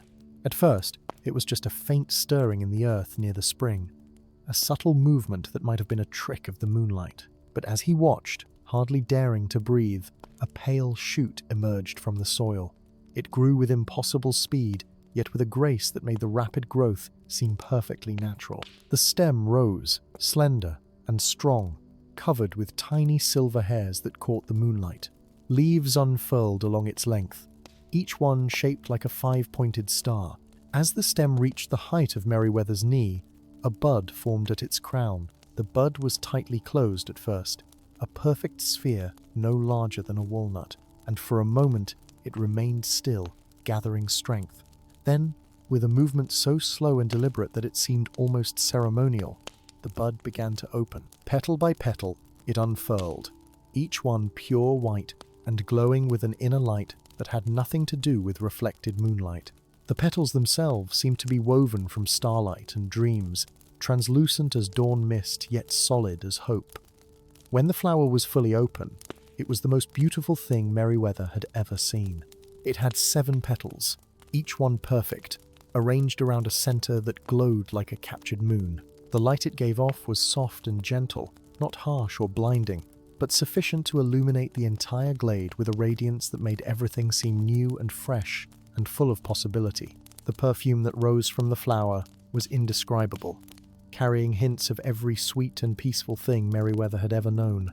It smelled of his grandmother's garden in summer, of fresh-baked bread cooling on a windowsill, of rain on warm earth, of his mother's embrace when he was small, of every good night's sleep he had ever had, all distilled into a single perfect scent. But more than its beauty or its perfume, the starflower radiated something else. Peace, yes, but more than peace. It radiated understanding, acceptance, the knowledge that all things passed in their proper time, that night always gave way to morning, that rest was not an ending but a necessary pause in the great dance of life.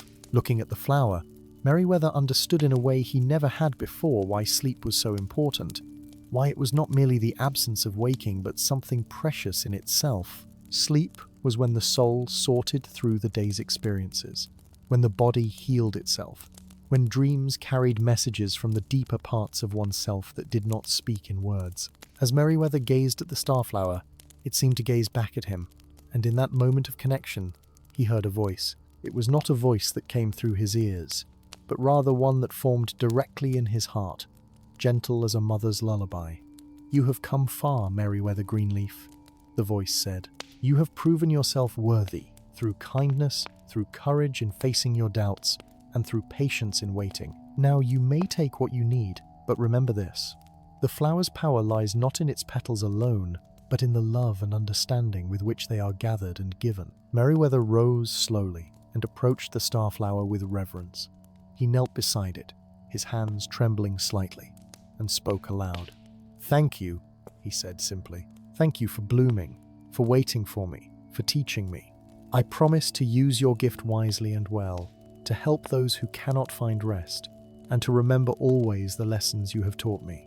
He carefully removed his small knife from his pack, the one he used for harvesting herbs, and held it over the flame of a candle to purify it, as his grandmother had taught him to do with any tool used for sacred work.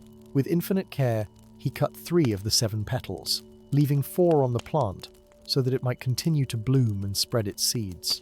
Each petal he wrapped individually in clean white cloth, placing them in separate packets to keep them safe. As he worked, he felt the flower's approval, its understanding that he took only what was needed and left the rest for the forest and for whatever other seekers might come in future years. The petals he harvested glowed softly through their wrappings, and he could feel their warmth against his palm, a warmth that spoke of comfort and healing rest. When he had finished, Merryweather remained kneeling beside the flower for a while longer, simply being present with it, committing its beauty to memory. He knew that the flower would not last much longer. Already its light was beginning to fade slightly as the moon moved past its zenith. By dawn, it would have withered and returned to the earth, its blooming complete for another 7 years. But those who had witnessed it would carry its memory in their hearts, and that memory would be a light in dark times, a reminder that beauty and peace existed in the world, no matter how troubled things might seem. As if to confirm his thoughts, the starflower's voice came once more. "Go now, Merryweather Greenleaf. Take my gift to your people. Brew the petals with the sacred honey and the herbs you have gathered here, and let all who drink find the rest they seek. And know this, you have been changed by your journey. You came seeking to heal others, but you have also healed yourself. The sleep you will bring to the Shire is not just mine to give, but yours as well, earned through your own growth and understanding." Merryweather bowed deeply to the flower, then rose and gathered his belongings. He would rest here one more night, beside the starflower, as it slowly faded, keeping watch in gratitude and respect. And in the morning, he would begin his journey home, carrying with him not just the precious petals, but also the wisdom and peace he had found in the heart of the old forest. Dawn came gently to the glade, and Merryweather woke to find that the starflower had indeed faded with the night. Where it had stood, there remained only a small bare patch of earth and a single white seed pod, perfectly formed. He carefully collected the seed pod and wrapped it with the petals, thinking that perhaps one day, when the time was right, he might plant it in a special place where it could bloom again. The forest, he sensed, would tell him when and where. His journey home was swifter than his journey out had been, for the old forest seemed eager now to speed him on his way rather than test him. The paths were clear and direct. The stream led him faithfully back the way he had come, and even the weather favoured him with mild days and clear skies. He stopped briefly at the rabbit warren to return their fortune stone, and to report that the grandmother rabbit was still sleeping peacefully when he passed. The family was overjoyed to see him and to hear of his success, and they sent him on his way with provisions and blessings. The fox met him at the forest's edge, appearing suddenly on the path ahead with that uncanny way foxes have. "Well done, Hobbit," the fox said, its amber eyes gleaming with approval. "You have proven yourself worthy of the old forest's gifts. Take them home and use them well. And remember, should you ever need the forest's help again, you have only to ask with a true heart. The forest does not forget its friends." With those words, the fox vanished into the undergrowth, and Merryweather stepped out of the old forest and back into the familiar lands of the Shire. He arrived in Hobbiton on a golden autumn afternoon when the harvest was in full swing and hobbits were busy preparing for winter. His neighbours barely recognised him at first, for though he had been gone only a fortnight, something about him had changed. He stood a bit straighter, moved with a bit more purpose, and his eyes held a peace that had not been there before. Old Lobelia Sackville Baggins called out to him as he passed, demanding to know where he had been and what he had been doing. But Merryweather only smiled and touched his cap politely, saying he would explain everything in good time. He went straight to his hobbit hole and immediately set about preparing the tea. In his kitchen, with bundles of herbs hanging overhead and afternoon sunlight streaming through the windows, Merryweather worked with the careful precision his grandmother had taught him. He took one of the 3 starflower petals and placed it in his largest pottery bowl. To it, he added the sacred honey from the ancient bees, golden and glowing. He included chamomile from the special grove in the glade, lavender that hummed with contentment, and mint that tasted of moonlight. He added rose petals for gentleness and valerian for deep rest, elderflower for dreams, and willow bark to ease all aches. As he worked, he spoke softly to the ingredients, thanking each one for its gift, asking them to work together in harmony to bring peaceful sleep to those who needed it. He remembered what the starflower had told him, that the power lay not just in the ingredients themselves, but in the love and understanding with which they were prepared. So he poured all his care, all the peace he had found in the old forest, all his hope for his neighbours into the preparation. When everything was ready, he poured boiling water from his kettle over the mixture and let it steep until the liquid turned a pale silver colour that seemed to glow faintly in the kitchen light. The scent that rose from the bowl was beautiful beyond words, carrying hints of the starflower's perfume mixed with all the good herbs, creating something new and wonderful. Merryweather carefully strained the tea into bottles, creating enough from that single petal to serve all of Hobbiton several times over. That evening, he went from door to door, carrying his bottles and offering a cup of the special tea to anyone who had been troubled by sleepless nights, to old Lobelia, who complained constantly of waking at odd hours, to young mothers whose babies kept them up, to farmers worried about their crops and merchants concerned about their business, to elderly hobbits whose minds would not settle and young ones plagued by anxious dreams. To each one he gave a cup of the starflower tea, and he told them simply to drink it before bed and trust that rest would come. And it did. That night, a deep and peaceful sleep settled over Hobbiton like a soft blanket of snow. Those who drank the tea found themselves drifting off easily, their minds quiet and their bodies relaxed. They slept deeply and well, without troubled dreams or restless waking, and when they rose the next morning, they felt refreshed in a way they had almost forgotten was possible. Children laughed more freely, adults moved with lighter steps, and even the animals seemed more content. Word spread quickly through the Shire, and soon hobbits from the East Farthing and West Farthing, from Tookborough and Michel Delving, were making their way to Merryweather's door seeking his wonderful tea. He served them all gladly, for the single petal seemed to replenish itself in the brewing, its power multiplying rather than diminishing with use, as if the starflower's magic understood that healing should be shared freely and abundantly. Merryweather kept the other two petals carefully preserved, one as a reserve should it ever be needed again, and one as a treasure to remind him of his journey and the lessons he had learned. He planted the seed pod in a special corner of his garden, sheltered and sacred, and though he knew it might not bloom in his lifetime, he tended it faithfully, trusting that in 7 years or 70 or 700, when the time was right, it would bring its gift of peace to whoever needed it most.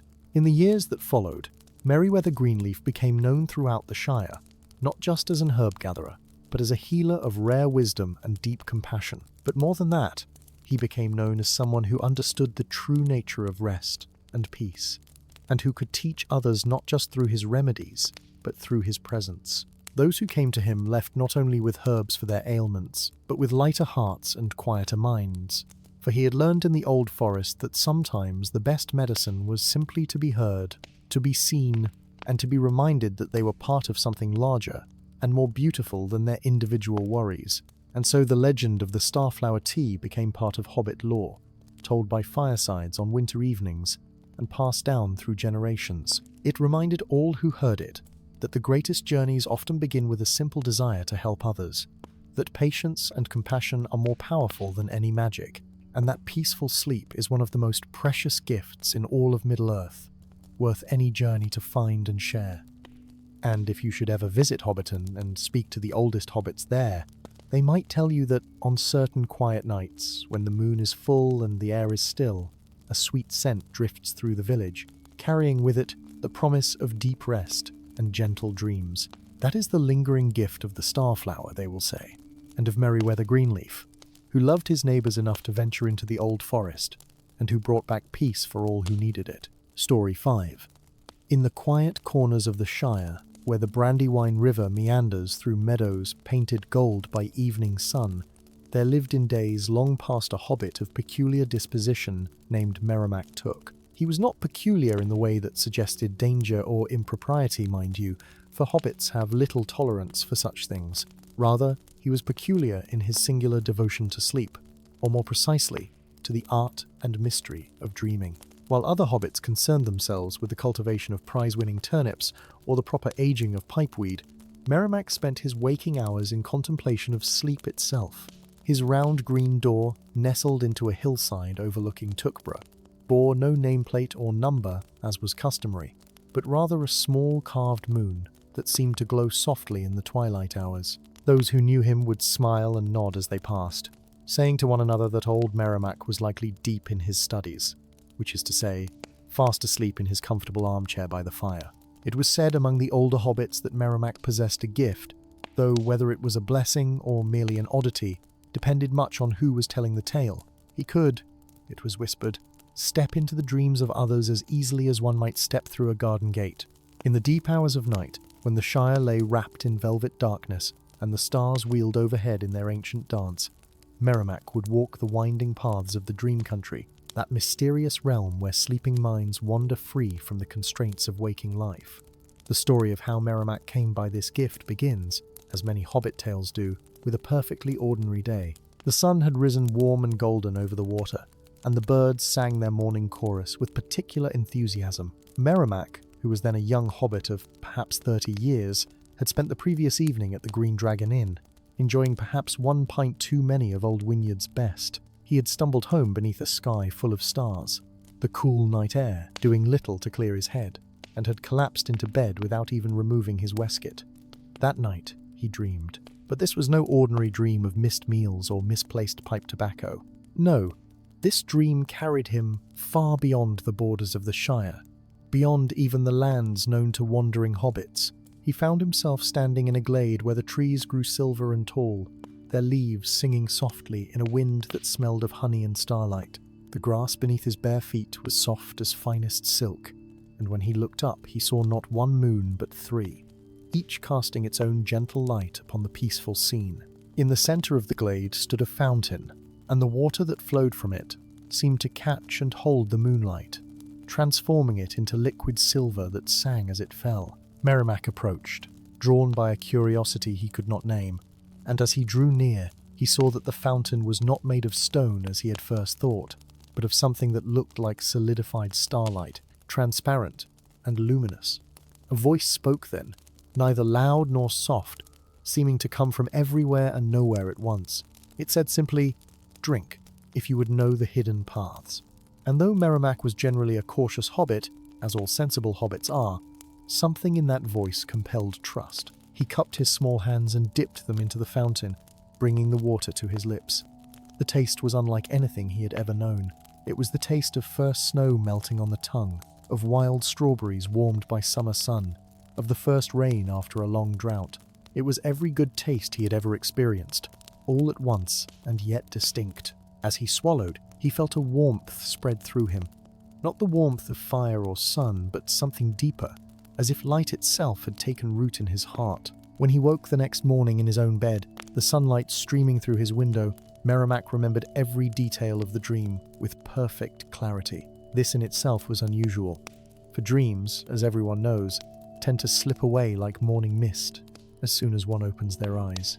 But this dream remained, vivid and complete, and with it came a knowing, a certainty that something had changed. That very evening, as Merrimack sat in his armchair, after a satisfying dinner of mushroom pie and buttered bread, he felt the familiar weight of sleep descending upon him.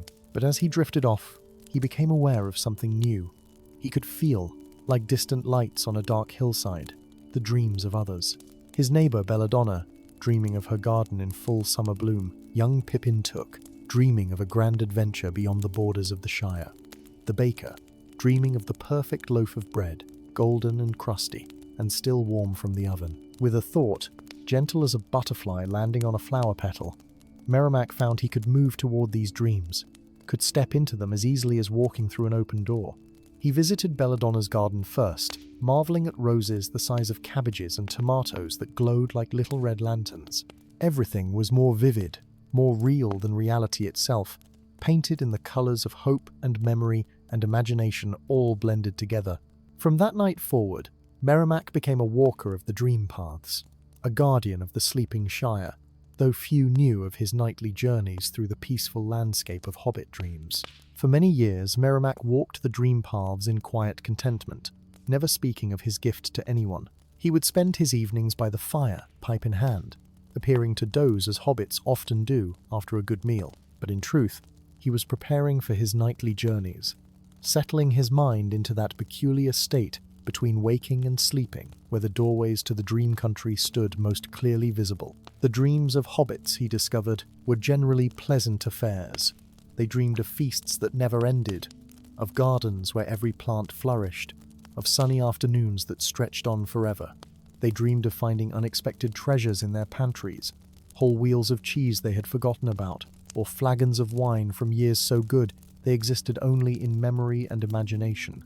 Sometimes they dreamed of their childhoods, running through wheat fields or playing by the river, and these dreams had a quality of golden light about them that made Merrimack's heart ache with a sweetness he could not name. But not all dreams were so simple. Some hobbits carried worries into their sleep, and these manifested as curious puzzles in the dream country. Old Farmer Maggot dreamed sometimes of his crops, and in these dreams the mushrooms would grow too large, or the cabbages would refuse to grow at all, and Merrimack learned that he could help, could gently guide the dream toward more peaceful waters. He would walk through the dream farm, and where he passed, the mushrooms would shrink to proper size, and the cabbages would lift their heads proudly from the earth.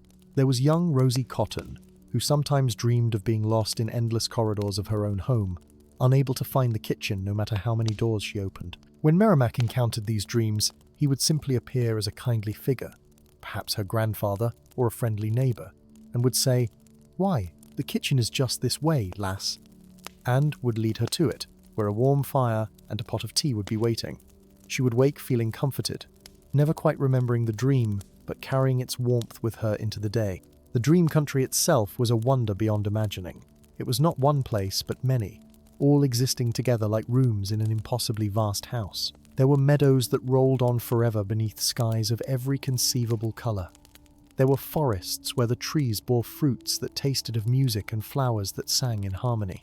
There were rivers that flowed uphill, defying all logic, yet seeming perfectly natural in the context of dreams. Between these places ran the paths, and these were what fascinated Merrimack most.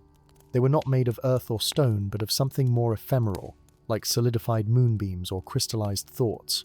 They glowed softly in the perpetual twilight of the dream country, marking safe passage through the wilderness of sleeping minds. Some paths were broad and well-traveled, connecting common dreams that many hobbits shared. Others were narrow and winding, leading to the private dreams of individuals, dreams so personal that Merrimack would pass them by, respecting the privacy of the dreamer. One night, as Merrimack walked a familiar path between the dreams of Hobbiton, he noticed something unusual. There was a new path, or rather, an old path he had never seen before, appearing as if from nowhere. It was narrower than most, barely wide enough for a single hobbit, and it glowed with a strange purple light that pulsed gently, like a heartbeat. Merrimack stood before it for a long moment, considering.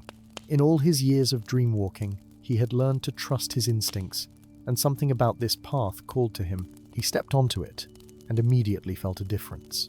This path was older than the others, far older. It thrummed with an ancient power that made the hair on his arms stand up. The path led him away from the familiar dreams of Hobbiton, through regions of the dream country he had never visited. He passed through a forest where the trees had faces that watched him with curious eyes. He crossed a bridge of glass that spanned a chasm filled with swirling stars. He climbed a hill that seemed to exist in many times at once, so that with each step he could see different seasons playing out around him. At the top of the hill, the path ended at a door. It was a simple door, round as a hobbit hole door should be, painted green and set into a hillside. But this hillside existed nowhere in the waking world. Merrimack was certain of that. The door had no handle, no keyhole, nothing to suggest how it might be opened. On it was carved a single word in letters that seemed to shift and change as he looked at them, though the meaning remained constant. The word was remember. Merrimack stood before the door, uncertain. In all his years of walking the dream paths, he had never encountered anything quite like this. The dreams he visited were always the dreams of others, but this felt different. This felt like something that belonged to the dream country itself, independent of any single dreamer. He reached out a hand, hesitated, then gently touched the surface of the door.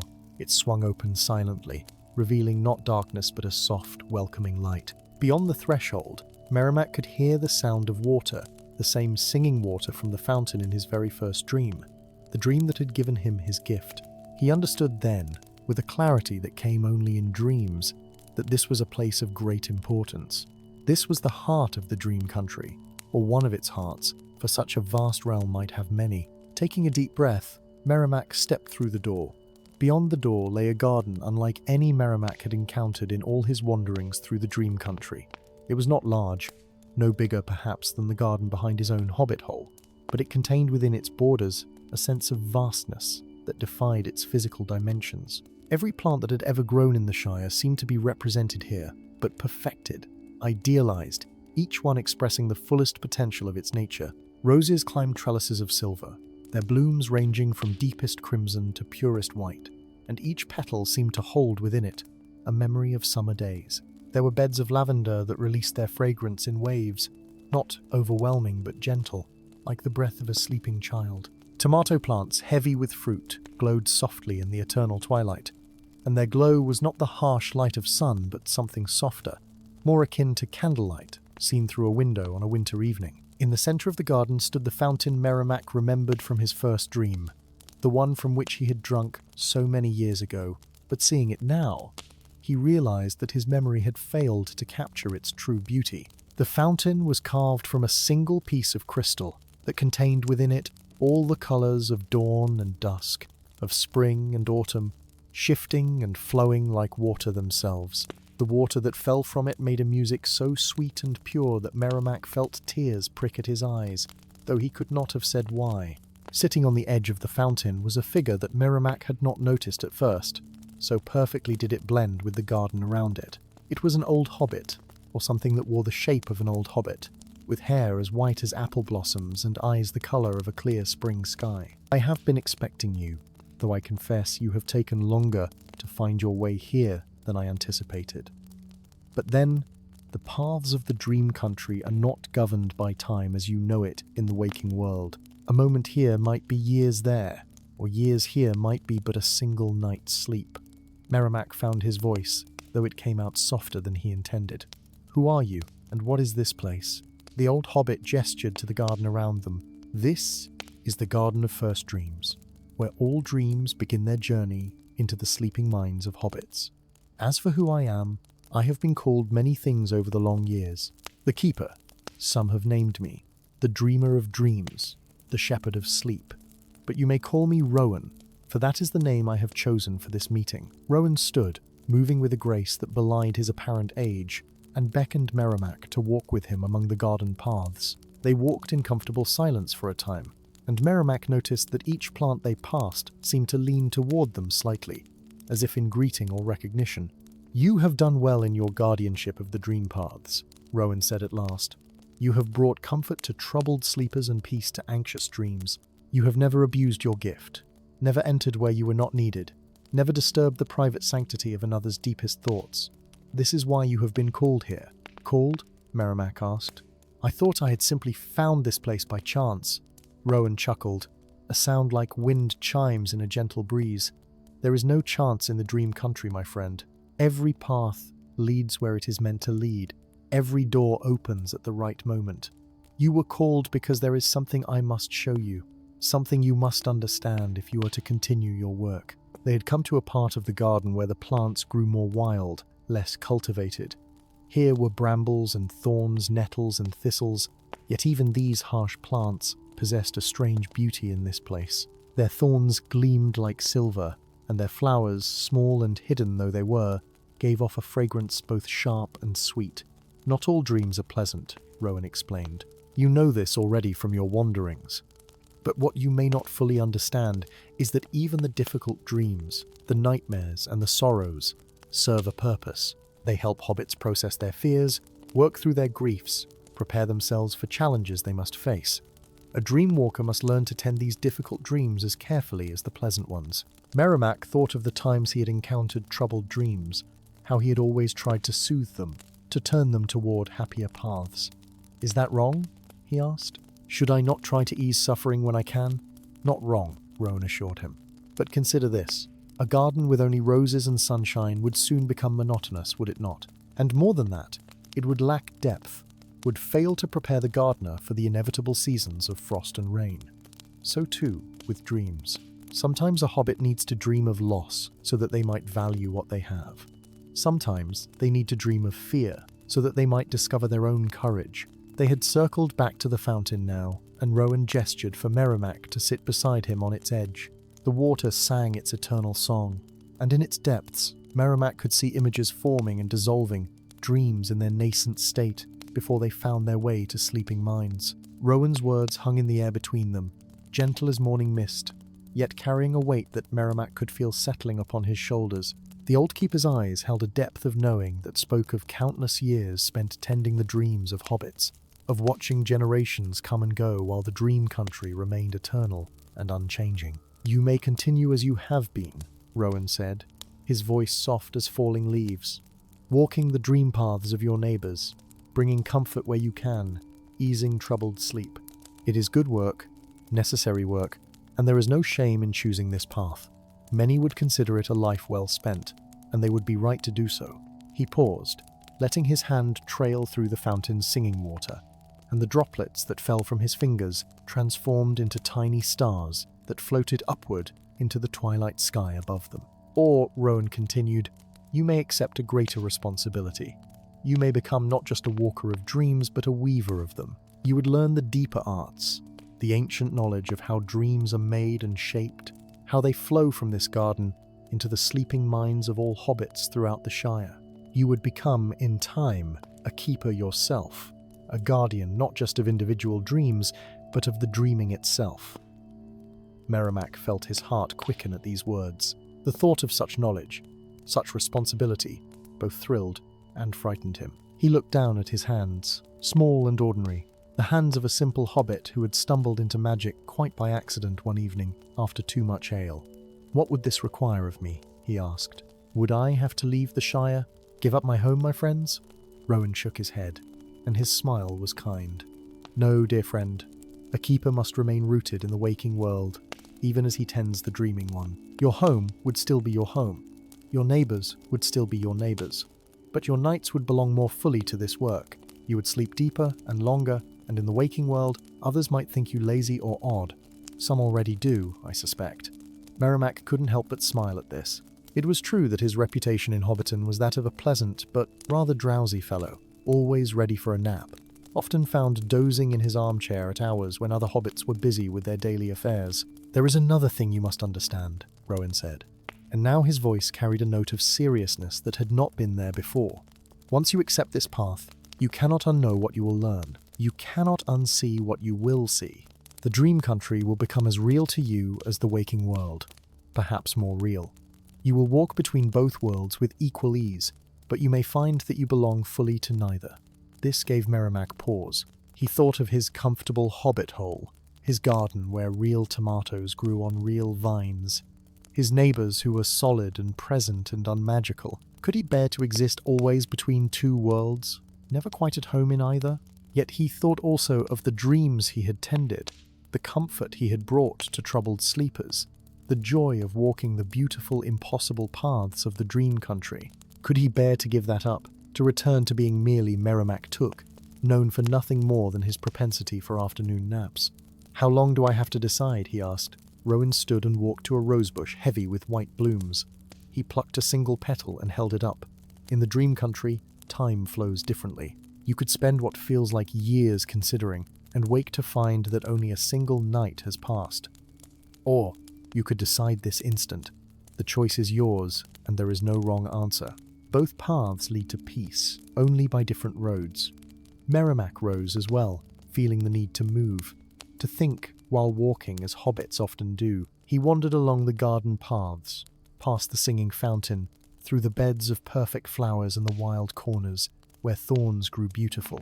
He thought about his life, about the gift he had been given, about the responsibility that was being offered. He thought of Belladonna's garden dreams, of young Pippin's adventures, of Farmer Maggot's worried crops and Rosy Cotton's lost corridors. He thought of how small actions, gently guiding a dream toward peace or helping a sleeper find their way, had brought comfort to his neighbors. Would learning the deeper mysteries allow him to do more good? Or would the weight of greater knowledge burden him beyond bearing? As he walked, Merrimack noticed something curious. Throughout the garden, among the flowers and beneath the trees, small lights were beginning to appear. They were not fireflies, though they glowed with similar gentleness. They were more like tiny stars that had decided to make their home among the earthly plants. Each one pulsed softly, and as Merrimack drew near to them, he could sense what they were. They were dreams in their earliest form, newly born from the fountain, preparing to make their journey out into the sleeping Shire. He stopped beside a rosebush where several of these dream lights clustered, One in particular caught his attention. It glowed with a warm golden color, and somehow he knew it was destined for a child, perhaps one of the Gamgee youngsters, a simple dream of playing in a meadow on a summer day. He watched as it detached from the rosebush and floated gently upward, beginning its journey along the dream paths he knew so well. The sight filled him with an emotion he could not quite name. It was not happiness exactly, nor wonder, though it contained elements of both. It was something deeper, a sense of rightness, of being exactly where he was meant to be, doing exactly what he was meant to do. When he turned back to Rowan, he knew what his answer would be. "I accept," Merrimack said, his voice steady and certain. "I will learn what you have to teach me.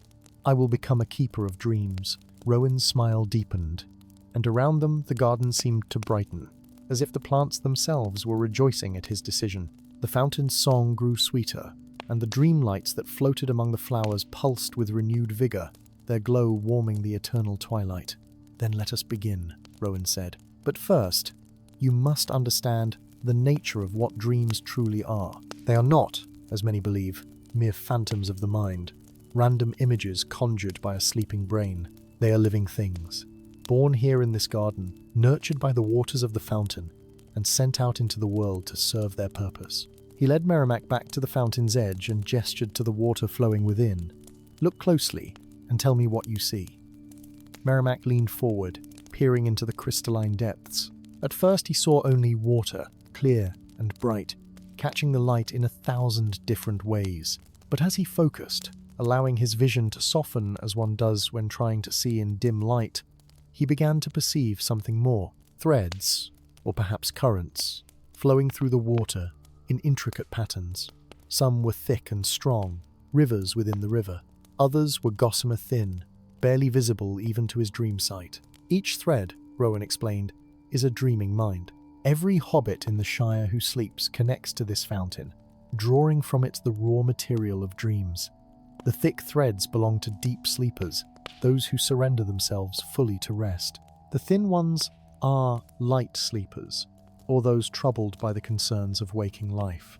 Your task as a keeper will be to ensure that each thread receives what it needs.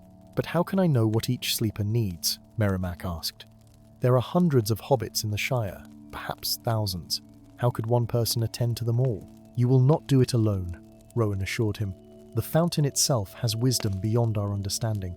It knows each heart, each need. You will learn to read these currents, to sense where your attention is most required.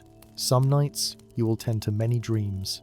Other nights you may focus on just one, a single troubled sleeper who needs special care."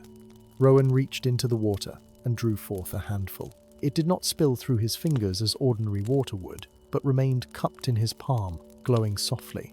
This is dream essence, the fundamental substance from which all dreams are made. In its pure form, it has no shape, no meaning. "Watch." He whispered something in a language Merrimack did not recognize, and the water in his hand began to change. It brightened, darkened, shifted through colors that had no names. Then, suddenly, it took form. In Rowan's palm rested a perfect miniature garden, complete with tiny roses and a fountain no bigger than a dewdrop. The detail was exquisite, every leaf distinct, every petal perfect. "This is how dreams are shaped," Rowan said. "Through intention, through understanding of what the dreamer needs, through connection to the deep wisdom that flows through all things. You have been doing this instinctively when you walk the dream paths, gently guiding dreams toward peace. Now, you must learn to do it consciously, with purpose and skill." The tiny garden in Rowan's hand dissolved back into water, which he returned to the fountain. "Your training will take many nights, perhaps many years by the dream country's measure, but you need not worry about the waking world. Time here moves as it needs to. You will wake when you must, rested and ready for whatever the day requires." And so Merrimack's education began. Night after night, by the measure of the waking world, he returned to the Garden of First Dreams. But within the dream country, time stretched and folded in upon itself in ways that defied normal understanding. What felt like months of study might be contained within a single night's sleep, or conversely, a brief lesson might span several nights of waking time. Rowan taught him first to sense the currents of dreaming minds, to feel the subtle differences between a child's sleep and an elder's. between the dreams of the worried and the dreams of the content. Merrimack learned to dip his hands into the fountain and read the stories written in its waters, tales of every hobbit who slept beneath the stars of the Shire that night. He learned the language of dream shaping, the gentle words and subtle gestures that could transform raw dream essence into specific forms. It was not unlike learning to cook or garden, Rowan explained. You must understand your materials, must develop a feel for how much to use and when. Too heavy a hand, and the dream becomes overwhelming, a nightmare of intensity. Too light, and it becomes insipid, forgotten upon waking. There were lessons in the different types of dreams as well. Teaching dreams, which came to those who needed to learn something about themselves or their world. Healing dreams, which helped mend wounded hearts and troubled minds. Prophetic dreams, which were rarest and most delicate, showing possible futures without imposing certainty. And memorial dreams, which preserved important memories, keeping them fresh and alive, even as years passed. Merrimack proved an apt student, his years of gentle dream-walking having prepared him well for these deeper mysteries. He learned to recognize when a dream needed to be vivid and when it should be soft and hazy. He discovered how to weave multiple dreamers' experiences together, creating shared dreams for families or close friends, strengthening their bonds even in sleep. One particularly important lesson concerned nightmares. Merrimack had always tried to prevent these, but Rowan showed him their necessity and value. A nightmare, Rowan explained as they stood in the wild corner of the garden where thorns grew beautiful, is not an enemy to be banished, but a teacher wearing a frightening mask. When a hobbit dreams of falling, they are learning to trust. When they dream of being chased, they are discovering their own strength. The fear itself is the lesson, and to remove it would be to rob them of necessary growth. Merrimack struggled with this concept at first. His instinct, born of years of gentle guardianship, was to smooth away all distress, to ensure that every sleep was peaceful and every dream was pleasant. But Rowan was patient, showing him example after example of how nightmares served their dreamers. There was old Holman Greenhand, the gardener, who sometimes dreamed of his beloved plants withering and dying. These dreams, Rowan showed Merrimack, helped Holman process his deeper fear of mortality, of the inevitable cycle of growth and decay. By facing this fear in dreams, he woke with renewed appreciation for the living beauty of his garden, able to cherish each bloom knowing it was precious precisely because it was temporary. There was young Primula Brandybuck, who dreamed occasionally of losing her way in fog, unable to find her home. These dreams, distressing though they were, helped her develop a sense of inner direction, a confidence in her own ability to find her way. After such dreams, Rowan noted, she would wake more self-assured, more willing to venture beyond familiar paths. The key, Rowan taught, was not to prevent nightmares, but to ensure they did not become too severe, that they remained within the dreamer's capacity to process and learn from. A nightmare should challenge but not break, should frighten but not traumatize. This required delicate judgment, a sensitivity to each dreamer's particular nature and current state of being. Merrimack learned to recognize when a nightmare was serving its purpose and when it had crossed the line into genuine harm. He learned the subtle ways to ease a dream that had become too intense, not by banishing it entirely, but by introducing elements of hope or assistance. A dreamer fleeing from darkness might find a friendly light in the distance. One lost in a maze might glimpse a familiar landmark. These small interventions allowed the dream to continue its work while preventing it from becoming overwhelming. As the seasons turned in the waking world, Merrimack's skill grew. He became attuned to the rhythms of the Shire's collective dreaming, sensing patterns he had never noticed before. In spring, dreams were full of growth and possibility, the fountain's waters running bright and clear. Summer dreams were long and lazy, rich with contentment. Autumn brought dreams of harvest and preparation, while winter dreams turned inward, deep and reflective. He learned, too, about the great dreams, the rare occurrences, when something of profound importance needed to be communicated to a dreamer. These could not be forced or manufactured, Rowan explained. They arose from the fountain itself when the time was right, when a hobbit stood at a crossroads in their life and needed guidance that could come only from the deepest wisdom. Merrimack witnessed several such dreams during his training. He saw the dream that came to Farmer Cotton when he was deciding whether to plant a new crop or stick with traditional methods. The dream showed him his fields as they could be, not dictating his choice but expanding his vision of what was possible. He woke knowing he could take the risk, and his harvest that year was remembered for generations. He observed the dream that visited Bella Baggins when she was considering whether to marry a particular suitor. The dream did not tell her yes or no, but showed her the truth of her own heart, the difference between what she thought she should want and what she truly desired. She woke with clarity and courage, and her decision, whatever it was made with certainty. These great dreams moved Merrimack deeply. He began to understand that dream-keeping was not about control or manipulation, but about service, about helping each hobbit find their own truth, face their own fears, discover their own strength. The dreams came from somewhere beyond even the garden, Rowan told him, from the same source that made the stars shine and the rivers flow, and the keeper's role was simply to ensure they reached their intended recipient, clearly and purely. One night, as Merrimack tended the fountain under Rowan's watchful eye, he noticed a disturbance in the waters. One of the threads, usually steady and strong, had become erratic, pulsing with a distress that set his teeth on edge. Without thinking, he reached toward it, trying to understand what was wrong. It was young Ponto Took, a distant cousin, and he was caught in a nightmare that had spiraled beyond his ability to manage. He dreamed he was drowning in the Brandywine River, the waters closing over his head again and again, no matter how hard he struggled toward the surface. But this was not a teaching nightmare. Merrimack realized this was a true night terror, born of a real trauma. Ponto had nearly drowned as a child, and something in his waking life had triggered the memory. Merrimack looked to Rowan, uncertain. The old keeper nodded. "This is your first true test. You must help him, but remember, you cannot simply erase the dream." He could feel the boy's terror, the cold water, the desperate need for air. Instead of pulling him from the dream, Merrimack sensed something else. Warmth, light, and most importantly, the presence of someone who cared, someone who understood. In Ponto's dream, the waters began to change. They were still deep, still dark, but they no longer felt hostile. And there, swimming beside him, was a figure he could not quite see clearly but whose presence brought comfort. The figure, swimming beside Ponto in his dream, was formless, yet familiar. A presence, rather than a person, and it radiated calm assurance.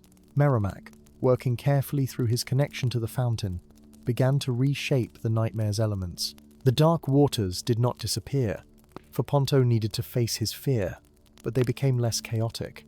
The surface, which had seemed impossibly far away, drew gradually closer. Most importantly, Merrimack helped Ponto remember something the boy had forgotten in his panic. He could swim. He had learned after his accident, had spent summers practicing in the safe shallows of the bywater pool. The dream had made him forget his own capability, but now, with the calming presence beside him, the knowledge returned. In the dream, Ponto's strokes became more coordinated, more purposeful. The water supported rather than fought him, and when his head broke the surface at last, he found himself not in the dangerous currents of the Brandywine, but in a peaceful pond, surrounded by flowering water lilies. The sun shone warmly on his face, and nearby, safe and solid, was the grassy bank. Merrimack felt the moment when Ponto's terror transformed into triumph. The boy swam to shore in his dream with strong, confident strokes, climbed out onto the soft grass, and lay there in the warm sunlight, breathing easily, his heart no longer racing with fear, but beating steady and calm. The nightmare had been faced and overcome, and though Ponto would not remember all the details upon waking, he would carry with him a new sense of peace about the water, a healing of the old wound. "Well done," Rowan said softly, as Merrimack withdrew his attention from the thread. "You did not remove the challenge, but gave him the tools to meet it. That is the heart of dreamkeeping. We do not rescue, but remind. We do not solve, but support. The strength was always within him. You simply helped him remember it."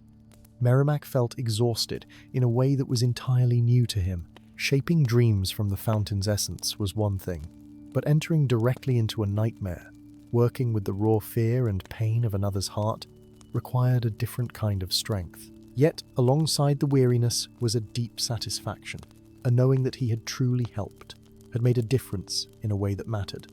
From that night forward, Merrimack's training took on new depth. Rowan began to entrust him with more complex situations, teaching him to work with multiple dreamers at once.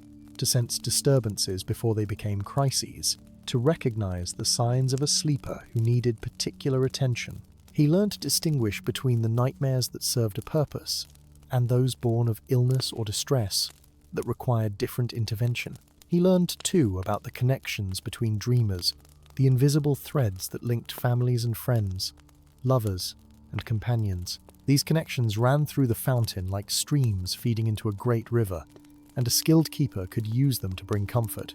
A mother worried about her son far away in Bree might dream of him safe and well, not because Merrimack knew the son's actual state, but because the mother's heart needed peace. A pair of old friends separated by quarrel might find their dreams crossing paths, reminding them of shared joys and the value of forgiveness. The seasons continued their eternal wheel, and with each turning, Merrimack grew more attuned to his work. He began to notice patterns in the Shire's collective dreaming that reflected the deeper currents of Hobbit life. Before a harsh winter, dreams of preparation and storage increased. Before a joyous celebration, dreams grew lighter and more festive. The hobbits did not consciously know what was coming, but some part of them, connected to the land and to each other through the fountain's waters, sensed and prepared. One particularly memorable night, Merrimack sensed something unusual in the fountain's flow. There was a new thread, thin and tentative, unlike the familiar patterns of established hobbits. He focused his attention on it, and realized with wonder that it was a child yet unborn, already beginning to dream in the womb. The dreams were formless, more sensation than image, but they were real and precious. Rowan noticed his attention and smiled. The youngest dreamers, he said, are perhaps the most important to tend. Their dreams now will shape who they become, will lay the foundation for all their sleeping years to come. We give them peace, safety, warmth. These early dreams teach them that sleep is a refuge, that the night is nothing to fear. Merrimack dedicated special attention to these unborn dreamers, learning to recognize each one, to track them through the months until their birth and beyond. He found joy in sensing when a baby took its first conscious dream, usually a simple impression of comfort and mother's voice. He witnessed their dreams grow more complex as they aged, developing stories and characters, fears and wonders. It was during this time that Merrimack began to fully understand the scope of his responsibility. He was not just tending individual dreams, but participating in the great weaving of the Shire's collective story. Every dream he shaped, every nightmare he eased, every moment of peace he brought to a troubled sleeper. These were all threads in a vast tapestry that connected every hobbit to every other, living and dead, past and future. The garden itself seemed to reflect his growing understanding. He noticed things he had not seen before, subtle patterns in how the plants grew, in which flowers bloomed when, in the paths that wound between the beds. The garden was alive in a way that went beyond ordinary life, responsive to the needs of the dreamers it served. Rowan watched his progress with quiet satisfaction. One evening, as the waking world prepared for sleep, and Merrimack settled into his familiar armchair by the fire, Rowan appeared to him before he had even fully entered the dream country. The old keeper's expression was serene as always, but there was something in his eyes that suggested a change was coming. "Tonight," Rowan said, "you will work alone. I will watch, as I have always watched, but I will not guide your hand. The fountain is yours to tend. The dreamers are yours to serve. Trust what you have learned, and trust even more what you know in your heart." Merrimack felt a flutter of nervousness, but also readiness. He had trained for this moment through countless nights. He understood the fountain's currents, knew the rhythms of the Shire's dreaming, had learned to read the needs of each sleeping heart. He nodded, and Rowan stepped back, becoming less distinct, more like a shadow among shadows, present but not interfering. Taking a deep breath that was not quite physical but served the same purpose, Merrimack approached the fountain. He placed his hands in its singing waters and opened himself fully to the flow of dreaming minds. There were so many, hundreds of threads weaving through the crystal depths, each one unique, each one precious. For a moment, the sheer number overwhelmed him, but then his training asserted itself and he found the calm center within the chaos. He began his work methodically, sensing each thread, checking its strength and character. Most were steady, requiring no intervention. These hobbits slept peacefully, their dreams flowing naturally from the fountain's abundance. Others needed small adjustments, gentle touches, A child's dream was growing too exciting and threatening to wake her, so Merrimack softened it, slowed its pace. An old farmer's dream had become repetitive and dull, so he introduced a new element, a surprise visitor to break the pattern. Then he sensed something that made him pause. There was a thread he knew well, one he attended many times. It belonged to Bella Baggins, the same Bella who had once needed guidance about marriage. She was older now, married these many years, and usually her dreams were content, full of her children and her garden. But tonight something was different. The thread pulsed with a grief so profound that Merrimack felt it in his own heart. He focused more closely and understood. Bella had lost someone dear to her, a sister who had passed away just that morning. The grief was fresh and raw, and her sleep was troubled by it, filled with the painful absence of the one she had loved. Merrimack's first instinct was to ease the pain, to turn the dream toward happier memories. But he remembered Rowan's teachings about the necessity of difficult emotions. Instead, he entered the dream carefully. Bella walked through a garden, but it was autumn, and the flowers were fading. She searched for something, calling a name that Merrimack could not quite hear. The sadness in the dream was palpable, heavy as winter rain. Merrimack did not change the season or bring back the flowers. Instead, he helped the dream deepen, become more true. Bella's sister appeared, not as she had been in death, but as she had lived, vibrant and laughing. They sat together on a bench beneath a golden tree, and they talked. Merrimack could not hear their words, nor did he need to. This was a private conversation, a farewell that needed to happen in the safe space of dreams. When Bella woke in the morning, she would still grieve. The loss would still be real and painful, but she would have said goodbye, would have held her sister one more time in that place where death has no final power. The dream would not erase her grief, but would help her carry it, would give her a foundation of peace beneath the sorrow. As Merrimack withdrew from Bella's dream, he felt Rowan's approval, though the old keeper said nothing. This was perhaps the most important lesson of all, that sometimes the greatest service a dream keeper could offer was not to provide comfort, but to provide space for necessary pain, to ensure that grief could be felt safely and fully. The night continued, and Merrimack worked steadily through the fountain's currents. He tended a young hobbit's anxiety dream about an upcoming test, not by making the test disappear, but by reminding the dreamer of their own preparation and capability. He soothed a mother's worry about her child's health by showing her the child sleeping peacefully. He helped an elderly hobbit process memories of his youth, allowing him to revisit old joys without the sorrow of their passing. There were moments of pure delight, too. A group of young hobbits had their dreams intersect, and they found themselves together in a grand adventure through impossible landscapes. Merrimack watched over this shared dream with pleasure, ensuring it remained joyful and safe, while allowing it to be as wild and wonderful as young imaginations required. As dawn approached in the waking world, Merrimack sensed the threads beginning to thin, dreams concluding as sleepers stirred toward wakefulness. He made his final rounds, checking each thread one last time, ensuring all was well. Some hobbits would remember their dreams clearly, others would wake with only vague impressions. A few would remember nothing at all, but would still carry the benefit of what they had experienced in sleep.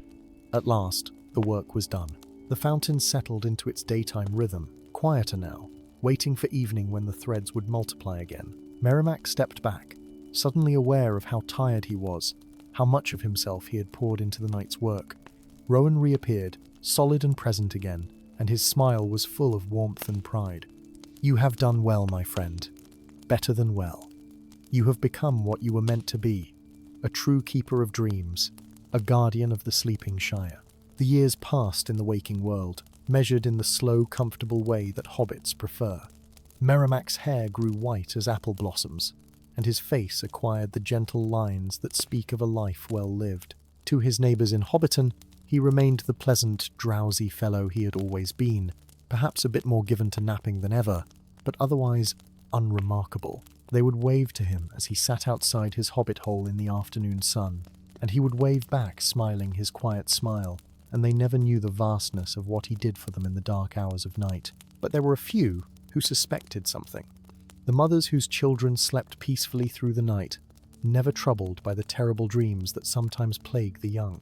The old hobbits who found their aches and pains seemed less bothersome after a good sleep, as if their dreams had given them strength to bear the burdens of age. The troubled souls who woke with solutions to problems that had seemed insurmountable the night before, or with the courage to face fears they had thought would defeat them. Sometimes in the Green Dragon Inn, when talk turned to the mysterious and unexplained, someone would mention how well everyone in Hobbiton seemed to sleep.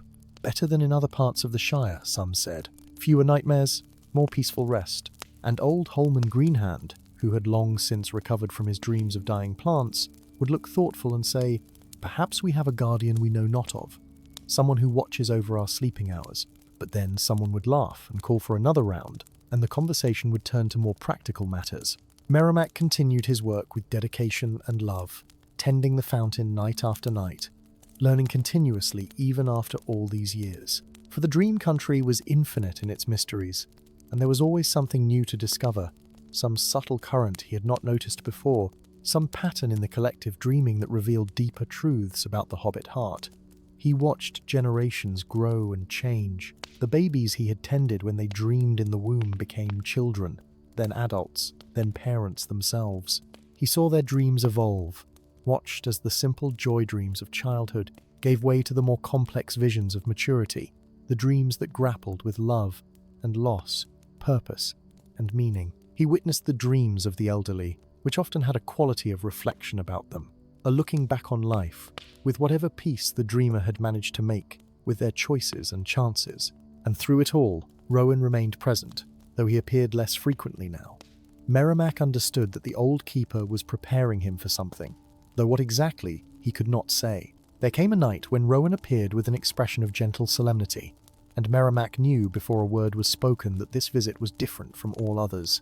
"Walk with me," Rowan said, and they left the garden, following paths through the dream country that Merrimack had never travelled. They walked for what felt like hours, through landscapes of increasing strangeness and beauty, until they came at last to a hilltop that overlooked not just the dream country, but somehow all of Middle-earth spread out below them like a great tapestry. From this vantage point, Merrimack could see rivers of dreaming flowing from every corner of the world. Not just the Shire, but everywhere people and beings slept and dreamed. There were great rivers from the cities of men, wide and tumultuous. There were clear streams from the elven realms, ancient and deep. Even from the mountains came thin trickles, the dreams of dwarves who slept in stone halls. All of these flowed together, merging and separating, creating patterns of impossible complexity and beauty. "This is what you serve," Rowan said softly.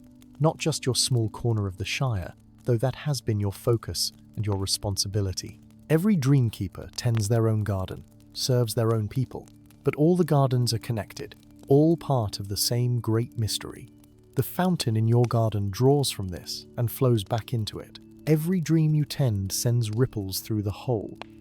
Merrimack stood in silence, overwhelmed by the vastness of it. He had known, intellectually, that other dreamkeepers must exist, that his could not be the only garden. But to see it thus, to understand the true scope of the dreaming world, filled him with an awe beyond words.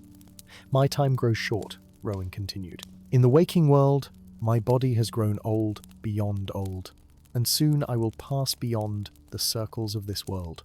But before I go, I must tell you what comes next." He turned to face Merrimack directly, and his eyes held depths that Merrimack had never fully plumbed. "One day, perhaps many years hence, you too will feel the call to pass on your keeping. When that time comes, you will know. The fountain itself will show you who is meant to follow you, who carries the gift of dream walking in their heart. You will teach them as I have taught you, will guide them through the mysteries, until they are ready to tend the garden alone. And then, when your task is complete, you will lay down your burden and take your rest." "But where will I go?" Merrimack asked. "When my work is done and my life is ended, where do dreamkeepers go?" Rowan smiled, and it was the most peaceful expression Merrimack had ever seen.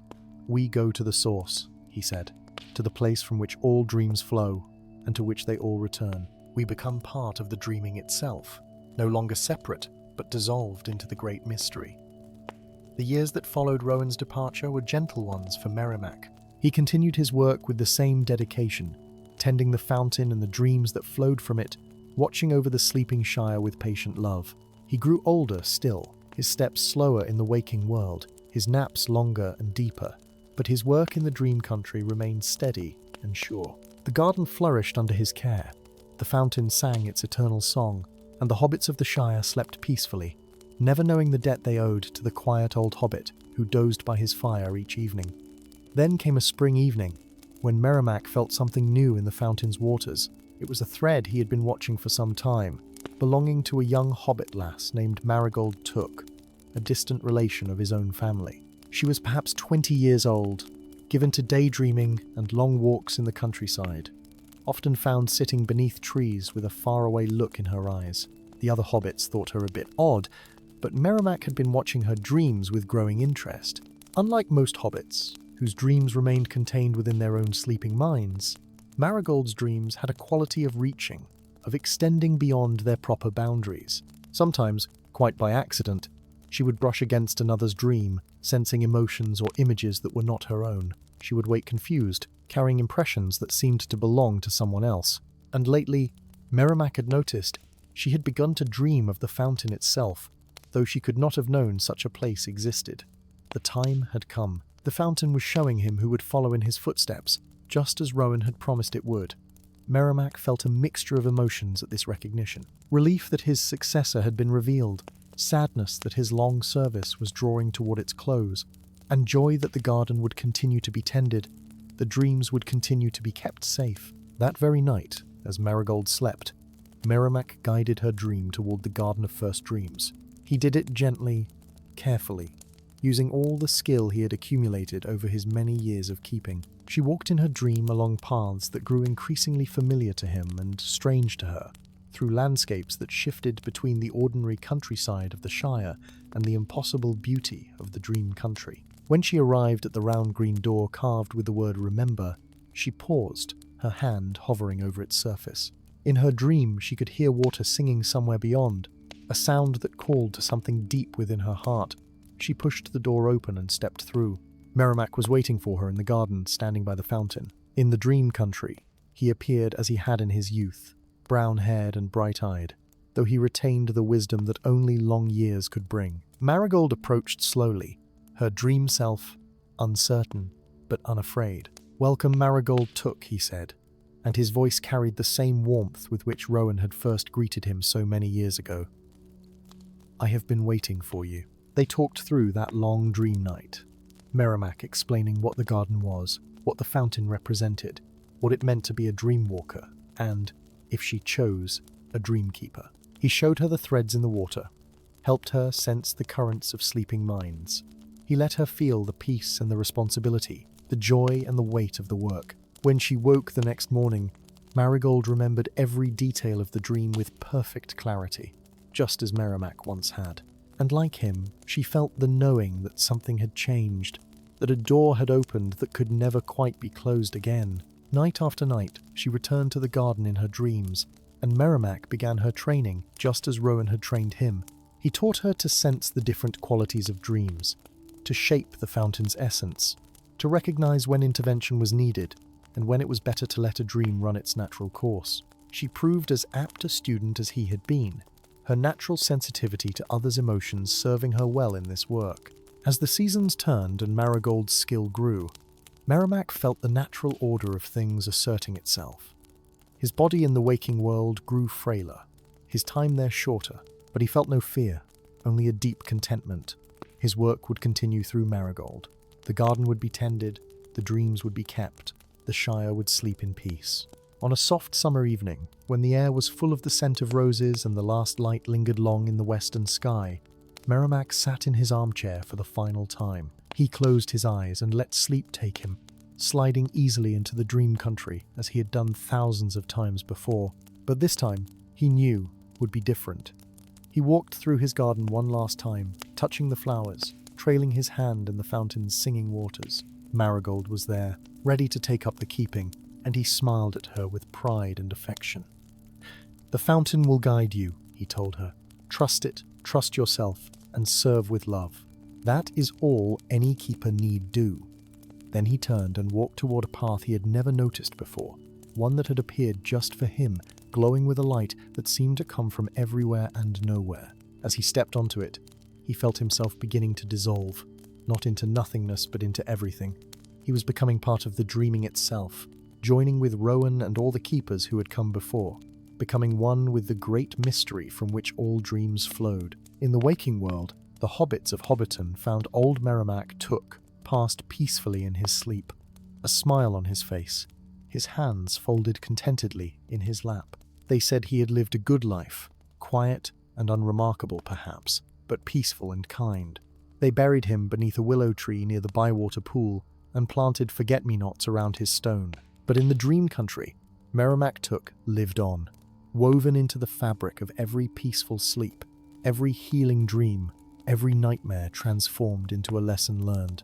And in the Garden of First Dreams, young Marigold Took tended the fountain faithfully, watching over the sleeping Shire just as he had done, keeping the ancient promise that all dreamkeepers make to serve with love the sacred mystery of sleep. And so the story of Merrimack Took passes into legend, remembered not in history books or in songs sung at festivals, but in the peaceful sleep of hobbits, in the gentle dreams that come in the deep hours of night, in the comfort that descends when weary heads rest upon soft pillows and eyes close against the darkness.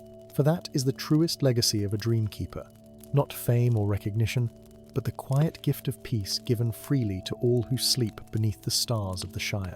May your own sleep be peaceful, dear listener, and your dreams be gentle. May you rest well in the knowledge that somewhere, in realms beyond waking, there are guardians who watch over sleeping hearts, who tend the gardens from which dreams flow, who serve the great mystery with love and dedication. Close your eyes now and let sleep carry you to that peaceful country, where all is well and all manner of things are well, and the fountain sings its eternal song of rest and renewal. Sleep well and dream peacefully, until the morning light returns.